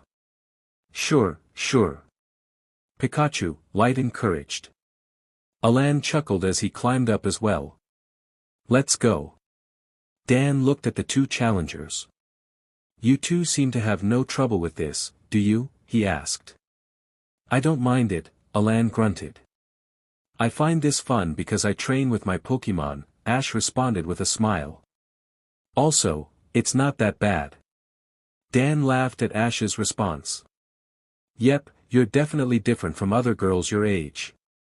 Most would whine or demand another way to get up this mountain," he said. Alan grimaced. "I know what you mean. If they take Pokémon training seriously enough." Ash sighed. "Everyone is different, and I'm one of the girls who understands nothing about girly things," she said proudly. Alan smiled at that, appreciating Ash's unique spirit. As they continued climbing, they reached a stopping point. "We're only halfway," Alan said. "Yeah," Ash looked up the mountain. "Half more way to go." Pika, Light sighed. They continued their climb until they reached a point where they had to walk. At the top, snow greeted them, and the cold wind blew fiercely. "Dear Arceus! It's freezing!" Ash exclaimed, pulling her coat tighter and covering her head with her hood. Light snuggled inside her coat, safe from the cold. "Pikapi Pikachu Pi," he said, enjoying the warmth. "Figures that as we get closer to the top, it starts snowing," Alan remarked. "Lucky you." Ash grumbled to Light as she hugged her Pokémon closer.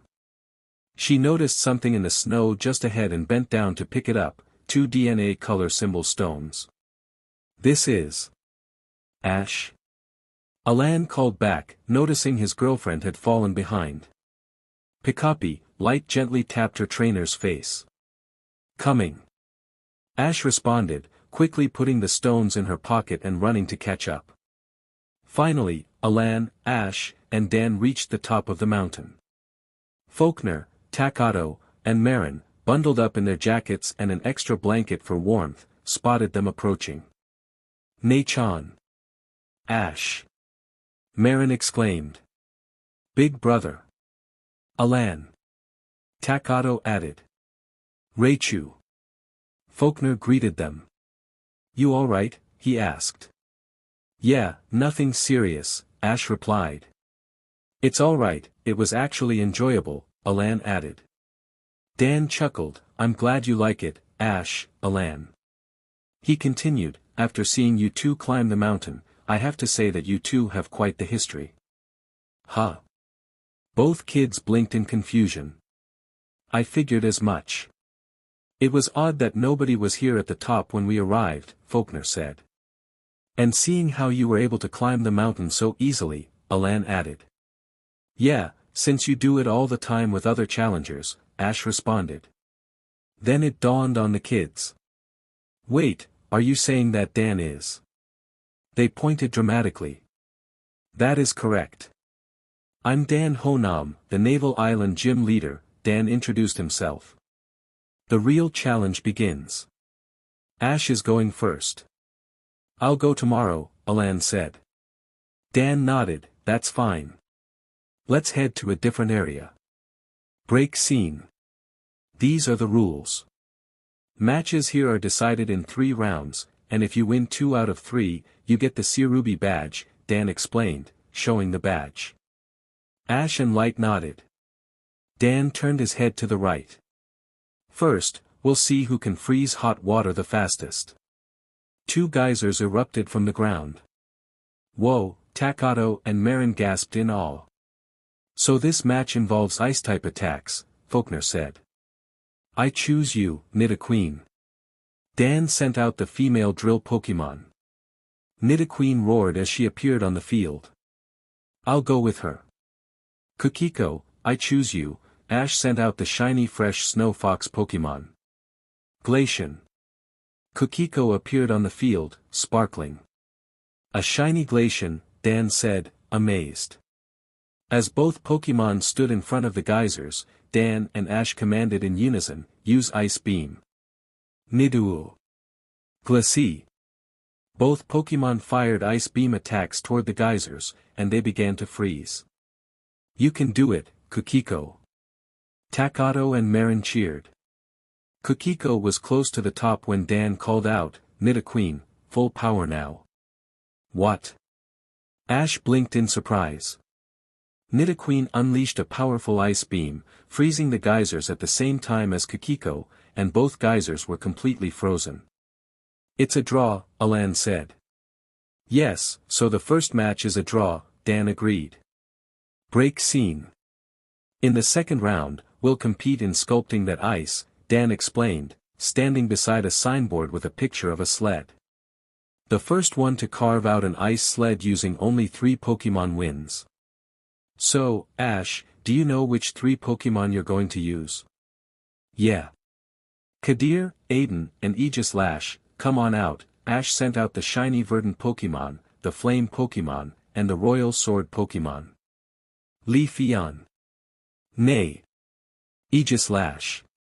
Interesting choices, Dan nodded. I'm using Mach-Hoke, Nidoqueen, and Scyther. Mach-Hoke. Scyther. Nido. Really? Go. Dan announced. All the Pokémon got to work on sculpting the sled. Nay.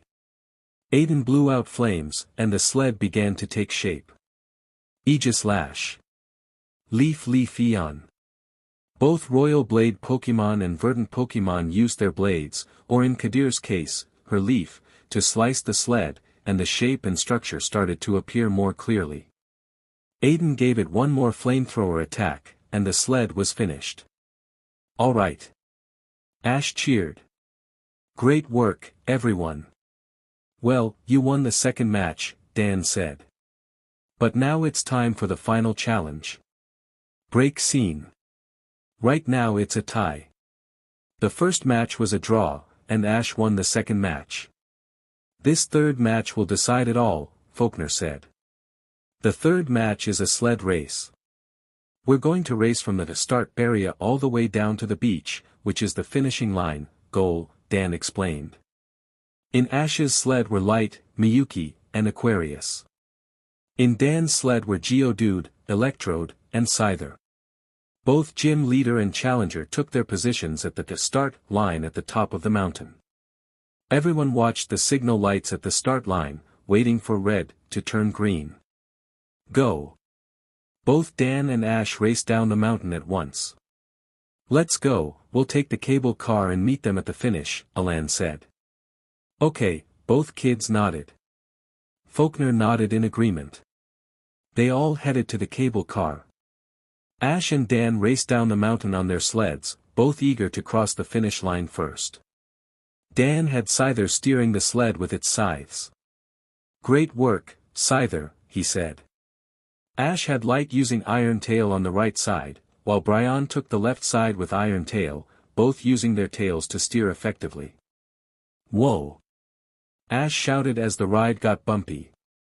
As they continued, they reached a terrace, where the smooth snow changed to hard chunks of rock and trees. Vulpix Vul. We got a problem. Miyuki called out. Pikapi Pikachu. The sled is coming apart fast. Light shouted. Ash gritted her teeth. We can use this, she said as the sled fell apart even more. Hold on. Dan's sled was fine, and he was nearing the finish line. As Ash's sled broke apart more, its speed increased because it was getting lighter. Aqua. Light. Miyu. Hang on, she shouted. Aquarius jumped to the front, light perched on Ash's head, and Miyuki clung to her shoulder. Dan looked back and saw something zoom past him. What? He gasped. Here comes Ne-chan. Ash, everyone shouted. Ah!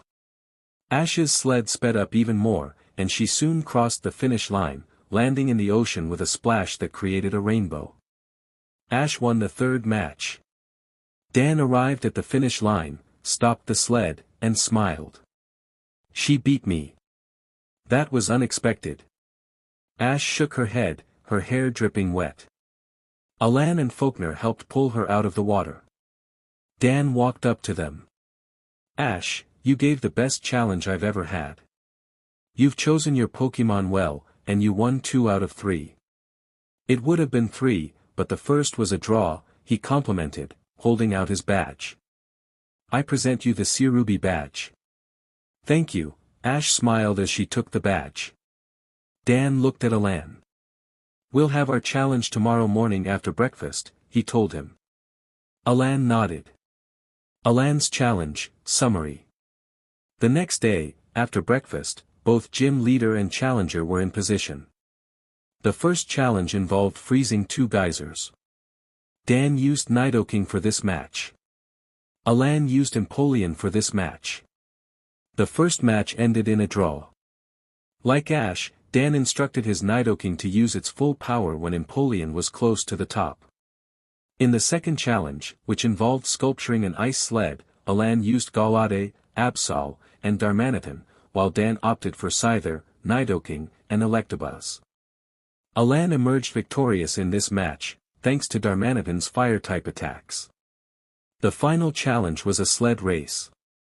Dan had Scyther, Jolteon, and Machop, while Alan had Hadian, a female EV, and Gabite. As the race began, Dan steered with Scyther, while Alan had Gabite use its claws to gain speed. Alan took the lead, and Gabite's claws helped them accelerate down a slope. Dan watched in amazement, impressed by Alan's skills. In the end, Alan won, commanding Gabite to use its claws to stop the sled just before they reached the water. Dan congratulated Alan on his victory and awarded him the Cerubi badge. As the sun set, the group waved goodbye to the Naval Island gym leader. Bye. Ash called out, and Pikachu chimed in. Goodbye, Dan. Marin added. Good luck on the rest of your journey. Dan replied, waving back along with Alan and Faulkner. Once they were further away from Naval Island, Alan asked Ash about what happened at the mountain during their walk. Ash blinked in surprise and remembered, oh. You won't believe what I found. She unzipped her bag and pulled out 2 mega stones. Mega stones, the boys exclaimed in unison. Alan's eyes widened for a moment. I should say I'm not surprised, but I am. Grandpa did mention that mega stones are starting to appear in other regions now, he responded. What type of Pokémon do they belong to, though? Faulkner questioned. Ash made a thoughtful expression. That's the thing.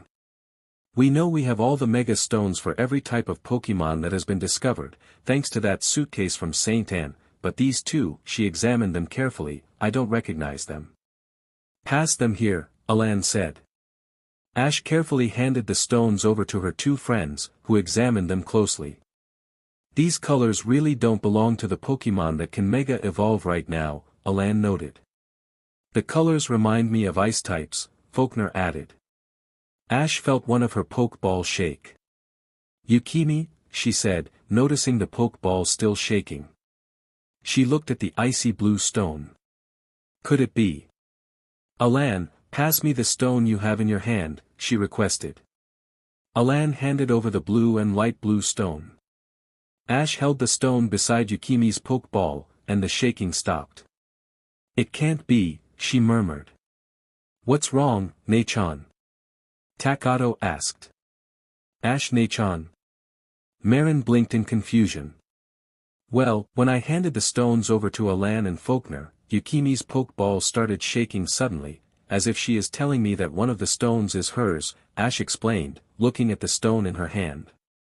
I guess that means Alolan Ninetales can Mega Evolve now. Alan snapped pictures of the two stones for his grandfather to examine. Well, we have to see, he said. Faulkner held the other stone. And this one? He asked. I don't know. We'll have to wait and see which Pokémon can use it, Alan replied. Faulkner nodded and handed the stone back to Ash, who carefully placed it back in her bag. With courage, skill, and strategy, both Ash and Alan earned their second Orange League badge. However, the mystery of the two unknown Mega Stones remained. What Pokémon could Mega Evolve now?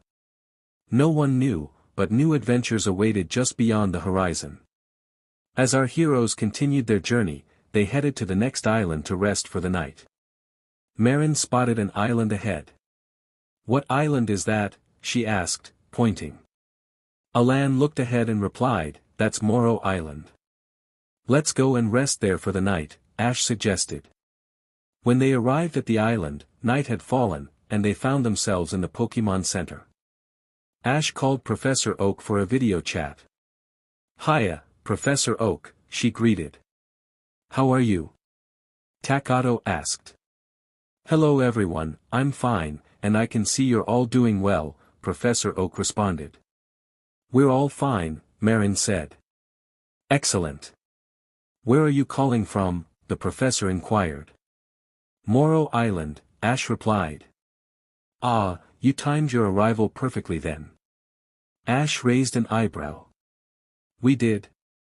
You mean you haven't seen the news? Professor Oak asked. We haven't been in civilization for a while, Alan explained. Oh, I see. Here it is, read this, the Kanto professor said, showing them a newspaper article. Treasure found. Drivers have recovered what they claim to be an Orange League Championship trophy dated back over 300 years from a sunken ship off the coast of Morrow Island, Faulkner read aloud. Wow, 300 years, Marin said. Of course, there is a lot of study to be done, but they are certain that it's the real thing, Professor Oak added. Sounds amazing, Takato remarked. You can see it if you like. They have the trophy on display in the Morrow Island Museum of Art. Oh, I would love to see what a 300-year-old Orange League trophy looks like, Ash said. Then let's see it tomorrow morning, Alan suggested. Yeah, they all agreed. That night, while at the Morrow Island Museum of Arts, Team Rocket plotted to steal the trophy and sell it. So this is the museum where they're keeping the trophy, Jesse said. That's right, James replied, turning on a flashlight. It should be ahead of us, Meowth added. As they walked around, they arrived at the trophy display. Here it is, Jesse smirked. Now, the next step, Meowth grinned. To get the trophy out, James said, pulling out some goggles to see the security lasers. It seems the only opening is from the top, he pointed out.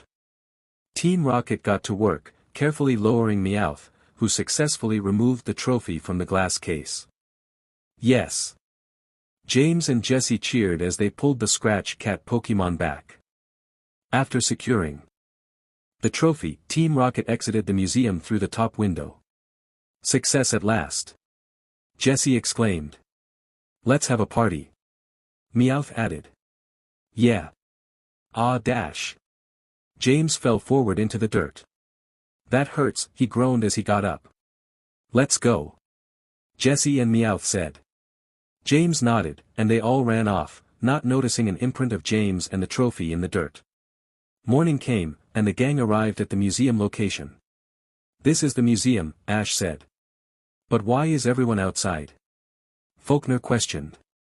The gang walked towards the crowd and carefully pressed through to the front, where Officer Jenny and other police officers were present. Excuse me, Officer Jenny, did something happen? Ash asked. Officer Jenny looked at the gang. The old Orange League trophy we had on display here has been stolen, she answered. Say what? Takato exclaimed. The trophy is gone. Marin added. Pika. It seems several people broke in last night and took it, Officer Jenny explained. The only clues we have right now are a couple of footprints and this imprint of someone carrying the trophy. Ash groaned and rubbed her forehead, wondering why that imprint looked familiar. Pikachu. Light tapped her trainer's head gently. The gang decided to leave the island since they couldn't see the trophy. Ash sulked, I really wanted to see the old Orange League trophy. She grumbled, frustrated with the thieves. Same here. I really wanted to see what it was like back then, Alan commented. Yeah. Ash tripped and would have landed face first if Faulkner hadn't grabbed her by the waist, saving her. Thanks, she smiled. Faulkner chuckled. You're welcome. But what did you trip over? He looked down and saw a leg. Raichu? A leg? Raichu blinked. Light yelped, Pikachu. It's moving. The leg pulled back into the bush, revealing familiar thieves. That's. Takato gasped. Alan twitched when he saw who it was. James yawned with a smile. I haven't celebrated like that in a while, he said happily. Meowth was doing stretches. Jessie yawned, we ate so much that I nearly lost track of how much I had. Yeah, but nothing like waking up after a great night, Meowth smiled. Steal. Marin exclaimed. Ah.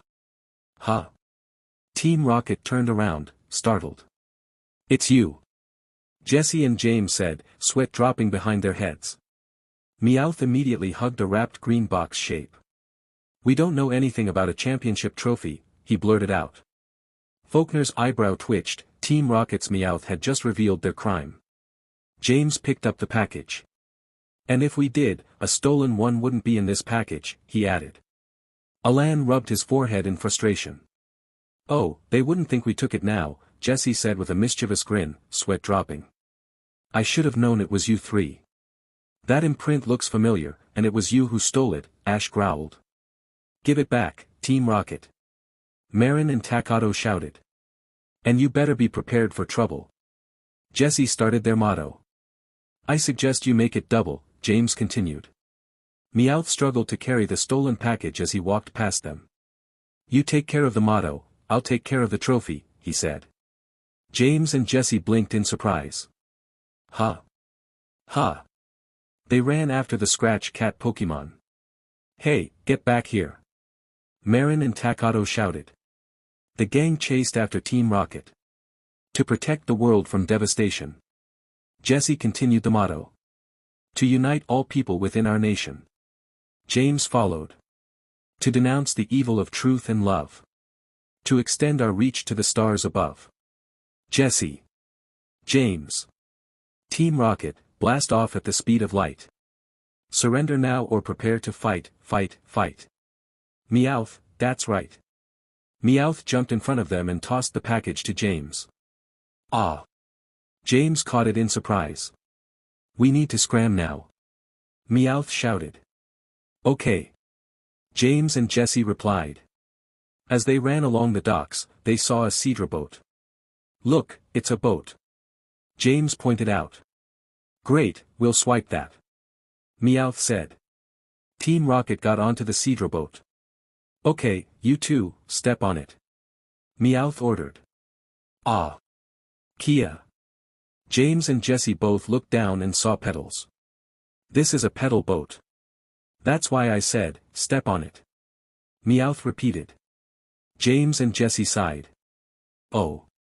They started to pedal, and the Seadra boat began to move. The gang arrived just as Team Rocket left the docks on the pedal Seadra boat. They're getting away, Marin said. Lapras, I choose you. Ash sent out the transport Pokémon. Gyarados, go. Alan sent out the powerful Pokémon. Lap. Gur. Follow that boat, both trainers ordered. Lap. Gur. Both Pokémon chased after Team Rocket. We can't pedal this thing fast enough, they'll catch up for sure, James complained. We wouldn't go any faster if you keep complaining. Meowth yelled. Huh. The Seadra boat started to drift to one side. The current is pulling us out. James exclaimed. What's happening? Jessie shouted. Then a fog appeared. It's foggy, James said, confused. Meowth smirked. Perfect. Now the twerps won't spot us in this thick fog, he said. The gang was confused about the sudden fog that had appeared and lost sight of Team Rocket. This is strange, Faulkner said. This fog just came out of nowhere, Alan added. Where did they go? Marin asked. We can't see anything in this thick fog, Ash replied. Team Rocket's stolen boat was drifting until they heard some creaking noise, and a huge, old, broken, and rusted ship appeared in front of them. A ship? Jesse looked up. It looks abandoned, James commented. Let's see, Meowth suggested. They boarded the old ship and looked around. Ahahaha, nobody here except for Team Rocket, Meowth announced. This is a perfect place to hide out, Jesse said happily. It's about time we have some good luck, James smiled. Yeah, the chances must be 1,000,000 to 1, finding a ship like this, Meowth said. James closed his eyes and smiled. That's right, Meowth. The only other kind of ship found floating like this are those old haunted ships that, his face turned pale. Did I say? Hound. Ted. Jesse finished. Yeah. Meowth looked at them. Team Rocket turned pale, hugged each other, and shivered, now freaked out. Then the ship started to make spooky noises, like creaks, and the door on the ship opened and closed repeatedly. Now we've done it. Jesse said, frightened. We managed to hitch a ride on the SS Spook ship, James muttered. Lucky us. Meowth said dryly. Behind Team Rocket was a floating figure. They turned around and regretted it. They screamed and ran, but the ship's floor broke beneath them, and they fell through. With this fog, we wouldn't be able to see anything, Alan remarked. Yeah, Ash agreed. We should head back, this fog can get dangerous, Faulkner suggested. Light and Raichu perked up, hearing a loud creaking noise. They turned toward it, both yelping in surprise. Ash turned and saw what it was, feeling her face pale. Holy Arceus. Both kids shivered. Alan and Faulkner exchanged glances at the ship. That ship is. Faulkner muttered. Seems like Team Rocket is on there, Alan pointed out, gesturing toward the Cedra boat next to the ship. Ash groaned internally, thinking, why a ghost ship of all things? Despite her fear, the gang boarded the old ship, determined to retrieve the trophy from Team Rocket. This ship must have been the one the drivers raised, Faulkner noted. It's spooky, Marin commented. Cold, Takato added. And really creepy, both kids chimed in.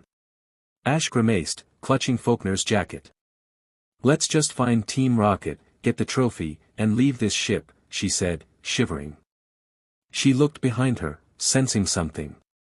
Ha! Faulkner looked down at Ash with an amused expression. You really can deal with ghost-related things, can't you? He asked. Ghost Pokémon, I can handle, but anything like a real ghost is a big no, Ash replied. Alan chuckled, recalling Ash's expression back at Lavender Tower. Ash flinched and buried her face into her boyfriend's jacket. Meanwhile, Team Rocket wandered around the ship, searching for a way out. We've been walking all over this ship and we still can't find a way out. Jesse complained. Yeah, Meowth agreed. It seems like we've been walking in circles, James said, carrying the trophy package. It's like a maze. Suddenly, something tapped Jesse's back twice. Quit it, I'm thinking, she snapped. The tapping continued, and Jessie turned around, her face paling immediately. James and Meowth looked behind them and paled as well. Ha! Team Rocket screamed in fright and ran away quickly. The ghost reached for the trophy on James's back and pulled it away. Help! James shouted. Jessie and Meowth grabbed James's legs. Don't you let that trophy go, they yelled. A second ghost appeared and startled them, causing Team Rocket to freeze in place before collapsing onto the floor. The first ghost grabbed the trophy, and both ghosts took off. The gang descended deeper into the ship, looking for Team Rocket. Where can Team Rocket be? Marin asked, staying close to her brother. Well, if Team Rocket went up, we should have run into them, Takato replied. So they are still here, Ash thought, sensing two presences. She pulled Faulkner's hand and began walking toward a location on the ship. Later, the gang arrived at an island called Mandarin Island, bustling with trainers and battles. Tyrant, Stone Edge, Alan commanded. Gaia, Ice Beam, Ash instructed. Tyrant summoned sharp stones and hurled them toward an orange island Butterfree, landing a direct hit. Amora. Gaia unleashed an icy beam toward Scyther, also scoring a direct hit. Both Pokémon collapsed, swirling eyes indicating their defeat. Oh no, their opponents exclaimed, quickly returning their Pokémon and leaving the area. Way to go. Takato and Marin cheered. Ash and Alan returned their Pokémon. Let's get something to eat, Faulkner suggested. The gang settled at a cafe, enjoying the breeze outside. Don't you find it strange that a lot of trainers are asking for battles? Faulkner asked. Ash blinked. Actually, I do. I can answer that, a familiar voice chimed in. They turned to see a girl with red-orange hair. Misty. Ash exclaimed, surprised. Misty. Marin grinned. Misty, the Cerulean gym leader from the Kanto region and a friend to the gang, smiled at them. Hey you guys, it's been a while, hasn't it? Togepi, the little Pokémon in Misty's arms trilled happily. Misty wore her hair in her usual style, sporting a keystone tied around it, a white short-sleeved shirt, a blue jean-tied shirt, striped shorts, and brown shoes. It's been a while. The last time we saw you was at the Princess Day Festival, Alan recalled. Takato, Zack, and Chespy grimaced at the memory of the festival. Faulkner and Alan were lucky to be with Ash, who had little patience for shopping. Torturing Flint with all the shopping bags, I swear I saw him flinch every time he saw a big sale sign and a bunch of girls screaming, Faulkner said, amused. Misty frowned slightly. It wasn't that bad, she defended. Takato, Zack, and Chespy exchanged looks that clearly said, are you serious?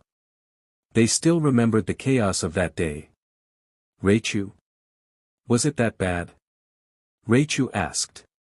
Light giggled. Pikachu. Pikachu pie. You have no idea. I thought I saw some male souls leaving their bodies. Chespy paled. Chase bin cheese. I thought I was going to die because of the dozen of bags. Zack's ears folded back as he groaned, I thought my ears were going to go deaf that day. Both Zack and Chespy looked at Raichu. You are so lucky you stayed in your Pokeball that day. Takato choked on his sandwich and burst out laughing. Wahaha. He wished he had recorded that moment, even if he had suffered as well. Ash covered her laughter with a cough. Raichu's sweat dropped at their antics. Misty sighed in defeat. Okay, maybe it was, she admitted, taking a seat beside Marin and placing Togepi down with the other Pokémon. Ahahaha. Marin laughed. So Misty, you mentioned something about knowing what's going on this island. Ash asked, steering the conversation back on track. Oh yes.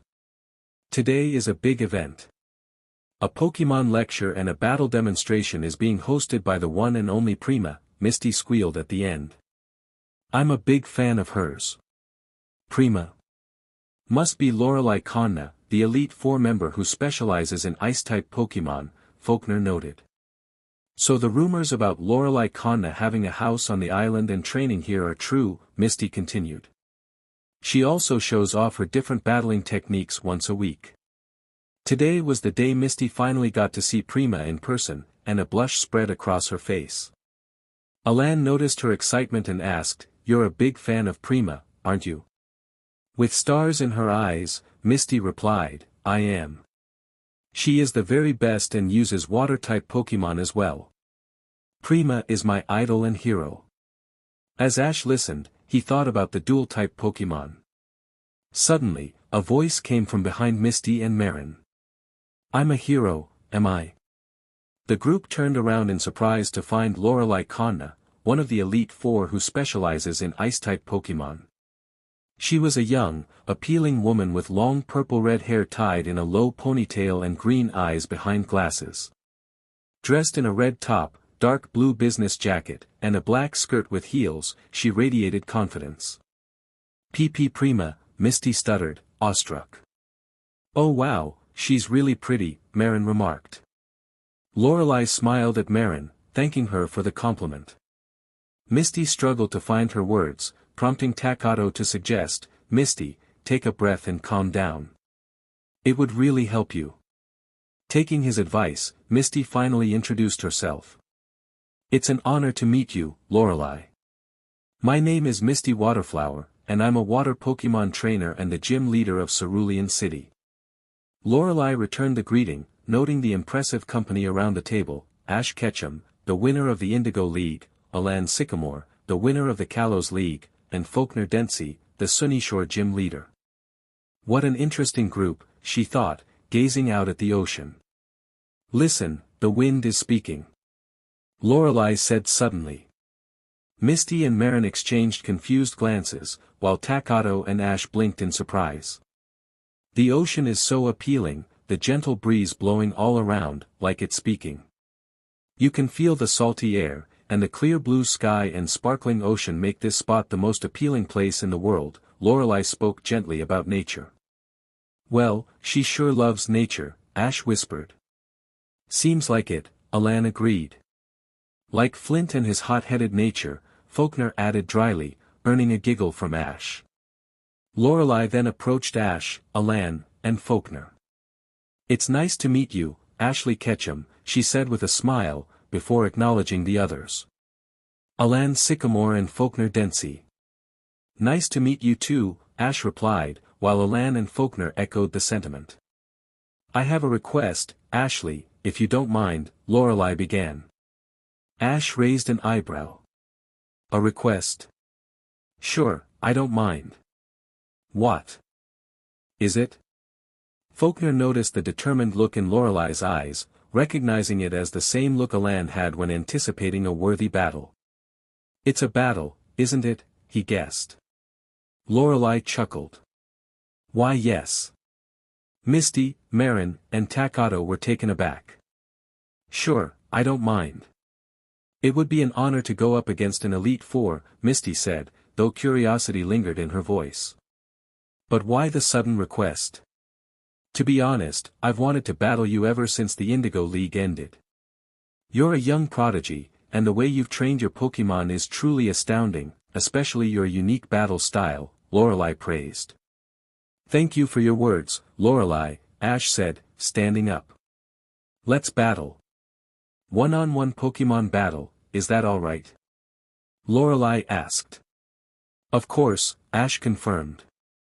They headed towards a clear area to avoid any accidents during the battle. Takato eagerly grabbed his Pokenav to record this once-in-a-lifetime event. As they prepared, a crowd began to gather, drawn by the excitement. "Hey, look," someone shouted. "Is that Prima?" another exclaimed. "She's going to battle someone. Who is she battling against?" The anticipation grew as Lorelei chuckled at the crowd. "Well, it seems we have a crowd now," she noted. Ash groaned, "Unfortunately." "Shall we?" Lorelei asked. "Sure," Ash replied. "Slowbro, I choose you," Lorelei announced, sending out her Pokémon. "Slowbro slow," it called as it appeared on the field. Alan noticed the Mega Stone around Slowbro's arm. "So Lorelei's Slowbro can Mega Evolve," he remarked. Later, the heroes found themselves on a ferry boat to Trovita Island, where Ash and Alan would earn their third Orange League gym badge. "What are those spiky rock formations?" Takato asked, curious. "Oh, those are just rock formations that rose from the ocean when Trovita Island emerged," Ash explained. "I wonder what this gym is like." Marin pondered. "Every gym showcases the bond between the trainer and Pokémon," Alan responded. Suddenly, Light and Raichu perked up. "Pika! Rai!" they exclaimed. "Pika Pika! Someone is drowning." Light pointed toward the ocean. The Ketchum siblings gasped. Help! Please, somebody! Help me, a little girl screamed. The group was shocked to see a girl with a seal struggling against a whirlpool. She's drowning! Takato exclaimed. We have to do something fast. Misty gasped. Please help! Somebody help, the girl cried out. Hurry! Marin urged, worriedly. Misty handed Togepi to Marin. Dugong, I need your help, she called, sending out her Pokémon. Dugong, it responded, ready to assist. Misty took a deep breath and dove into the water with Dugong, determined to save the girl and her Pokémon. Over here! Ash called out from her transport Pokémon. Pikachu! Light chimed in. Dugong, let's get them both over to Lapras, Misty instructed. Dugong nodded and swam towards the transport Pokémon.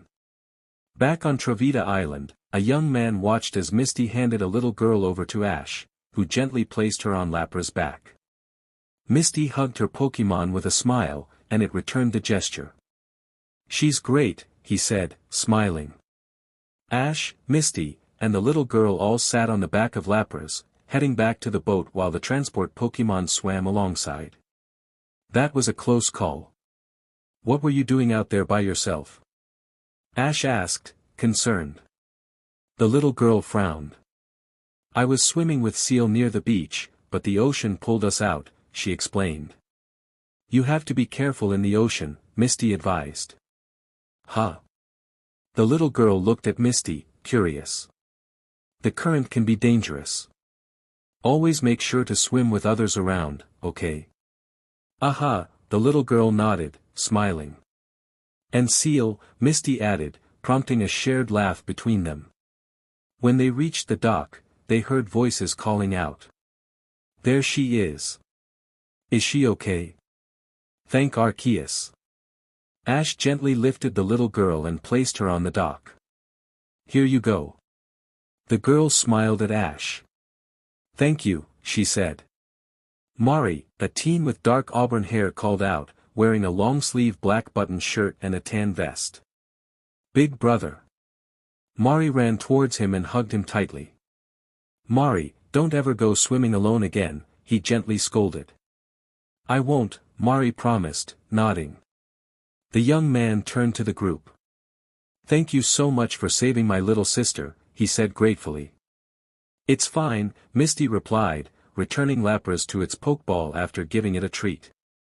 It's a good thing we were there, she added. The young teen placed his sister down and turned to Misty. I saw what you did to save her. You were amazing, he praised, looking into her eyes. Takato's jaw dropped, while Marin and Mari squealed. Alan and Faulkner exchanged amused glances, recognizing the boys' admiration. Ash giggled. I'm Rudy Ziggy.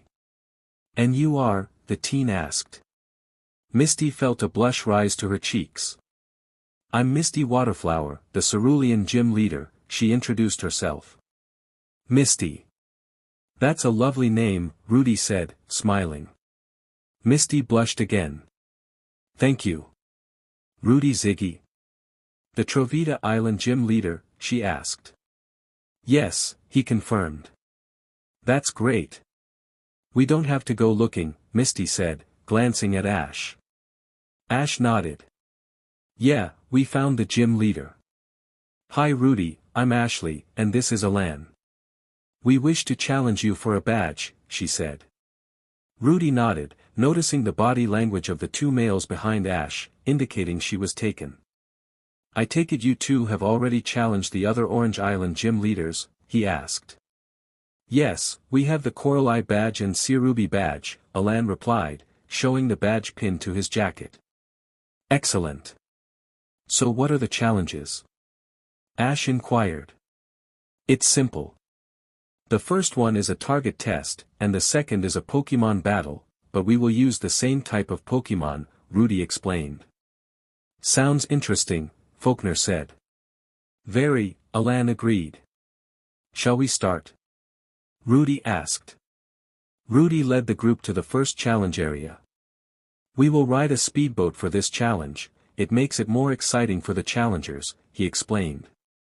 We'll go around the island twice. So who's first? I am, Ash said, stepping forward.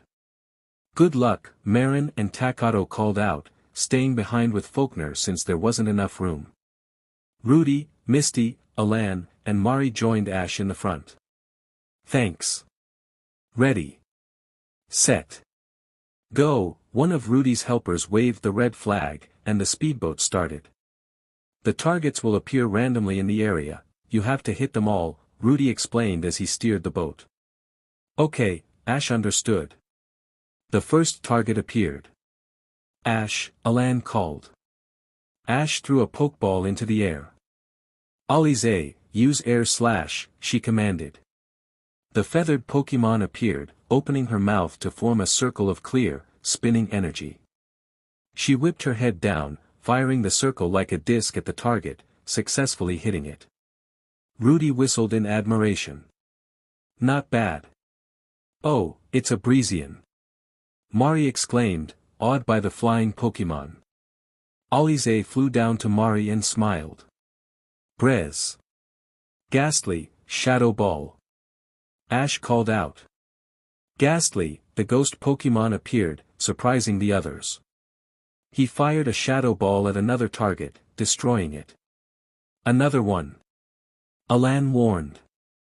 Miyuki, Ice Shard. Ash sent out her Alolan Vulpix.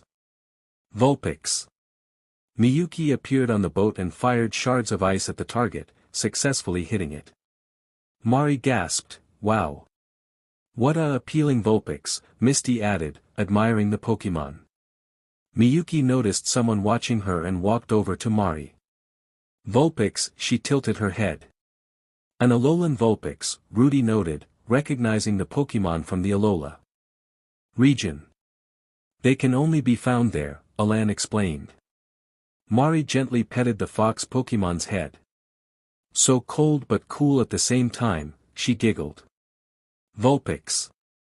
Miyuki smiled before returning to Ash's side. 3 targets appeared from different sides. Miyu, Ghastly, Ali. Ash called out, and all her Pokémon got ready. Ice Beam, Dark Pulse, Air Cutter. Miyuki, the Vulpix fired an icy beam at one target. Ghastly, he unleashed a Dark Pulse at another target in the tree. Breezian. Alize released multiple air cutters at a target on the mountain. Way to go, Ash. Misty cheered. Togepi. Togepi trilled. Pikapi. Light cheered as well. Well done. You got them all, Rudy praised. The next set is about to begin. Alan was up next. He carefully switched places with his girlfriend, ready for his turn. Get ready, Rudy said as the first target appeared. Hadian, Shadow Ball. Alan commanded, sending out his martial battle Pokémon. Hadian appeared on the boat and immediately launched a Shadow Ball at the target, successfully hitting it. What Pokémon is that? Misty asked, intrigued. Hadian, Ash replied, pulling out her Pokédex to scan the Pokémon. It's just been discovered. Here, listen. Hadian Male, the martial battle Pokémon. The evolved form of EV, evolving while holding a black belt. Unlike the female counterpart, male Hadian loves to battle strong opponents and doesn't give up easily, even when injured. They are brash and strong-headed but also very fast.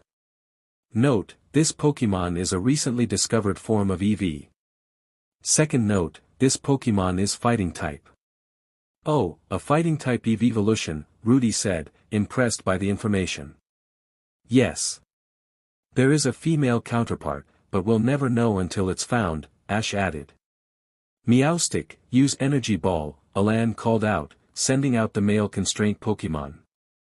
Meowstic appeared beside Hadian and launched an energy ball at the target, destroying it. Eevee, use Swift, Alan instructed. Eevee. The evolution Pokémon fired multiple stars from her mouth, hitting the target as well. Alan's Pokémon continued to take down each target that appeared. Alan, heads up, Ash warned. Hadian, Focus Blast. Meowstic, Psybeam. EV, Hidden Power, Alan commanded. Hadian fired a white energy orb at a target, destroying it, while Meowstic unleashed a multicolored beam, and EV sent out multiple white orbs, taking down the last target. Meanwhile, Rudy and Misty exchanged smiles and glances, enjoying each other's company. Ash rolled her eyes, amused by the pair. These two really like each other, she thought. Marin will definitely enjoy this. They suit each other. Mari silently squealed and nodded every time she looked at them. Alan caught his girlfriend's smile and glanced back at Rudy and Misty, feeling happy for them. After the challenge was finished, they returned to the gym where Marin, Takato, and Faulkner were waiting. Well, Ash and Alan, excellent work on beating the first challenge. But you two still need to defeat me in the same type Pokémon battle tomorrow. What type will you choose? Rudy asked. I'll go with grass, water, and dark, Ash replied. Dragon, rock, and fire, Alan added. Rudy nodded. Very well, those are the types I will be battling you with. And do you want to say something to Misty, Rudy? Faulkner questioned, noticing Rudy's attention on the Cerulean gym leader. Misty looked at the group, confused. Yes. Misty, would you like to have dinner with us? Rudy offered. Please, say yes, Mari chimed in. My brother is a great cook. I. Misty hesitated, glancing at her friends. Go for it, Misty.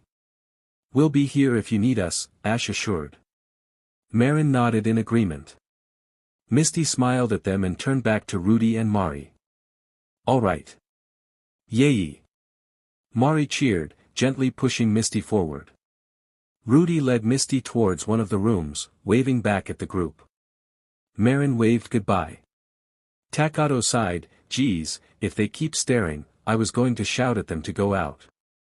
Ash giggled. You realize that would embarrass them, right? It's better than hearing them flirt, Takato retorted, pretending to GG. Alan and Faulkner chuckled at his reaction. Let's get something to eat, Ash suggested. Takato quickly forgot about the gym leaders and nodded eagerly. Food. Later that night, Misty and Togepi were having dinner with Rudy and Mari. Thank you. This food is delicious, Misty complimented. It sure is. Like I said, my brother is a great cook, Mari praised. I'm glad you like it, Rudy smiled. You know, having you here feels like having a big sister, Mari blurted out. I wish I had a sister. My brother and the other boys are great, but I'm the only girl here. Misty's eyes widened in surprise. That's enough, Mari, Rudy scolded gently. I see. That reminds me of Marin. She said the same thing to Ash before her brother and Ash started dating, Misty shared. Huh, both Ziggy's siblings responded, puzzled. You see, Marin lost her parents when she was just 5, and Alan's family adopted her. The other people who raised her were much older, so she always wanted an older sister like you, Misty, she explained. Mari nodded, understanding Misty's point. And when Marin met Ash and her little brother Takato, she thought Ash was 13 because of her appearance, but that was wrong. Wrong? Rudy questioned. Yes, Ash is only 10, and now she is 11. She just looks tall for her age. Mari gasped. 11? I thought she was 13. Misty giggled. Takato told me his sister gets mistaken for older a lot. Even I thought so. When they started traveling together, Marin began to see Ash as the older sister she never had. What about Alan? Shouldn't he be looking after her as well? Rudy asked, curious. Alan does, but he can only look after her indoors. Marin often feels like their time together is interrupted by fangirls and other girls trying to flirt with him, Misty recalled, slightly annoyed by the memories. Rudy winced slightly. I know that feeling. I get that a lot, that's the reason why I rarely leave my island, he responded. Misty's fingers twitched slightly, she didn't like the sound of that. That's when Ash appeared. Her brother never looks at girls the way he looks at Ash. He liked her, and Ash is clueless about relationships being only 10. Even Marin understood being so young, she even tried to get them together, she explained. Rudy chuckled, imagining that. Marin sounded like his little sister, Mari. Faulkner appeared and took a liking to Ash as well. Alan found out immediately, and they talked about how Ash was different from other girls. They kept in contact and agreed on one thing. They both date Ash. From what I can tell, she loves them deeply, just as they love her, Rudy commented. He had seen the looks they exchanged, it was equal love, something rare in a three-way relationship. Cute, right? Ash is the first girlfriend Alan and Faulkner have ever had, and they swear they refuse to be with anyone else who isn't Ash. Misty chuckled when Marin called her on her poke gear. She excitedly shared the big news about the three of them being together. Amazing, Mari said, awed. And then?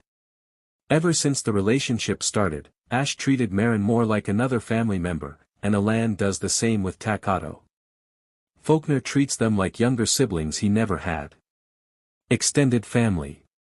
So, Misty, after dinner, want to see all my Pokémon? Rudy asked, changing the subject. Misty smiled, I would love to, she said. Happily. After dinner was finished and cleaned up, the Ziggy siblings led Misty to a room in the gym where all of Rudy's Pokémon were. Rudy had quite a lot, Ninetales, Electabuzz, Venomoth, Nidoking, Starmie, Exeggutor, Hitmonchan, Golem, Alakazam, Pidgeot, Rhydon, Dragonair, Sneasel, and Granbull. In the room, all the Pokémon were dancing to music. You taught your Pokémon to dance? Misty asked, amazed. That's right. I don't think it's enough to just teach Pokémon a lot of attacks.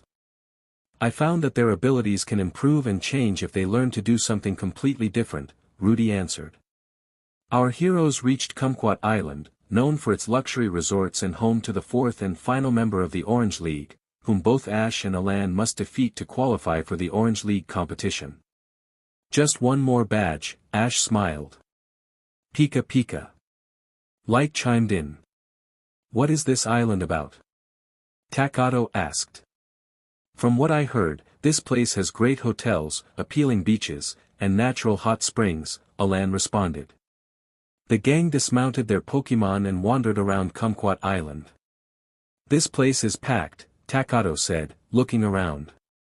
Well, like Alan said, it's famous because of those luxury resorts, Faulkner added. Hey, can we try the hot springs? Marin asked. I don't mind, but I would like to know where the gym is, Ash replied. I can help with that, a female voice said from behind them. The gang turned around to see a middle-aged woman with shoulder-length red hair and blue eyes. She wore a long dark blue dress with a yellow and green long-sleeve coat over it. Who are you? Ash asked. I'm Lunana Ryuchin. I'm the manager of my own luxury hotel and the Kumquat Island gym leader, she introduced herself. Ash's eyes lit up. That's great. I'm Ashley, and this is Alan. She pointed at him. We both wish to challenge you for the 4th Orange League badge. Lunana smiled, looking at both challengers. Well, I accept your challenge. We'll have our battle tomorrow, she responded. That's fine with us, Alan said. I also suggest you all spend the night at my hotel, Lunana added. Yay! Marin cheered. We don't have to go searching, Takato chimed in. Thank you, Faulkner said. You're welcome. Follow me, Lunana said as she walked ahead. Let's go, both kids said. The gang followed Lunana to the hotel area. When they saw the hotel, it was impressive, Hotel Ryuchin. Wow, Marin said. So the gym is inside? Takato asked. That's right, Lunana replied. Come on in. The gang followed the Kumquat Island gym leader inside the hotel. Good afternoon, all the staff greeted them. Chilton, would you prepare a deluxe suite for my guests, please? Lunana asked the head male staff. Chilton bowed, right away, ma'am, he nodded. Woohoo, we get a deluxe suite. Marin exclaimed. They walked through the hotel, following the gym leader, and saw many Pokémon inside, training in their own way. And this is where we'll have our match, Lunana spoke up.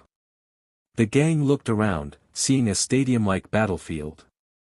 For my challenge, it's a double battle, so we'll use 2 Pokémon at the same time, Lunana explained her gym rules.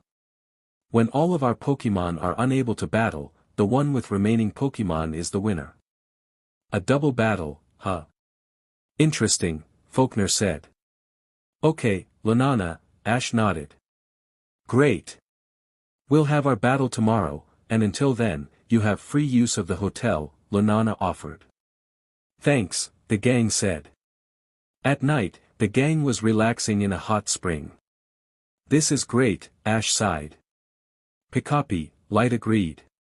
Hey, what Pokémon do you think Lunana is going to use tomorrow, big brother, Ash Nachan? Marin asked. Alan lifted his head.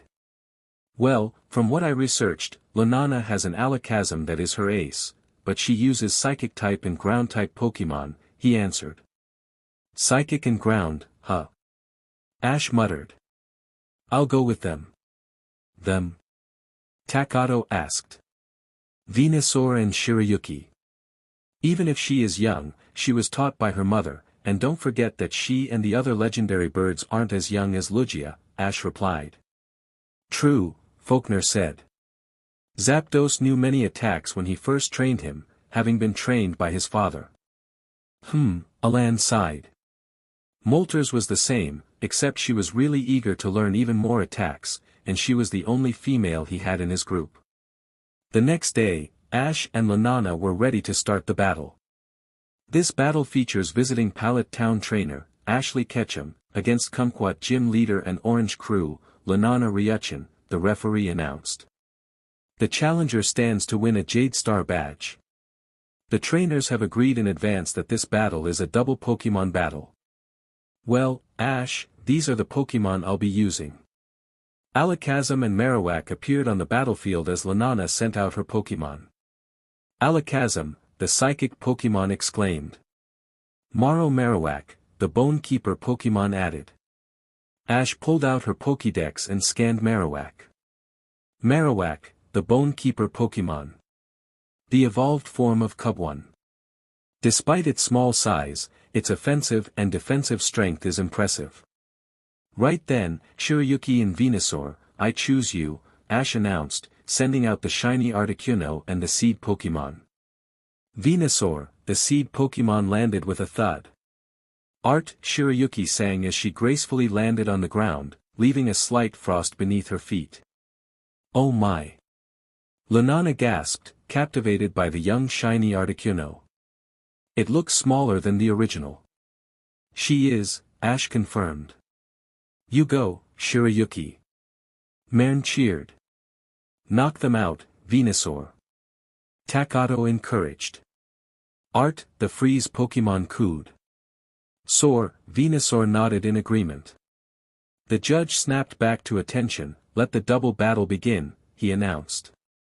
Marowak, use Fire Blast on Articuno, and Alakazam, use Fire Punch on Venusaur, Lunana commanded. Shirayuki, use Sheer Cold. Ash instructed. The shiny Articuno glowed a light blue and flapped her wings, releasing a wave of icy energy that froze everything around it. Venusaur quickly used Protect, shielding himself from the chilling attack. All of Ash's Pokémon were able to defend against the incoming attacks like Sheer Cold and Petal Blizzard. The Sheer Cold hit Alakazam and Marowak, causing them to flinch from the cold and become encased in ice. Oh no! Lunana exclaimed, shocked. Alright, the kids cheered alongside Ash's Pokémon. She froze both Pokémon, Faulkner noted. Venusaur, use Energy Ball on Marowak, and Shirayuki, use Signal Beam on Alakazam, Ash commanded. Venusaur, the seed Pokémon, launched an energy ball toward the frozen Marowak. Art. Shirayuki soared into the air, firing a multicolored beam at the frozen Alakazam. Both attacks struck their targets, shattering the ice. Maru. Alakazam. Both Pokémon cried out as they crashed onto the icy floor. Alakazam, Marowak. Are you two alright? Lunana asked, concern evident in her voice. Marowak nodded, albeit tiredly. Alakazam, the psychic Pokémon, responded weakly. Good. Alakazam, use Teleport with Marowak, then Flamethrower on Venusaur and Charge Beam on Articuno. Lunana commanded. Alakazam, the psychic Pokémon, said, grabbing Marowak and teleporting above Ash's Pokémon. Both of Lunana's Pokémon charged up their attacks. Marowak, the Bone Keeper Pokémon, unleashed a stream of flames toward Venusaur. Alakazam, the psychic Pokémon, fired a yellow beam toward Shirayuki. Venusaur, power WHP against the charge beam. Shirayuki, water pulse on the flamethrower. Ash countered. Venusaur. The seed Pokémon used his glowing WHP to absorb the charge beam and then wrapped his vines around Alakazam, pulling him down. Artie. Shirayuki dodged the charge beam and unleashed a water pulse against the flamethrower, extinguishing it. Soar. Venusaur pulled Marowak down as well. Marowak. Alakazam. Both Pokémon crashed onto the ground. Now, Storm Blizzard. Ash commanded. Shirayuki and Venusaur nodded, unleashing a flurry of Petal Blizzard attacks while Shirayuki used Blizzard, creating a appealing icy storm of petals around them.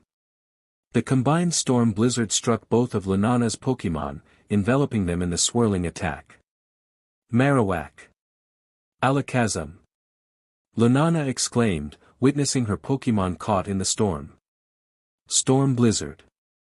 There are two types of versions from what Ash told us before, and this is one of them, Faulkner observed, captivated by the display. So pretty, Marin marveled at the glittering blizzard. As the attack subsided, both Marowak and Alakazam fell to the ground, dazed. The gym leader's Pokémon, Marowak and Alakazam, are unable to continue the battle, Chilton announced, pointing to Ash. Victory goes to the challenger. Lunana was surprised but smiled, it's all over. Though I have one more match. Ash beamed and hugged her Pokémon, petting them. We did it. Thank you too, she praised. Venusaur, the seed Pokémon, nodded. Shirayuki cooed happily, celebrating her first match victory. Alan, are you up for our double battle? Lunana asked her next challenger, who stood on the opposite side of the field. Yes, Alan replied, walking toward the battlefield. Ash joined the others on the sidelines. Takato hugged his sister, that was so cool, especially the last combined attacks, he grinned. Thanks, Ash smiled back. This next battle features Alan Sycamore from Lumio City against Kumquat Gym Leader and Orange Crew, Lunana Ryuchin, Chilton announced. The challenger stands to win a Jade Star badge. The trainers have agreed in advance that this battle will be a double Pokémon battle. These two are my next Pokémon, Hypno and Rhyhorn. Lunana declared, sending out her Pokémon. Hypno, the Hypnosis Pokémon, said. RHYY. Rhyhorn roared. So Lunana is using ground and psychic types, Faulkner commented. Let's go, Gyarados and Absol, Alan called, sending out his shiny Gyarados and Absol. Grr, the shiny Gyarados roared as he appeared. Absol, the disaster Pokémon, added.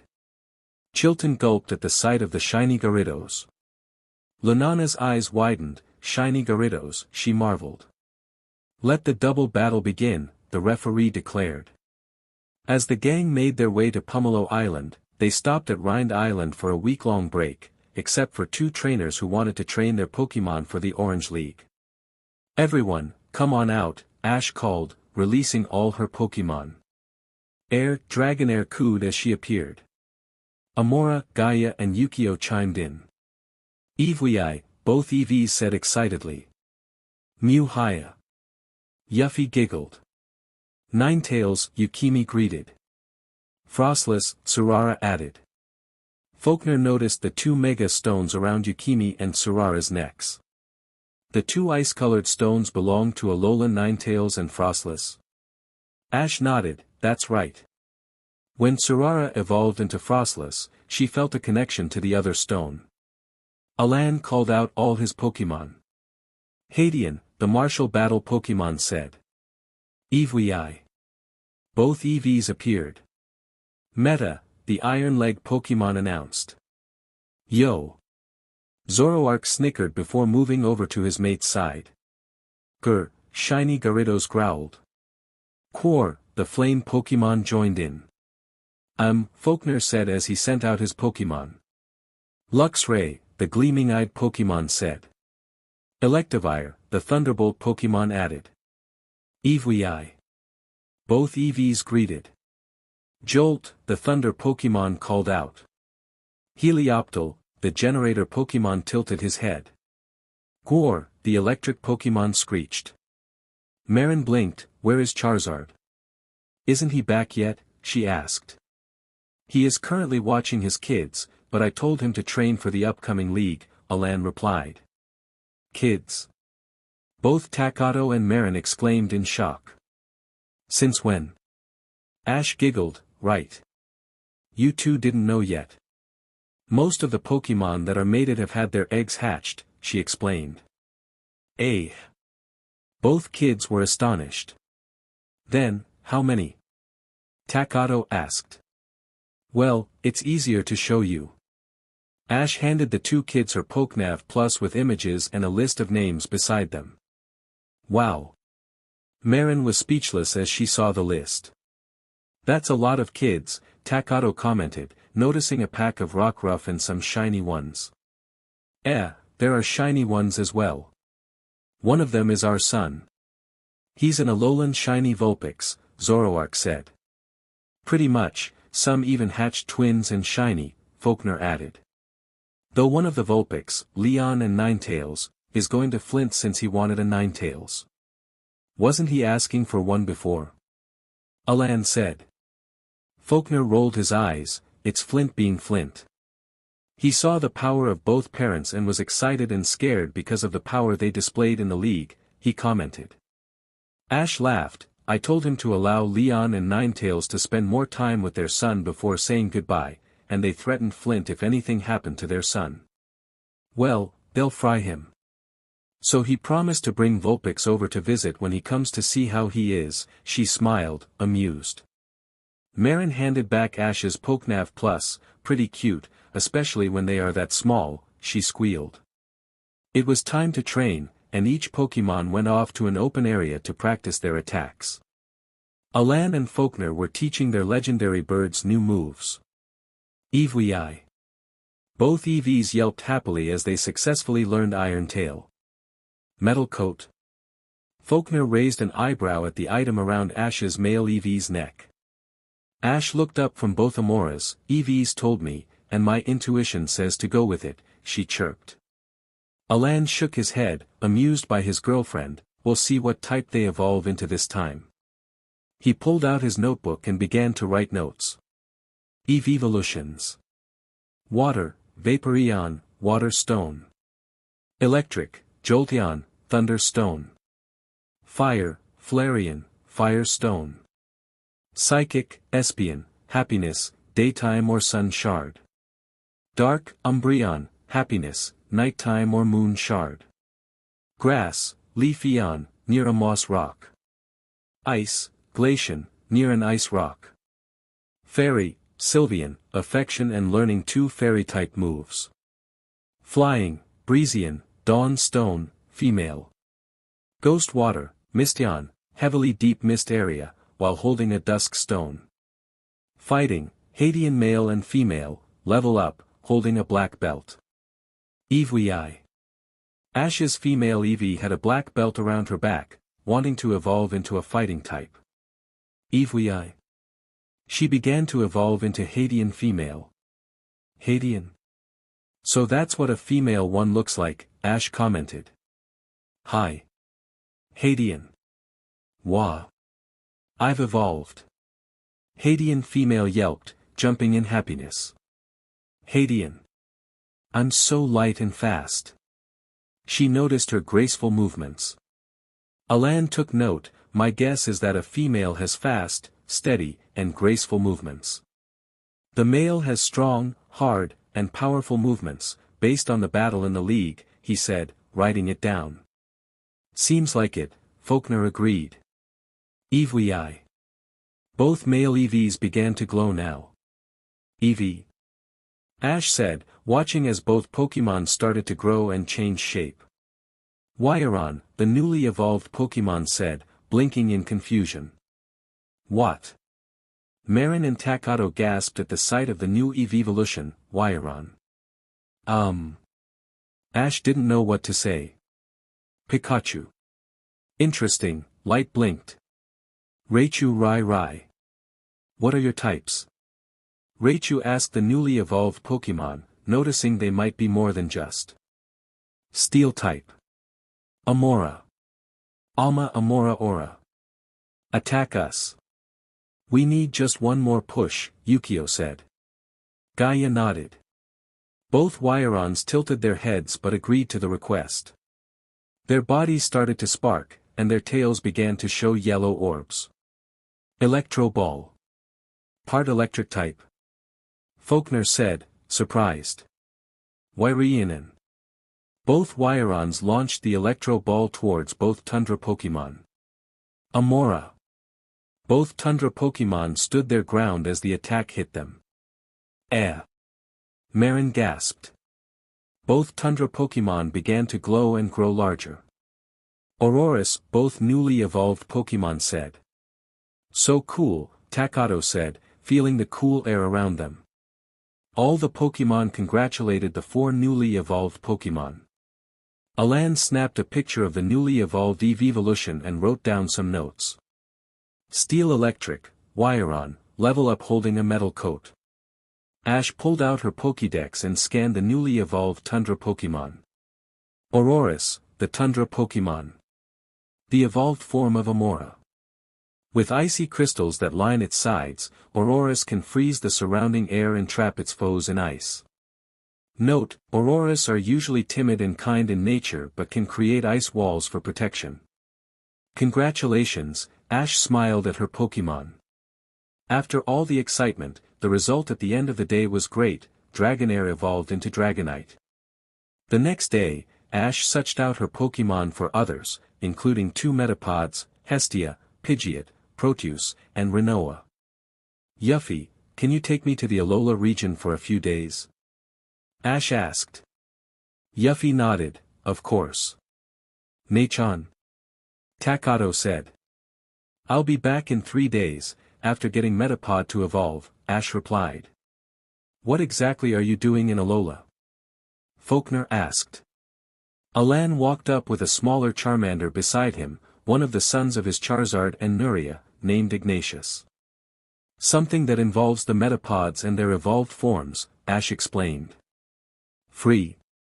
The newly evolved tropical form Butterfree tilted her head, the youngest and only one of her 3 siblings to evolve. What? Marin blinked. Yuffie told me, Ash said, and I'll be careful. Unless one of you wants to come with me? Ash asked, looking at Alan and Faulkner.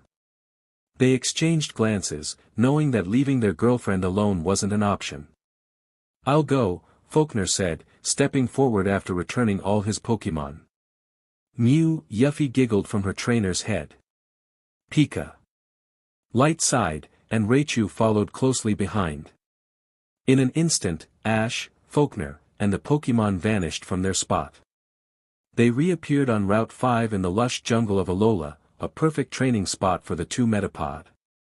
Here we are, Yuffie announced, transforming into an EV and landing on Faulkner's shoulder. Thanks. Metapod, come on out. Ash called, releasing 2 Metapod from their Pokeballs. Metapod. Metapod, they chorused.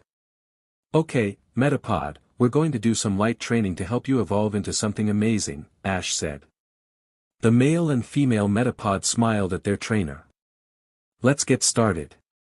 Ash trained the female Metapod during the day and the male Metapod at night, and the results were incredible.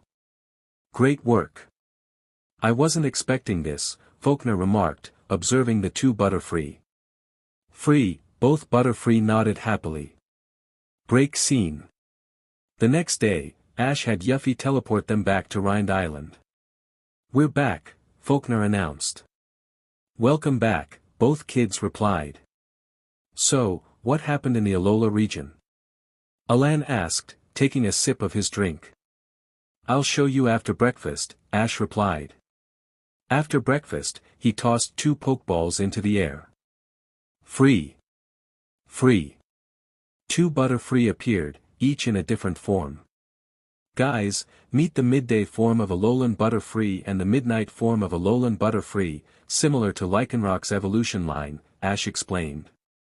Koli and Chuko are the forms from the Alola region, just like Yara, whose form is from the Orange Islands. Yara flew around her older siblings happily. What type are they? Faulkner inquired. Alan pulled out his Pokédex and scanned the midday form Alolan Butterfree. Alolan Butterfree, midday form, the butterfly Pokémon. The evolved form of Metapod during the daytime in the Alola region. Midday form Butterfree are loving, graceful, and peaceful Pokémon that enjoy the attention they receive from people and Pokémon alike. Type, Fairy and Psychic. Note, midday form Butterfree are rarely seen at night, as they prefer the sunlight to gather energy. Second note, Alolan Butterfree, midday form can only be found in the Alola region. Third note, Metapod can only evolve into the midday form during the daytime in the Alola region. Fairy and Psychic type, Alan noted before scanning the midnight form Alolan Butterfree. Alolan Butterfree, midnight form, the butterfly Pokémon. The evolved form of Metapod during nighttime in the Alola region. Midnight form Butterfree can be aggressive if their sleep is disturbed and will not hesitate to defend themselves. Type, Dark and Poison. Note, midnight Alolan Butterfree are rarely awake during the day, as they rest until nighttime to gather energy from the moon. Second note, Alolan Butterfree, midnight form can only be found in the Alola region. Third note, Metapod can only evolve into the midnight form during the nighttime in the Alola region. Sun and Moon. Sounds familiar, Faulkner commented. Hey! Ash and Takato exclaimed. No wonder Koli has trouble staying awake, Alan observed, noticing the midnight form Butterfree looking tired. Can you blame him? Ash said, extending his arm for the midnight Butterfree to land on. Koli is a nighttime Pokémon, not a daytime one like his siblings. Koli nodded, asking if he could return to the lab to rest. Sure, I'll send you and your siblings back together so you can show your parents your new achievements, Ash replied. All 3 Butterfree nodded happily. Ash returned the 3 Butterfree to their Pokeballs and searched them for 3 other Pokémon. Odd scene. In the Sinnoh region at Sunyshore Gym, Flint and his 3 Pokémon, Infernape, Litleo, and Vulpix, stared blankly at a girl around his and Faulkner's age. The girl had long brown hair and blue eyes, wearing a stylish outfit that caught attention. Where is Faulkner? She demanded. Flint felt uneasy. He isn't here. If you read the sign in front of the gym, he's currently on vacation, he replied calmly. Where is he? Why do you need to know? And who are you anyway? The girl huffed, I'm Maria Shade, the most appealing girl in Sunyshore City. Everyone knows me. She flipped her hair dramatically. Litleo said, confused. Vulpix. She's strange. Vulpix added. Infernape nodded, having seen too many girls like this. Flint was puzzled. Maria Shade. Wait, didn't Faulkner mention a girl who wouldn't leave him alone and claimed to be his girlfriend? He thought, realizing she might be a stalker. Chapter end. After a week on Rind Island, the gang headed to Pomelo Island for the Orange League, where they would battle the champion and leader of the Orange Crew, Drake Yuji, to obtain the Orange League trophy. Raichu glanced to the side and noticed something. Raichu? What's that? He asked. Pi. Light looked and saw a silhouette of a Pokémon flying across the ocean. Fast, Marin remarked. Ash pulled out her PokeNav Plus and pointed it at the silhouette, which scanned the Pokémon. The device displayed the information. Pokémon identified, Dragonite, the dragon Pokémon. Type, dragon and flying type, the mechanical voice announced. A Dragonite. Huh. Must belong to Drake, he's the only one on Pomelo Island with a Dragonite, Alan noted. Faulkner nodded. Break scene. Hello, we're here to challenge the Orange League, Ash told the receptionist. Another challenge, and this time too, the receptionist said. I need your Pokédexes and badges to verify them, please. Both Ash and Alan handed over their Pokédexes, and the receptionist began the verification process. Oh ho ho, you're the champion of the Indigo League, Ashley Mew Ketchum from Pallet Town. The receptionist ejected the Pokédex and handed it back to Ash, then scanned the badges one at a time. On the computer screen, Ash's information appeared alongside the 4 Orange League badges. Okay, you're all set. Since I did you first, your match is at 10 o'clock today, the receptionist said. Ash nodded, okay, thank you. You're welcome, and now it's your turn. The receptionist slotted Alan's Pokédex into the computer and typed a few things on the keyboard. Oh ho ho, another recent champion from the Kalos region. Alan Sycamore from Lumio City. He ejected the Pokédex and handed it back to Alan, then scanned each Orange League badge pinned to Alan's jacket. Okay, you're all done as well, and your match is tomorrow at the same time, the receptionist said. Takato was staring at the Dragonite statue. Oh wow. It's a Dragonite, Faulkner said. Dragonite is one of Drake's Pokémon and his strongest, the receptionist explained. Because of his Dragonite, Drake hasn't been defeated for quite a while. Where is the stadium? Marin asked. Follow me. The receptionist led them outside. Break scene. The group continued to follow the receptionist until they reached 2 buildings, one of which was Pomelo Stadium. That's Pomelo Stadium where you two will have your battles, the receptionist said. Takato noticed another building beside it. Excuse me, what is this building? He asked curiously. This is the Palace of Victory, the receptionist replied. Victory, both kids echoed. The receptionist led them inside the building. Well, that's the official name, but people know it now as the Hall of Fame, he explained. Hall of Fame, both kids said, we like that name better. The receptionist chuckled. All these photos, displays, and trophies are here to honor every trainer who has been victorious in the Orange League since the establishment of the winners' trophies. Oh wow, Ash said, impressed. To get into the Hall of Fame, a trainer has to defeat the 4 members of the Orange League and the Pomelo Gym leader in a full Pokémon battle. A full Pokémon battle, huh? So a 6-on-6 Pokémon battle, Alan said. That's correct. I'm sure you all must notice that the competition in each one of the Orange Islands is very different. That's because the Orange Crew believes it's important to test both trainers and Pokémon under various circumstances to prove how well they work together, the receptionist explained. If you're able to win in all 4 Orange gyms and in the Orange League, you all deserve to be in the Hall of Fame. Sounds awesome, Takato said. Break scene. In Pomelo Stadium, the leader of the Orange Crew was looking up at the sky with a bored expression. I wonder if there'll ever be a challenger strong enough to triumph over us, Drake Yuji sighed. The truth was that many Pokémon trainers had challenged him in the past, and he had easily defeated them all. He wished for a challenger who could give him a great fight. Drake checked the challengers and saw 2 names on the list that piqued his interest, Ashley Mew Ketchum and Alan Sycamore. Those 2 are the youngest league champions.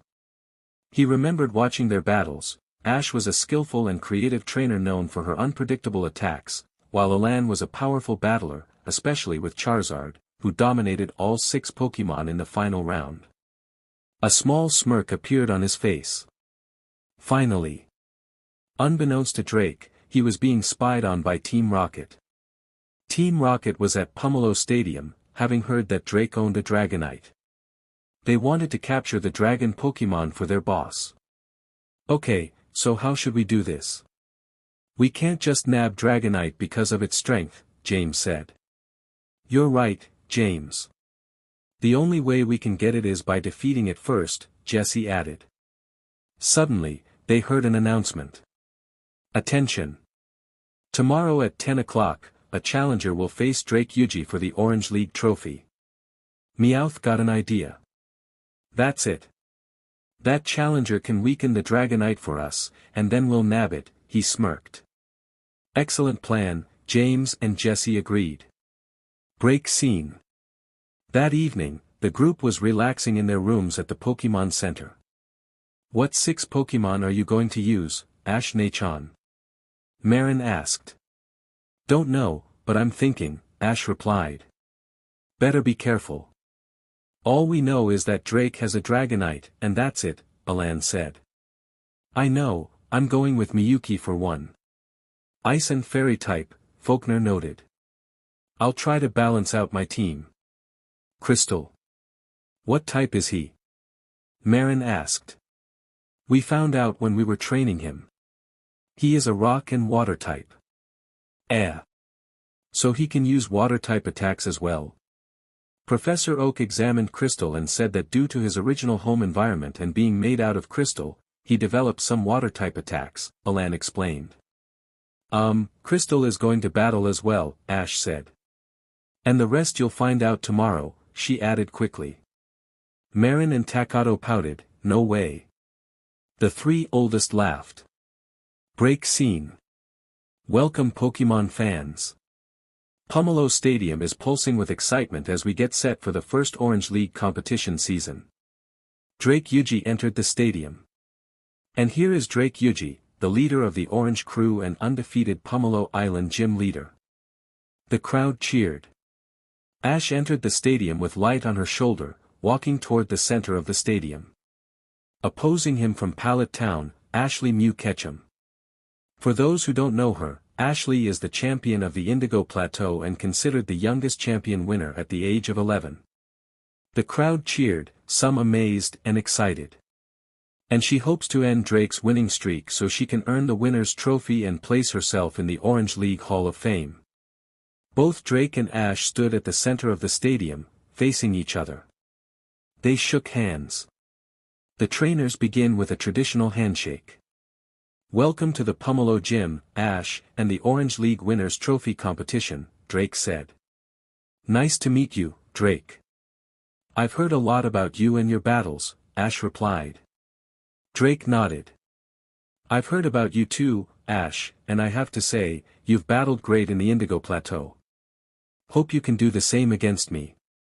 Ash nodded, you bet. I'm not holding back, she smiled confidently.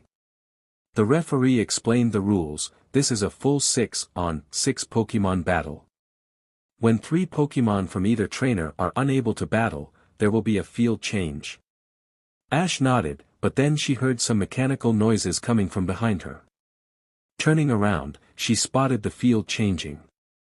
The gym leader is forbidden to substitute Pokémon during battle, but the challenger may SWCH Pokémon at any time, the referee continued. The battle will begin on a rock and water field. This winner trophy match is about to begin, so choose your Pokémon and good luck to you both. Throughout the entire island, people were watching the competition on screens and televisions. Welcome Pokémon fans. Pomelo Stadium is filled with excitement as we prepare for the second season of the Orange League competition. Drake Yuji entered the stadium to cheers from the crowd. And here comes Drake Yuji, the leader of the Orange Crew and Pomelo Island gym leader. Next, Alan made his entrance, walking confidently to the center of the stadium. Opposing him is Alan Sycamore from Lumio City in the Kalos region. For those who may not know, Alan is the champion of the Kalos League and the second youngest champion at just 13 years old. The crowd erupted in cheers, some in awe of Alan's reputation. Yesterday's battle between Ashley Mew Ketchum and Drake Yuji was spectacular, with Ashley ending Drake's winning streak by defeating all 6 of his Pokémon and claiming the winner's trophy. The audience cheered, recalling the thrilling matches from the previous day. Can Drake Yuji reclaim his winning streak? Alan must defeat Drake to earn the winner's trophy and secure his place in the Orange League Hall of Fame. Both trainers stood at the center of the stadium, facing each other, and shook hands. Both trainers begin with a traditional handshake, the announcer stated. "Welcome to the Pomelo Gym, Alan, and good luck in the Orange League Winners' Trophy competition," Drake said. "Thank you," Alan replied. "It's nice to meet you." Drake nodded, "It's nice to meet you too. Your battles in the Kalos region with just 3 Pokémon were impressive. Your Charizard is remarkable, taking down all 6 Pokémon in the final round. Now, let's see how you fare against me." Alan nodded in acknowledgement. This is a full 6-on-6 Pokémon battle. When 3 Pokémon from either trainer are unable to battle, there will be a field change, the referee explained. The gym leader cannot substitute Pokémon during battle, but the challenger may SWCH at any time.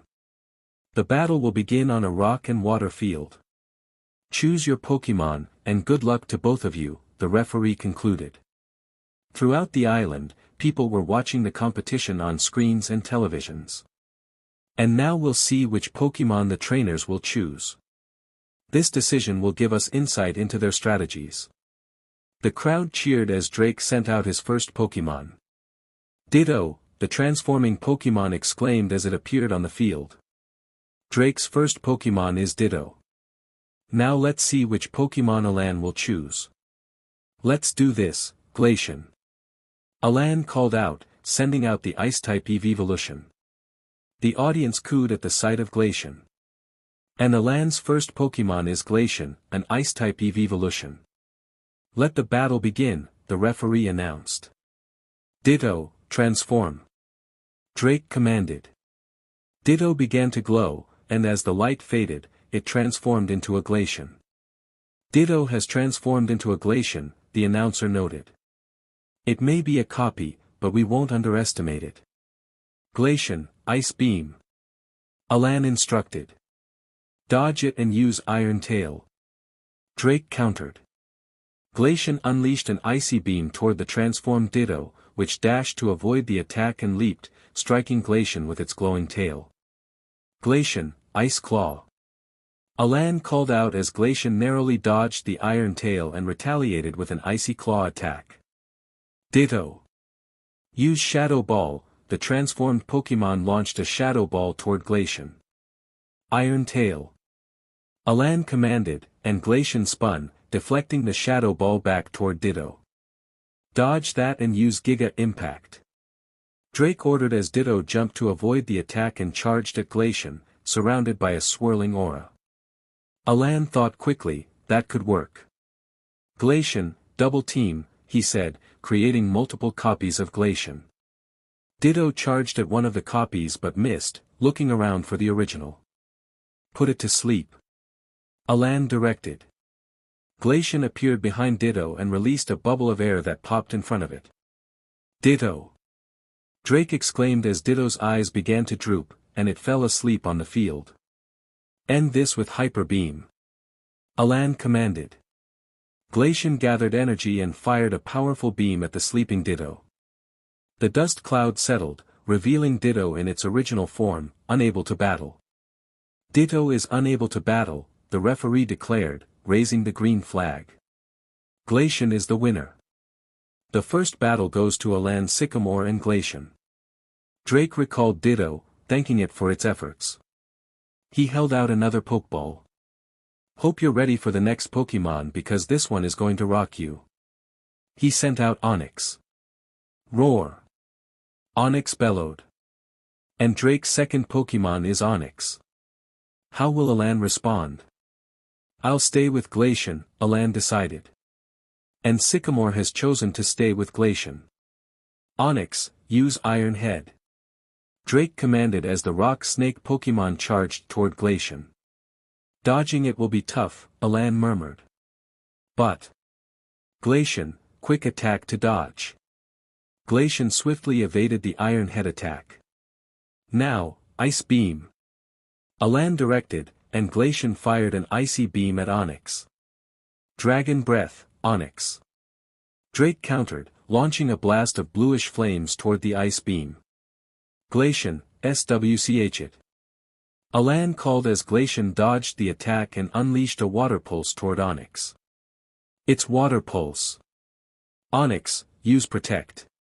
Drake commanded, and Onyx created a protective barrier. Roar. Onyx grumbled. Glacé. Glacian glared, ready for the next move. Ice Pillar. Alan shouted as the battle continued. Drake was confused by the name of the attack. Glacé. Glacian vanished from its spot and began to circle around the Onyx. In an instant, 6 white orbs surrounded the rock snake Pokémon, and suddenly, a pillar of ice appeared, trapping Onyx inside. Drake was flabbergasted. Ash smiled, grinning happily. It worked, she exclaimed excitedly. Though it was a difficult move to develop. Ice Pillar, huh? Marin blinked in surprise.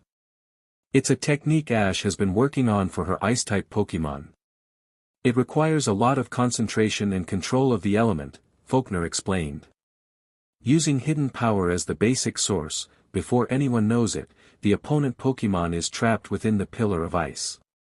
Ash nodded enthusiastically. That's correct. It was a move I developed especially for Tsurara's Mega form, you see, she said. Though it has a different name. Glacian has trapped Onyx in a pillar of ice. What an interesting technique. Onyx. Onyx, if you can hear me, break out of there. Drake shouted. The rock snake Pokémon remained unresponsive. Hyper Beam, Alan commanded. Glacian opened its mouth, gathering energy, and fired a yellow-orange beam toward the frozen Onyx. Boom! The Hyper Beam struck the ice pillar, causing it to crumble and create dust clouds. As the dust began to settle, the silhouette of the rock snake Pokémon was revealed on the ground. Roar! Onyx groaned weakly, its eyes swirling. Onyx is unable to battle, the referee announced, raising the green flag. Glacian is the winner. And that's the second defeat for Drake. Onyx, return now. Drake recalled his fallen rock snake Pokémon into its Pokeball. Can't believe it. This is unbelievable. Is Drake going to lose again? Don't know. I'm so going to ask for their autographs, one fan exclaimed. I'm with you, another chimed in. Same here, a third added.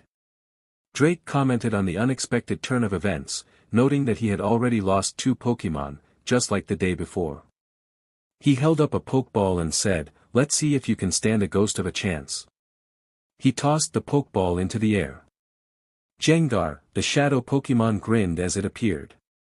Drake has chosen the ghost. And poison-type Pokémon, Gengar, the announcer declared.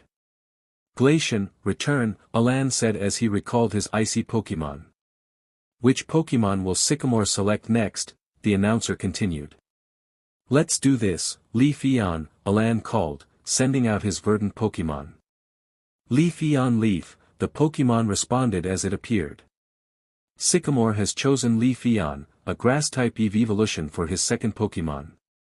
The audience gasped in awe at the sight of the grass-type evolution, with some newcomers to the scene expressing their amazement. Gengar, use Shadow Ball. Drake commanded. Intercept that with your own, Alan countered. Both Pokémon launched Shadow Ball at each other, resulting in a spectacular clash that cancelled each other out. Ash blinked twice, remarking, Deja vu much. Gengar, Shadow Sneak and Fire Punch. Drake called out. Genjinjin. Gengar snickered before fading into the rocky ground, disappearing from sight. Leaf-Eon, Sword Dance, Alan instructed. Leafeon summoned multiple white swords around itself, boosting its attack power. Now, Jengar! Drake shouted. Jengar laughed as it reappeared behind Leafeon, its claw ablaze with flames. Protect, Alan ordered.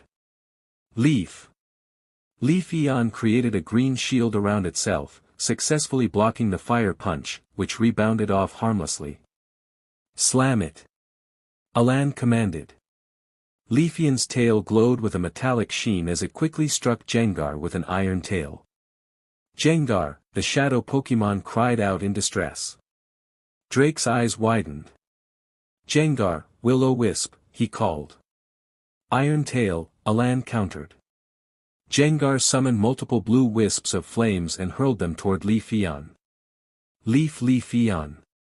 Leafeon's tail glowed again as it struck each Will-O-Wisp back toward Jengar, showing no fear of the fire-type attack.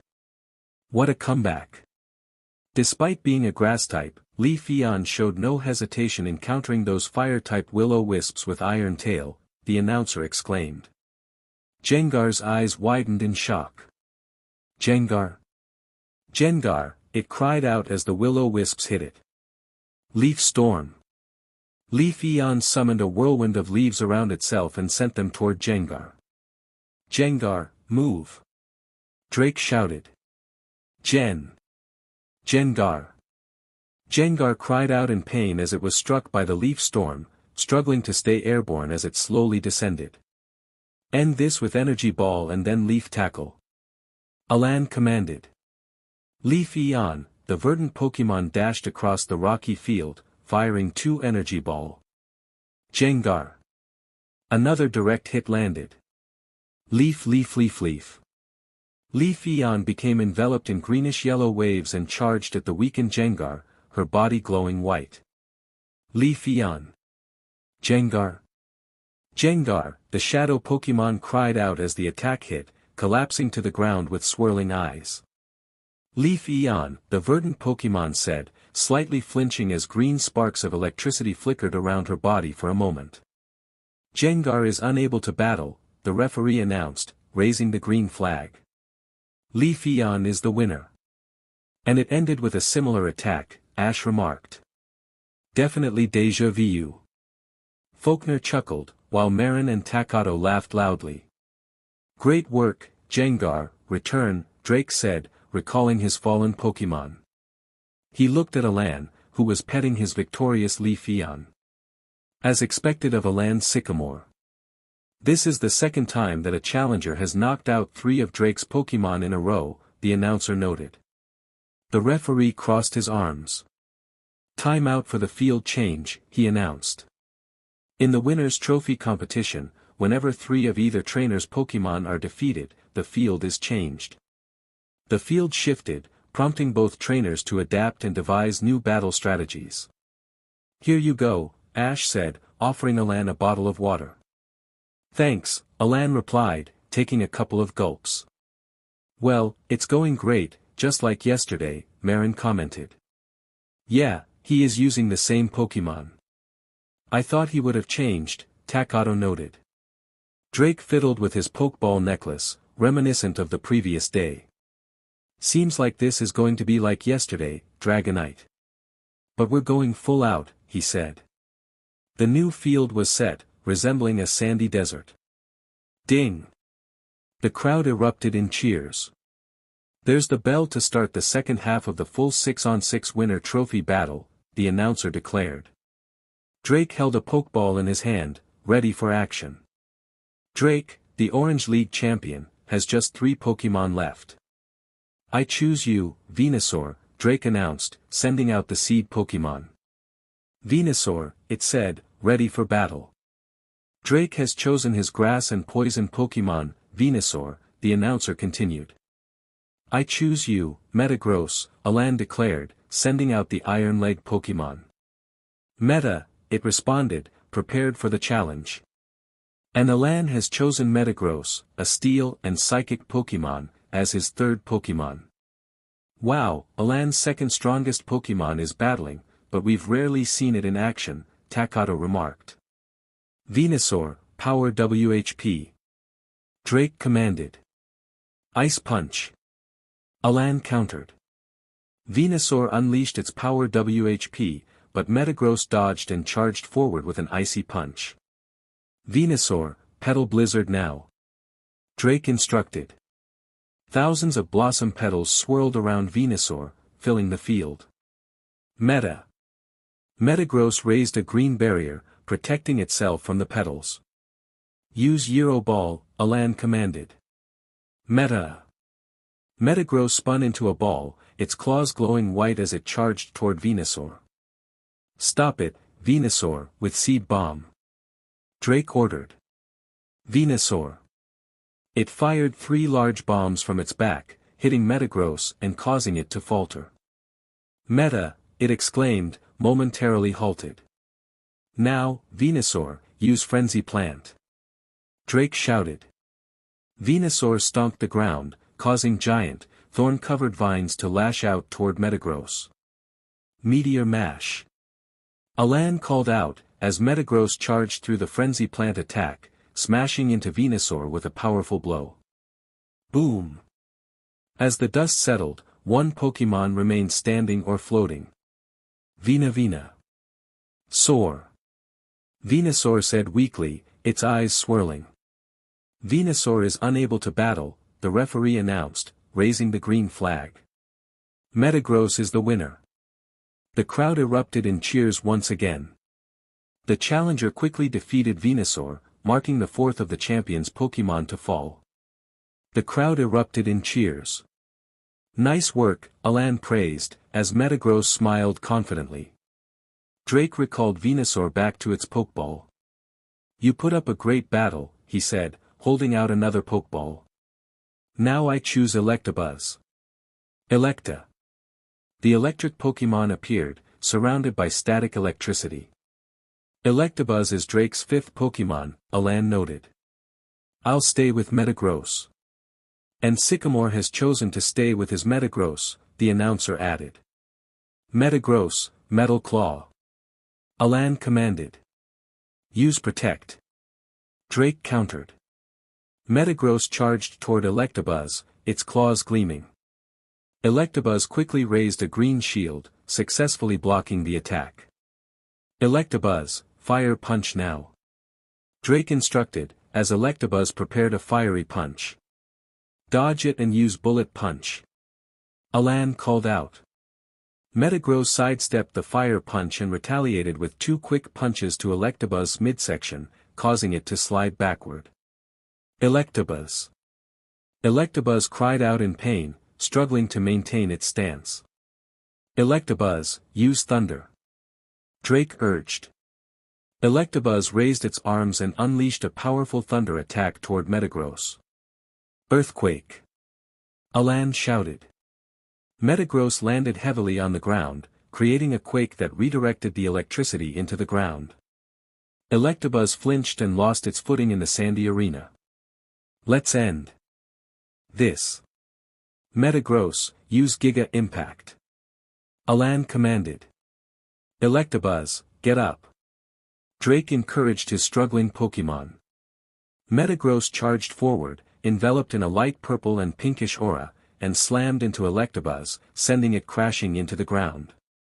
A dust cloud enveloped the arena, and as it began to clear, one Pokémon floated while the other lay on the ground. Electabuzz, it murmured, its eyes swirling. Electabuzz. Electabuzz is unable to battle, the referee announced, raising the green flag. Metagross is the winner. The crowd cheered once more. Drake returned his fainted Electabuzz to its Pokeball. Good work, Electabuzz, he said. Now challenger Alan Sycamore is 1 victory away from the winner's trophy, the announcer declared. Metagross, return, Alan said, recalling his Pokémon. This is it. Dragonite is going to appear again, Faulkner remarked. I'm surprised Drake is sticking with Dragonite. I know what you mean. Dragonite was exhausted from battling Ferris yesterday, Ash commented. But as we've seen before, Drake saves the best for last, Faulkner added. Drake pulled the Pokeball from his necklace, and the crowd fell silent, eager to see his ace Pokémon once more. The Orange League champion enlarged the Pokeball. "My last hope," he said, tossing it into the air. Night, the dragon Pokémon appeared. Drake's last Pokémon, the legendary Pokémon Dragonite. If Dragonite goes down, this battle is over. We're going all out in the beginning, Dragonite, Drake thought. And now the challenger, which Pokémon will Alan Sycamore call out to battle against Dragonite? The announcer asked. "Let's do this, Charizard," Alan declared, sending out his ace Pokémon. Char! The flame Pokémon roared as it appeared. Dragonite and Charizard locked eyes, both growling and ready to fight. "A Charizard," Drake noted. "This must be the Charizard that took out all 6 Pokémon in the final Kalos League competition." "Say what?" the crowd exclaimed. "That is correct, folks. According to the records, Alan Sycamore used only his Charizard in the final round of the Kalos League competition, and it dominated all 6 Pokémon, even Mega evolving against a Mega Metagross." The crowd was impressed, some sweating at the thought of Charizard's power. "So you're the one my adopted son won against," Charizard said, amused. "Son?" Dragonite blinked in confusion. "Yes." Drake placed his fingers on his keystone.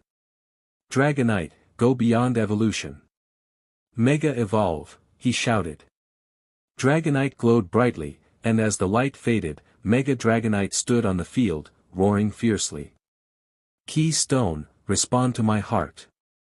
Alan pressed his fingers against his keystone and raised his wrist with the Mega Ring into the air. "Beyond evolution, Mega evolve." Roar! Charizard Mega evolved into Mega Charizard X. And the beginning of the final match is Mega Dragonite against Mega Charizard X. "Who will win is anyone's guess," the announcer exclaimed as the stadium erupted into cheers. "Dragonite, use Hydro Pump." Drake commanded. "Evaporate that Hydro Pump," Alan countered.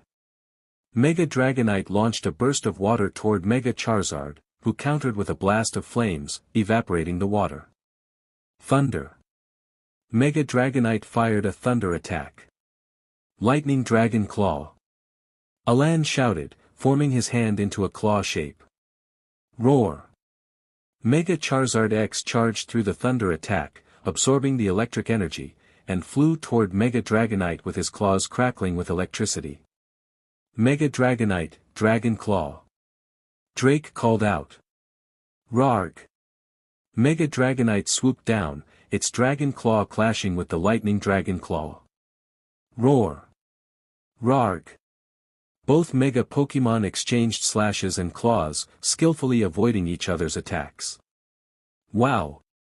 Just look at those 2 Mega Pokémon go, the announcer exclaimed. Go Charizard, go! Marin cheered. Yeah! Beat it! Takato shouted. Wildfire Tsunami! Alan commanded. Roar!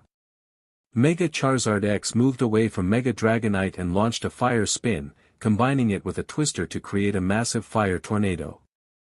Holy! Those are some intense blue fire tornadoes, the crowd gasped. Mega Dragonite, Aqua Tail and Water Pulse. Drake ordered. Oral. Mega Dragonite swirled with water, sending a pulse of water toward the wildfire tsunami, creating a cloud of steam. Alan narrowed his eyes, a small smirk on his face. We'll use that.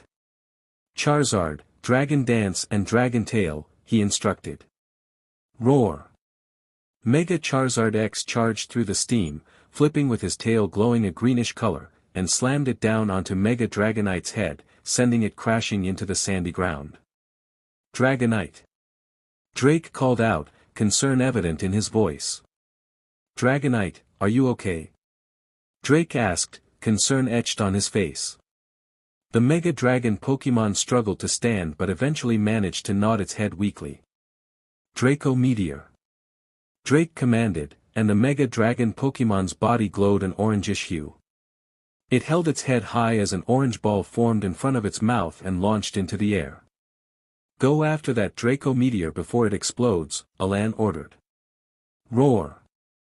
The Mega Flame Pokémon soared toward the Draco meteor ball. What is he doing? Drake stared up, flabbergasted. Use Dragon Claw.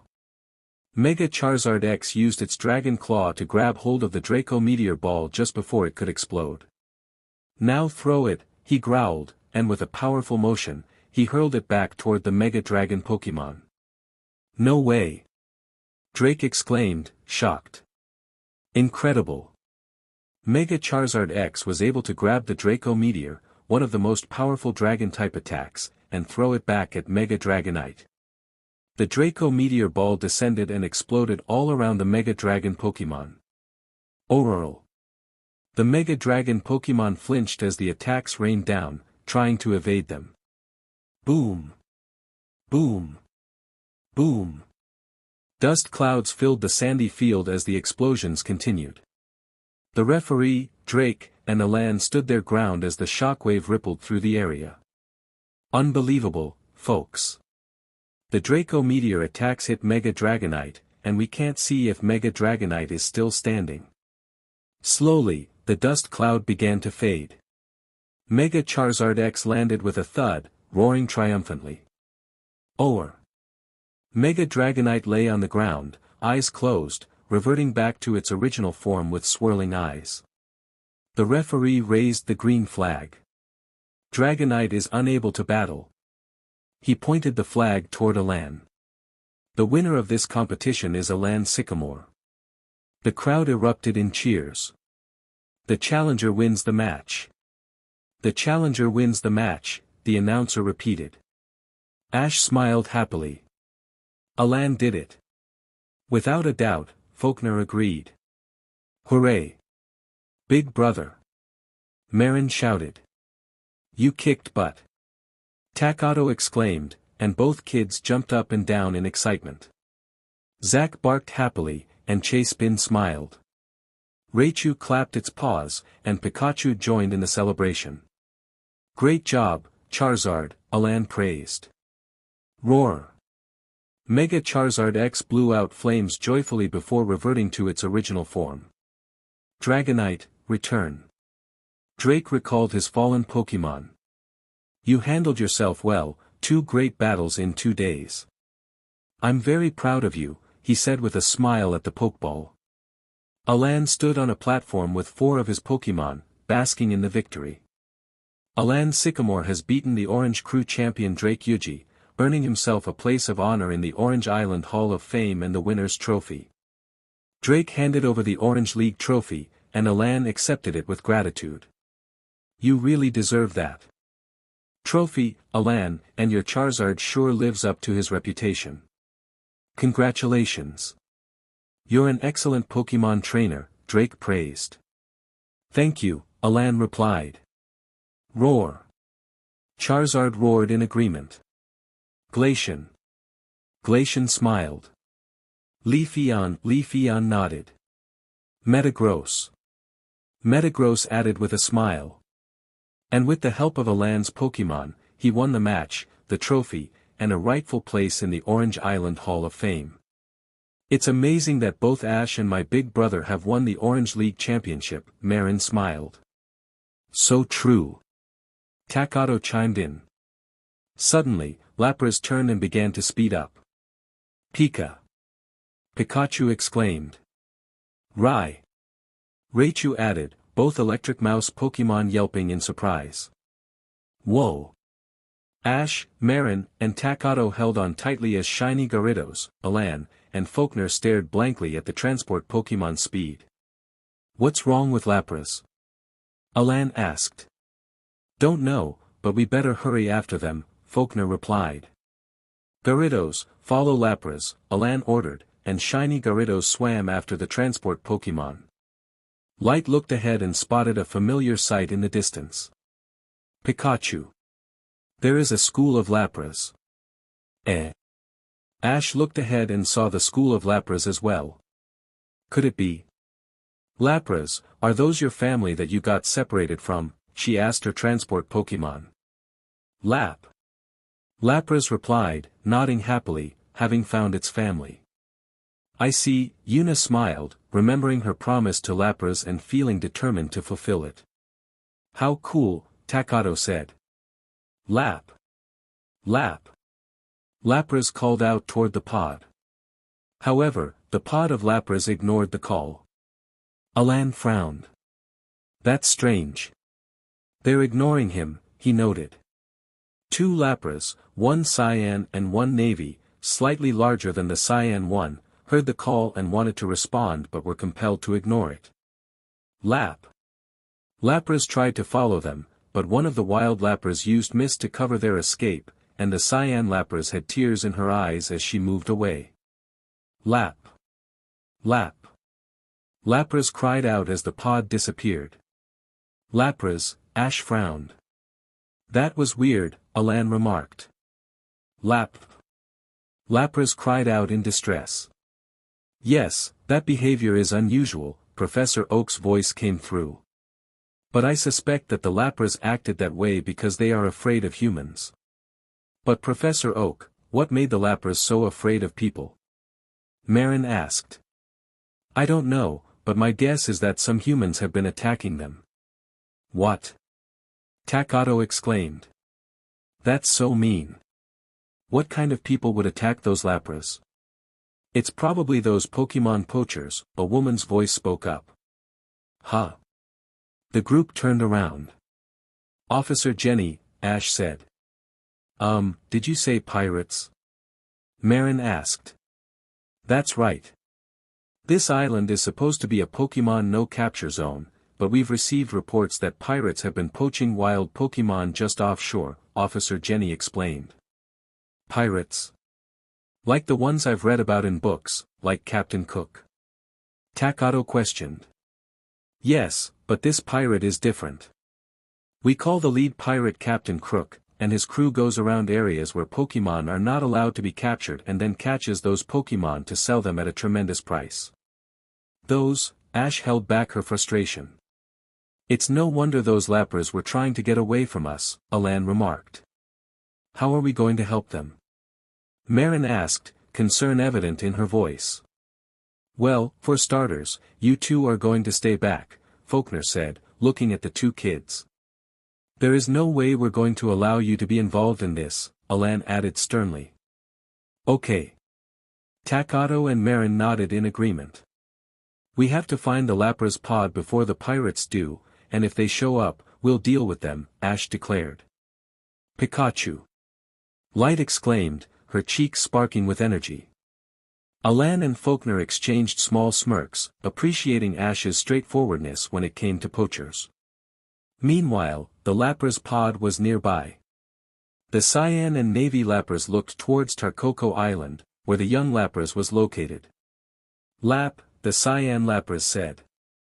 The Navy Lapras nodded, Lap. Just as they were about to turn away, the leader of the Lapras stopped them, shaking his head. Lap lap. It was time to move again. Both Lapras looked back at the island one last time before swimming away with the pod, sadness in their eyes. Not far away, Team Rocket was in their Magikarp submarine, having heard about the Lapras in the area. They planned to capture the entire pod for themselves. Any sign of them, James? Jessie asked. James peered through the periscope, not yet, but my laptop says we're getting close. Just imagine how much money we could make from those Lapras, Meowth grinned. Lapras are known as the rarest water-type Pokémon to catch, so I'd guess millions, Jessie added. Hey guys, I spotted the Lapras not far from here, James announced. Good, let's go Lapras fishing, Jessie said with a smirk. Let's, James and Meowth agreed, grinning. On the ocean, a pirate ship was sailing, and Skuzz announced, Lapras ahead, looks like a school. This should be a nice catch, Captain. The captain smirked. All right. Get the Pokeballs ready to fire, and we'll launch our secret weapons for some Pokémon poaching. Aye, sir, Skuzz saluted. Back with the Lapras pod, the pirate ship caught up to them. The pirate ship prepared its cannon. Fire Pokeballs when ready, mate. Captain Crook ordered. Aye, sir. Skuz saluted. Bang! Bang! Bang! 3 cannons fired, launching pokeballs that released 3 tentacruels near the Lapra's pod. Tentacruel, the tentacruels shouted. Lap, the Lapras cried out. Now attack those Lapras with your poison sting. Captain Crook commanded. Tentacruel. The 3 tentacruels fired poisonous needles toward the pod. The leader of the Lapra's pod launched a water gun attack, countering the poison sting. The Lapra's pod swam to escape. Don't let them get away. Captain Crook shouted. Aye, sir. Skuz saluted. Bang! Bang! Bang! The cannons fired again, releasing 3 more tentacruels. Worried, the Lapra's pod swam in another direction. Meanwhile, Ash, Alan, and Faulkner were on the ocean searching for the Lapra's pod. Bang! Bang! Bang! Lap, the Lapras was startled by the sudden noise. What was that? Ash gasped. Faulkner looked through binoculars and said, bad news. The pirates found the Lapra's pod and are attacking them with cannons and a school of tentacruel. Lapras, full speed ahead. Ash ordered. Lap, the Lapras swam as fast as it could toward the pirate ship. Gyarados. Alan called, summoning his shiny Pokémon. Gur. Shiny Gyarados appeared. Ash called out, Greninja, Blastoise, Thalassa, Alize, and Crystal. The Pokémon responded, ready for action. Guys, we need you to help those Lapras being attacked by the Tentacruel, Ash instructed. Alize, I need you to fly to Tarkoko Island and give Officer Jenny this note. Faulkner handed Alize a piece of paper. Breezy and Alize took the note in her mouth and flew off toward the island.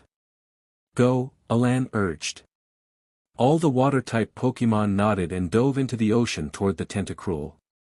Aegislash, a male Pokémon, was part of a diverse group of evolutions. Among them were Eevee, who evolved into Wyron, the 5th brother, and Hadian, the 6th and youngest sister. Lugia, a legendary Pokémon, and Shiny Articuno, another legendary, were also notable members of this world. The Lapras family, consisting of a mother and father, were well known for their gentle nature.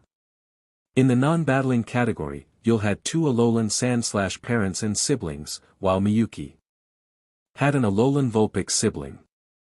Takado's team included a variety of Pokémon, such as Poochyena, Chestnut, and Rapidash, showcasing a mix of abilities and personalities. In the Orange Islands, Alan's team featured powerful Pokémon like Charizard and Metagross, both capable of Mega Evolution. The Evolutions were represented by Leafeon and Glaceon, who were siblings in this close-knit family. Legendary Pokémon like Moltres also played a significant role in their adventures. Marin's team was filled with charming Pokémon, including Chespy and Butterfree, each with their unique traits.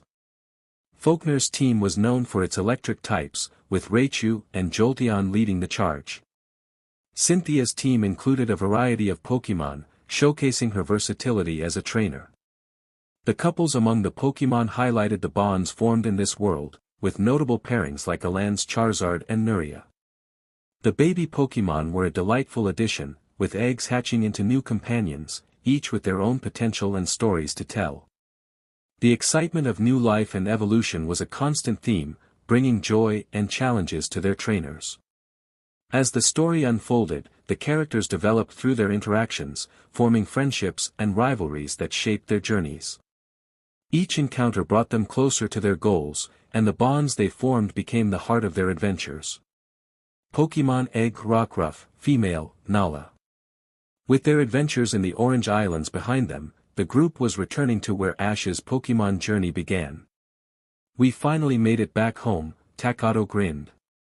Still a appealing place as always, Marin said. Can't wait to see Mom and everyone else, Yuna smiled. The gang agreed and continued their walk towards Pallet Town. As they walked, they arrived in front of the Ketchum's home. Levany. Welcome. Lady Vanny greeted them at the front of the house. "Ah, Lady Vanny. Hello." Marin waved at the nurturing Pokémon, happily. Lady Vanny smiled at the young child. "Leave.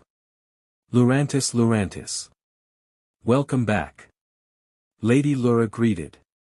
"Rose Raid, Rose Rose. There is someone inside waiting for you." Lady Rose said. "Someone waiting for us?" Ash repeated. Alan raised an eyebrow. "Who?" "It can't be Mom because she is still at work," Takato said. Lady White giggled and gestured them towards the door. "Guess we'll find out," Faulkner said. They walked towards the door, and Ash entered first, with Takato following behind and the others close behind. As they moved further inside the house, they greeted a familiar person. "Welcome back," he said. "Brock?" Takato and Marin exclaimed, shocked and surprised. "No way. Brock, what are you doing here?" Ash asked. "Last time we saw you, it was back with Professor Ivy and her 3 assistants," Alan added. Brock's smile faded, and he seemed to withdraw into himself. "Don't say that name," he muttered weakly. "I don't want to talk about it." "What?" The 2 kids and Pokémon blinked. Batet walked into the hallway, amused, with Kitty following behind. "Professor Ivy dumped him, kitten." She spoke up. "Meowth. She sure did." Kitty chimed in, liking his paws. "Meowth, Meowth." When he arrived, he was all doom and gloom when Mstrs Cynthia asked him. Ash gaped, shocked. "Seriously?" Alan leaned down. "What happened?" he whispered. Batet said that Professor Ivy dumped Brock. Ash responded quietly. "Ah," Alan and Faulkner said. "Anyway, nice to see you again, Faulkner," Brock said, returning to his usual self. "Same here, Brock," Faulkner replied. Yuna headed towards the lounge room and walked to the trophy case area labeled Ashley. She took out her Orange League trophy and placed it on the second shelf alongside her 4 Orange League badges and a glass figure of light. On the first shelf were her 8 Kanto Gym badges, her Indigo Plateau trophy, and the Porta Vista Beach and Pokémon Beauty Costume Contest trophy. "That's quite an achievement, Ash, and congratulations to both you and Alan on winning the Orange League competition. Those were amazing battles to watch against Drake Yuji," Brock said. "Thanks, Brock," Ash smiled. "Thanks," Alan added. Marin spotted a glass figure of a Persian and Meowth on the window area, with a Horsia glass figure inside its tank. "Wow, did you order these to be made by Mateo, Ash Ne-chan?" she asked. Ash smiled. "Yeah, I asked Mateo to make them and lots more. You'll probably see them around the house, and I also got some for Professor Oak." "Let's go and see Professor Oak," Takato said excitedly. "Alright, after I change," Ash said. Ash quickly went upstairs to her bedroom and changed into black baggy briefs and a long-sleeve white shirt. The gang left the Ketchum's home but not before leaving a note for Cynthia and headed towards Professor Oak's lab. Once they arrived at their destination, they entered the lab and saw Professor Oak with a young teen they had never seen before, along with Rockruffs and Zoroarks running around. "Hello!" Marin and Takato shouted, announcing their arrival. Professor Oak and the male teen turned around to see the gang. "Hello everyone, welcome," Professor Oak greeted. "Hello, Professor Oak," the gang replied. "Who's he?" Takato asked, pointing to the black-haired teen beside Professor Oak. "I'm Tracy Sketchit, and I'm a Pokémon watcher, also Professor Oak's new assistant, starting today," Tracy said, bowing. "Pleased to meet you all." "Nice to meet you as well, Tracy," Ash said. "Pokémon watcher, huh? Haven't heard that in a while," Alan commented. "Huh? What's a Pokémon watcher?" Marin asked. "From what I know, a Pokémon watcher is someone who studies Pokémon, observing them under the ownership of a Pokémon trainer and in their natural habitats," Faulkner explained. Pokémon watchers are dedicated to the study of Pokémon and travel the world to observe their characteristics, behaviors, and abilities. They also search for new, undiscovered Pokémon, so they have a broad knowledge about Pokémon and can evaluate a Pokémon's health based on its diet and condition, Alan continued. They carry out field research for long PRDS and write research articles that may be peer-reviewed by Pokémon professors and later published. Watchers can also raise Pokémon with abilities like good eyesight or hearing to assist in locating certain Pokémon. Professor Oak nodded, agreeing with Alan. Indeed. Also, Pokémon watchers, like some Pokémon researchers, are known to be eccentric due to their overwhelming fascination with Pokémon, he added. Oh wow, Takato and Marin said in awe. Ash giggled slightly, thinking to herself that she had never heard Alan talk that long before. Tracy smiled. Incredible. Though big brother, I've never heard you talk that much before, Marin said. Takato laughed, while Alan gently tapped his little sister on the head. Quiet. Marin stuck her tongue out in response. Professor Oak chuckled at their antics. Mew, do you have the GS ball with you? He asked the girl with black indigo hair. Ash nodded and took the GS ball from her coat pocket, handing it to Professor Oak. Here you go, she replied. Professor Oak smiled as he examined the GS ball. I can't wait to research this Pokeball. But first, let's have a tour around my Pokémon corral, shall we? Everyone headed outside to the backyard of the lab, where hundreds of Pokémon roamed freely. Wow, incredible. Tracy's eyes sparkled. Seeing this many Pokémon in one place is amazing. He spotted Pokémon he recognized from different regions. Professor Oak, who are those Pokémon? He pointed in a direction. Ah, those belong to Ash, Alan, Takato, and Marin. Most of the Pokémon you see around here belong to them, Professor Oak explained. They sure do, Ash said, tossing 7 Pokeballs into the air. Alright everyone, it's free time.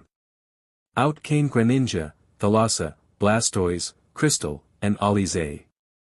Takato followed suit, calling out his braviary, as he hadn't kept many Pokémon with him during the journey.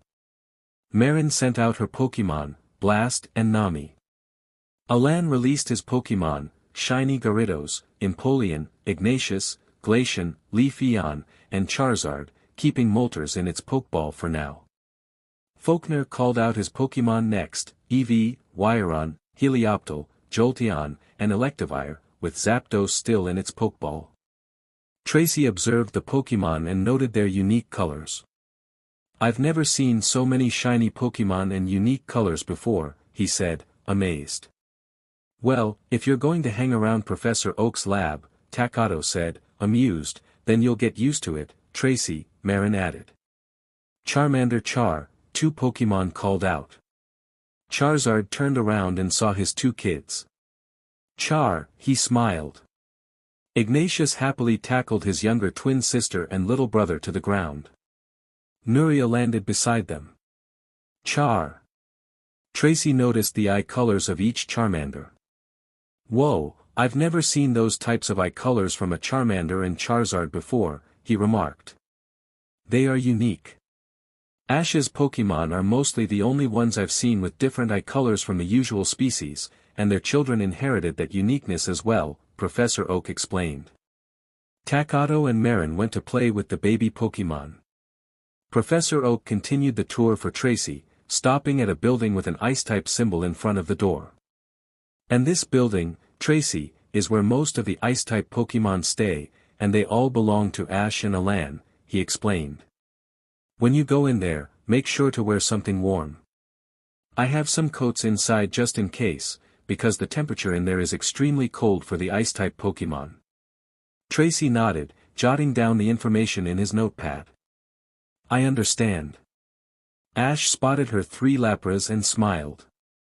How are my Lapras doing, Professor Oak? She asked. The Lapras are doing just fine. I'm surprised they got along with all your Pokémon so quickly. I'm curious, though, how did you capture the other 2 Lapras? Professor Oak inquired. Ash recounted the story of how she captured the parents of Rio. Professor Oak shook his head. "You're going to give your mother and me heart attacks one of these days," he said. Ash gave a nervous smile. It wasn't her fault. After exploring the oak corral, they headed back inside the lab for a break. Ash pouted as she took a sip of her tea. Suddenly, the ground shook. "Ah!" Marin and Takato yelped. "What in the world?" Ash gasped. Brock looked outside the window. "Huh, something is surrounding the whole place," he said. "This has Team Rocket written all over it," Faulkner remarked. Indeed, it was Team Rocket, and their plan was to capture all the Pokémon at the Oak Corral. They had covered the entire area of the lab with a gigantic tent, preventing anyone from escaping. Professor Oak and the gang rushed out of the building, only to find Team Rocket waiting for them. "Ah! It's you three again," the kids exclaimed, pointing. Team Rocket had tick marks above their heads. "We're not idiots," they shouted in unison. "Yeah, right," Alan said. "What are you doing here?" Jessie smirked. "Oh, nothing much. We're just here to grab all the Pokémon from this lab," she said. "Then we'll be on our way," James added. "That's right." Meowth agreed. Team Rocket produced a vacuum machine and began to SCK up all the Pokeballs in the lab. Professor Oak was outraged. He reached into his lab coat. "Not on my watch," he declared, preparing to call out a Pokémon to battle Team Rocket when. "Sorry, no can do," Jessie interrupted, snapping her fingers. A metal ring appeared, which she flung toward Professor Oak, trapping him. "What?" Professor Oak exclaimed, struggling to remove the metal ring. "Professor Oak!" Marin and Takato gasped. James and Jessie sent out their Pokémon, Lickitung, Victreebel, and Cloyster. "Cloyster, freeze them with an ice beam," Jessie commanded. "Cloyster." The bivalve Pokémon fired an icy beam toward the gang. "Flamethrower!" Alan shouted. A blast of flames came from the sky, hitting the ice beam and overpowering it. Charizard landed beside his trainer, glaring at Team Rocket. "Oh no, Lickitung, use Raichu, Focus Punch." Faulkner interrupted Jessie. Rai. Raichu disappeared from beside his trainer and reappeared in front of Lickitung, delivering a powerful punch that knocked it out immediately.